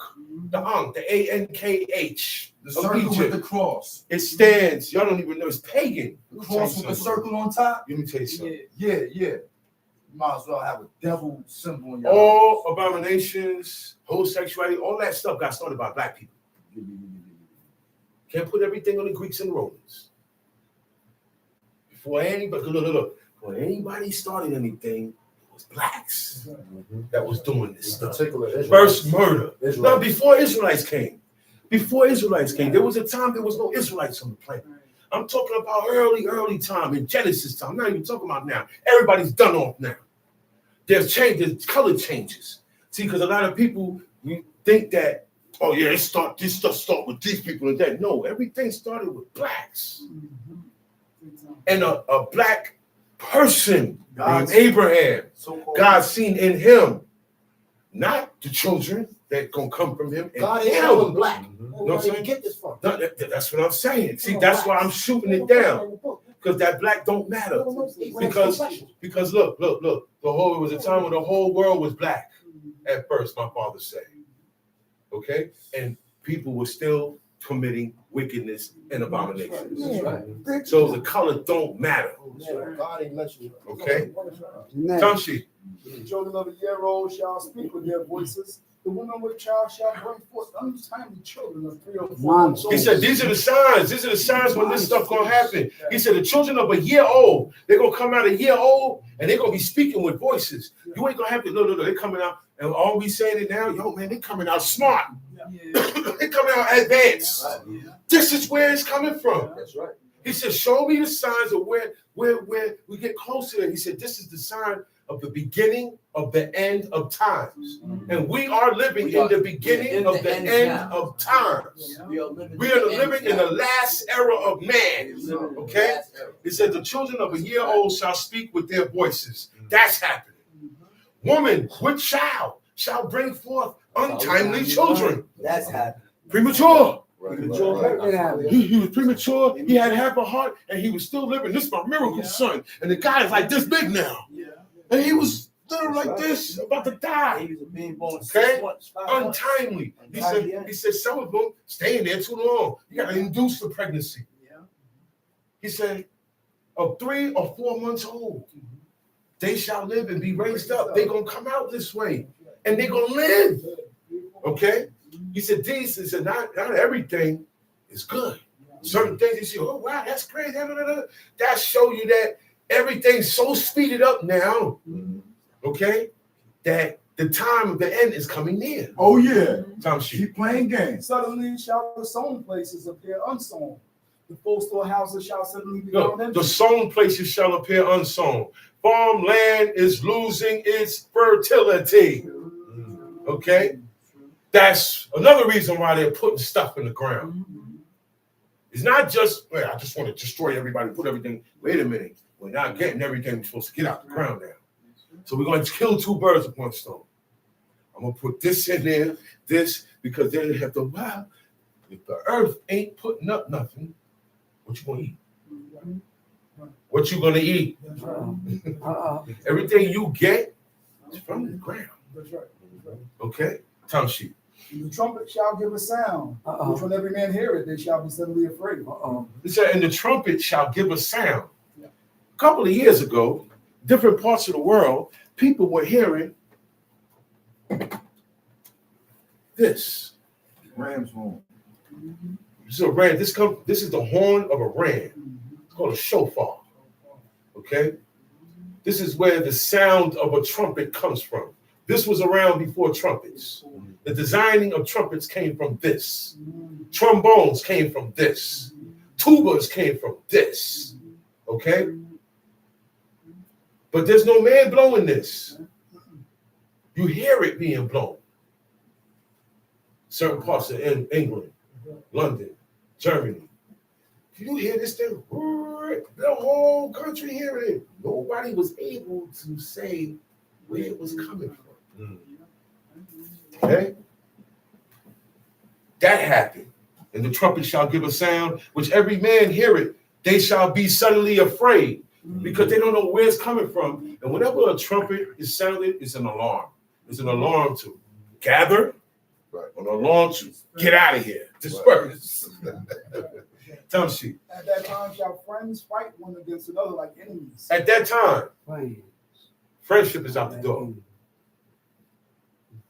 That's why friends. No. That's why friends would lie on each other. Yes.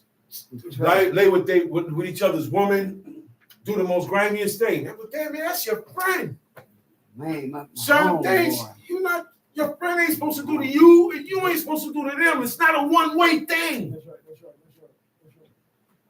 That's how you know that's his friend. That's right. Because they're not doing it to each other. He said, now friends gonna do it. Because this was an honorable thing. If I said this guy was my friend, there's a certain treatment that's gonna come with it. Tom sheet. 2 Ezra 6 verse 24. Mm-hmm. At that time shall friends fight one against another like enemies, and the earth shall stand in fear with those that dwell therein. The springs of the fountain shall stand. He said, the earth shall stand in fear. The earth itself, the planet itself, will stand in fear with us that dwell therein. Because of what we doing. Everything we do affects it. Tom sheet. And in 3 hours they shall not run. At that time that happens, and in 3 hours they shall not run. That means that's going to be going on for 3 hours. Everybody going to be so stuck, scared. Nobody's even going to move or run. Tell she. Whosoever remaineth from all these that I have told thee shall escape. Whosoever is left back or survive from this first wave. Tell she. Shall escape and see my salvation and the end of your You're world. You hear that? At the end of your world. Whoever survives this, okay? Meaning, you're going to have to live righteously. Only the righteous going to see stuff like this. The end of your world. Now, you got people that get on the train, and they talk about the end of the world, but they got the wrong God. Yeah. But there is an end of the world coming. Tom shoot. The man that are received shall see it, who have not tasted death from their birth, and the heart of the inhabitants shall be changed and turned into another meaning. For evil shall be put out, and deceit shall be quenched. As for faith, it shall flourish. See, this is to come. This is when the end of days come. This is when God come, do his thing, bring back the righteous. This is what's going to happen. Okay? Okay? Don't expect for that to happen now. That's right.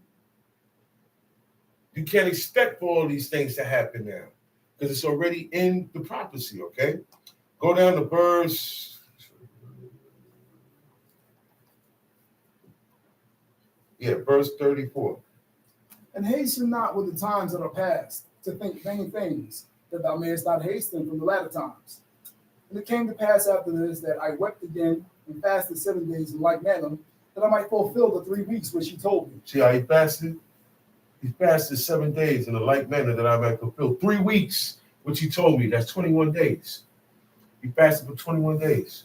This is why he was able to get so much contact with God and his angels and get answers, immediate answers about things that man don't really know about. Tell she. And in the 8th night was my heart vexed within me again, and I began to speak before the Most High. And my spirit was greatly set on fire. My soul was in distress. And I said, O El, that spakest from the beginning of the creation, and in the first day, he said as thus, let the heaven and the earth be made, and thy word was a perfect work. Then was the spirit and darkness silence on every side. The sound of man's voice was not yet formed. Then commandest thou a fair light to come forth of thy creature, of thy treasures, that thy work might appear. Upon the second day thou madest the spirit of the firmament, and commandest it to part asunder. And to make thou madest the spirit of the firmament. That's what we call heaven. Space. To do what? To part asunder. Space. To in between that water. That whole thing was water. He said, I need a space to divide it. Wow. So there's water over, there's water under. And in between is where this is what we call the heavens. Tom sheep. And to make a division between the waters. That the one part might go up, and the other remain beneath. Okay. Upon the third day thou didst command that the waters should be gathered into the 7th part of the earth. 6th part hast thou dried up and kept them, to the intent that of these some being planted of El and tilled might serve thee. For as soon as thy word went forth, the work was made. That's why you see there's more water on the planet than land. Right. Time sheet. For immediately there were. Now, as God said this, it happened. That's it. Big Bang. Man, I hate hearing that. You got Israelites that talk. The combustion of molecules. No, That's brother. the Big Bang. No, brother. Listen. The process is the Big Bang. It said, and he said unto me in the beginning when the earth was made, he said, before it thundered, before all that stuff you talking about, okay, didn't exist here. Everything come from God. All God has to do is say it. You got the power And of the spoken word. as he says, let the dry land appear, he created a name for it when it began to exist on his word. That's right. We didn't call water. That's right. God called it the waters, so we call it water. God called this land, so we call it land. Okay? He made this. It was no, man, forget that science stuff, man. Leave that alone. Discrediting the Most High God. You just heard the prophet standing up with a voice speaking to him, but there's nobody standing up there. And everywhere else is trembling except for where he's standing. Science cannot explain that. This is beyond science. The word of God is beyond that. The word of science can't touch the word of the Most High God. The individual that teach the law of science got a shaved head God speaking and into eats existence. blood and fat. Well, that's why. That's why. God spoke it into existence. He spoke it and it came into existence. That's it. And it's completion. That's why I said Come on, forget man. science. Because when God said, let there be light, it didn't take 1,000,000 years for light to form in front of God. And come, no, it just boom right That's there. what niggas God said, say. okay, I want you to go over there now. If you think it happened like that? if you look in the mirror, No, it didn't take time. if you look in the mirror, It didn't take time. your bald head is science. Clown. Now we gotta go. I acknowledge my people perish. Yeah. What verse am I? 44? Okay. 55. Go down to verse 55 now. All this have I spoken before thee, O El, because thou madest the world for our He said, sakes. I said all of this in this chapter because you made the world for us, for our sakes. You didn't make it for you. They thought about Israel before he even made the divisions and the borders of the nations. Meaning, before he even made the planet, he thought about Israel. Right. Israel was in his hand. He said, you know what? All right, I'm going to make something here for this habitat. He said, thou madest the world for our sakes. He said, as for the other people, which also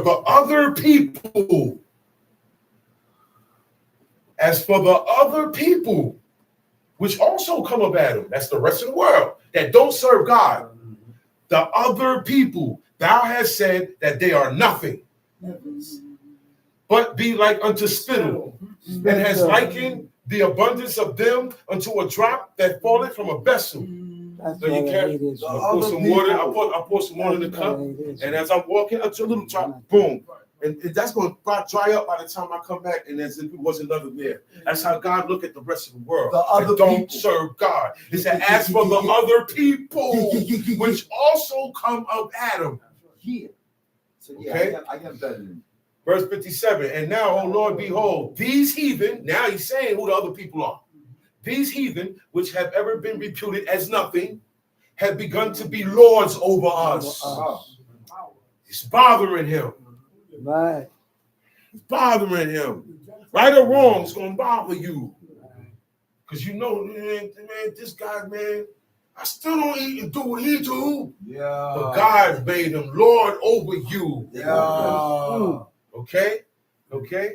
And to devour us. He said, but we, thy people, he said, yo, that's what it is now. It's hunting season, right? He said, but we, thy people, your people, whom thou hast called thy firstborn, okay? Thy only begotten, that's God's only begotten, Israel. Not no dude on no cross. Yeah. This is where they got it from. He said, but us, your people, the one you call your firstborn, your only begotten, the fervent lover, the ones who really love you and die for your name, he said, are given into their hands. He said, if the world now be made for our sakes, why do we not possess an inheritance with the world? How long shall this endure? You know what he's asking? He said, yo, the way it's looking, we ain't got no say-so in the world no more. We don't even have kings. Everybody's over us. We ain't We valid. ain't valid no more because we don't do his commandments. That's why the prophet is asking that. He said, how long are we going to endure this? How long is this going to go down? And you already read earlier, until you die. Job chapter 14. It's a sentence. I'm going to explain this now.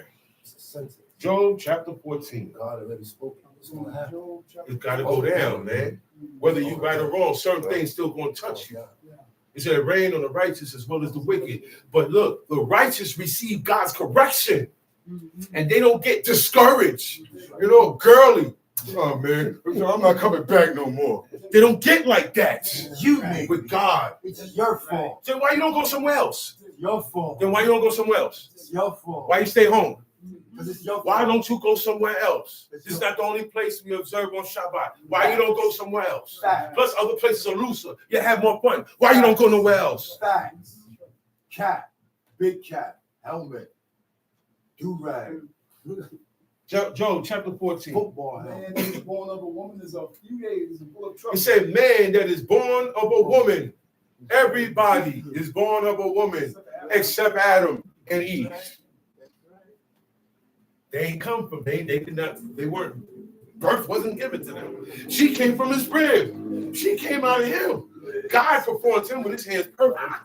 I don't know what this nigga Elijah talking about. He said, Elijah, he said, he ain't got no beginning, no end. No father, no mother, no city. Nobody can say, oh, he's from this hood. He just popped out of nowhere. Yo, and he's the Tishbe. He's the only one. He said, Elijah the Tishbite. You would think it's a whole tribe. But he was the only recorded Tishbe. But he served God. And he's one of the men who didn't taste death. He's one of the 3 E's, Enoch, Ezra, Elijah. Those 3 men did not go to the grave because of their because of this word right here. Transcendence. They exceeded usual limits on this planet with God. They're still alive somewhere else. He said Ezra was translated. The day that God, they don't say he was taken up. They say he was translated. And I read that same word was used for Enoch. They said Enoch was not, meaning it was the time he was here, the time he wasn't here. That's all it means. Okay? And Elijah, he got picked up. All of Israel knew he was going. It wasn't no secret. And he stepped in that fire. At that moment he stepped in the fire, he was translated. Because what normal human being can step in fire and not get burnt? Right. So those are the only 3 men that have not tasted death. Okay? There's no resurrection with them because they have not tasted death. Let's make this clear. All right? God has placed them somewhere else because they surpassed usual limits. They rise above, or they went beyond the limits of the universe or material existence. You know what that means? He went beyond being man. Supernatural. He took what God said and went No man went somewhere where nobody could reach that height no more. Because that height that they reached to, oh man, you ain't even got to die. Pulled God out of his place. Wow. God said, hold on. You're not dying the death of man. I can't. No, look. Come here. Ezra, I don't told you too much. Yeah. You know too much. And you ain't sinning. Come on. Translate you. Yeah. Translate mean he was taken from the earth without dying. And all 3 of those men did these commandments. They followed these rules. They followed these precepts. Let's be clear that. They didn't follow Thanksgiving. Let's be clear that. They followed everything that's in here. Not what you doing now. Time sheet. He said, man is born of a woman is full of what? Full of trouble. Full of trouble. Few days. Dangerous few. Full of trouble. Few days. He coming forth like a Hold on. flower. The word trouble in Hebrew is rogez. It means full of agitation. You're going to be agitated a lot. A lot of things going to aggravate you. It's full of aggravation. All right? Excitement. But it's not the excitement you think about. Oh, shoot, yo, you heard what happened there? Somebody got found down the block with their head chopped off. That's the excitement, okay? Raging. You know what raging is? No justice, no peace. Light on fire. Raging. Countries and cities and people raging, protesting, this, that, and the third. Turmoil. Turmoil means everything is out of order. Trembling. People are going to be scared. People are going to be hiding. People are going to do acts of abominations and do things to people out of being scared. Oh, man, well, look, if we don't kill all these Israelite Hebrews now, kill all the males now, because they'll overrun us if we ever get into a war. It's the trembling. He's trembling. He said, oh, man, these people, no, we can't beat. They did some crazy stuff over there to Egypt. Go and get me Balaam. Bring the warlock here, because we ain't going to go nowhere close to these people, because they good and their God fight for them. So we can't beat their God. We can put some voodoo on them, hex them up. We can frame them. We can put the girls on them. Yeah, that's right. And make them go with the girls. And do things with the girls they ain't supposed to be doing. That's how you get them to mess up with their God. He said, disquiet. All of this is what man experienced once he's born. Agitation, excitement, raging, trouble, turmoil, trembling, disquietness. Who said, why hast thou disquieted me? Disturbance. Disturbance! Everything good, and now disturbance come. And then you got to look at when it comes. Right before, on the eve of the Shabbat. Right before some disturbance comes. Somebody, you got to look at that. These are the things. Now you know you're doing the right thing. Because what? It's coming for you. They only going to come for you who doing what God say. They're not going to mess with the ball heads. They're not going to mess with them. They're not going to get that. They're blocked already. They're not supposed to see it. So I stop wasting my breath. You're blocked. I'm not. I just told myself I'm wrong and I stopped. You can't do that. You can't do that. You won't do it. And you refuse to do it. Yeah. So I said, leave me alone. We got nothing to talk about. Yeah, leave me alone. He said trepidation, Man. wrath, noise, commotion. That's what's in this world. That's what we all go through now. Right or wrong. I'm so much of a bad person. Okay? That's right. Stop crying. I'm so much. Stop it. You kill the babies. Why the babies? Stop it. You just heard that God saved mercy for those who ain't even coming into play yet. They're not even here yet. Those are his babies. Those are his lives. He create, he can take away. You cannot question him. No, tremble before him. You kill the babies, so tremble. You see that tremble? That's right. That's what you're supposed to do. You got your life right here. Every time this thing do tick-tock, it's because of him. That's right. Give it up to him, man. Tom sheep. He's coming forth like a flower and it's cut down. He said what? He's coming forth like a flower. He said, man, come forth like a flower. He started off small and he grow, right? And then he gets cut down. He dies. That cut down means he dies, Tom sheep. He fleeth also as a shadow and continues. He fleeth, meaning his life is gone like it was never here, like a shadow. Your shadow, you see behind you, your shadow ain't going to be there too long. In 2 hours, that shadow is gone. Okay? When you go outside, right? He said when a shadow casts it forth. You know what I mean? When it's real long. The only time it get like that is when the sun is going down. That's when the sun is still up, but it's low. And being that it's low, it casts a longer shadow. Okay? That's physics. Okay? Since you want to talk science and physics. All right? That's when they start talking now, okay?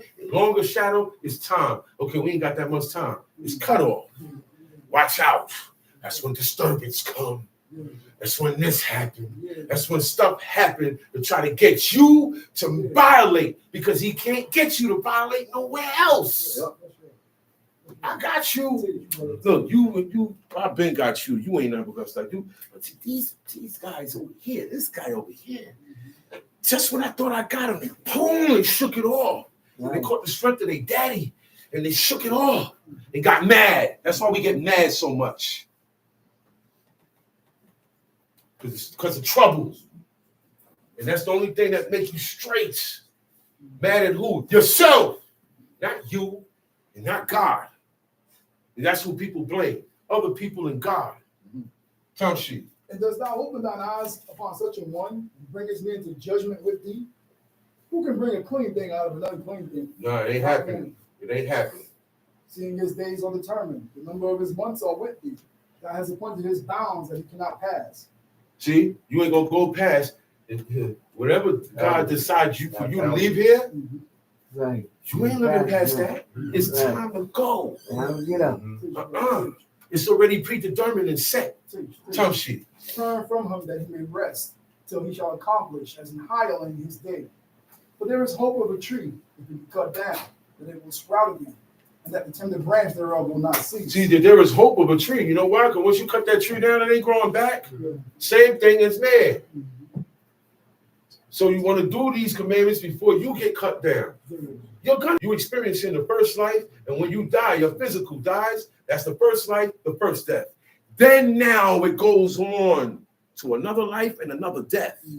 What you do now determine if you live on or if you die again. Once you die again, that's your spirit. Now you're unexistent. You can't exist no more because your spirit has been destroyed. So that body, it's nothing to animate that body. Okay? Okay? You got to remember that part. My spirit goes somewhere. The only thing I've been told and reading is this tell you exactly where it go, though. The lot of the righteous. And it ain't in heaven. I'm not going to tell you that. Down there. Nobody go up there. He said God is on his throne up there. He dwell alone. You ain't going up there. You got to go down. All wicked and righteous go down. Okay? But they got two separate spots. You go down. You got to go to to what is called the land of the dead. Everybody got to go through there.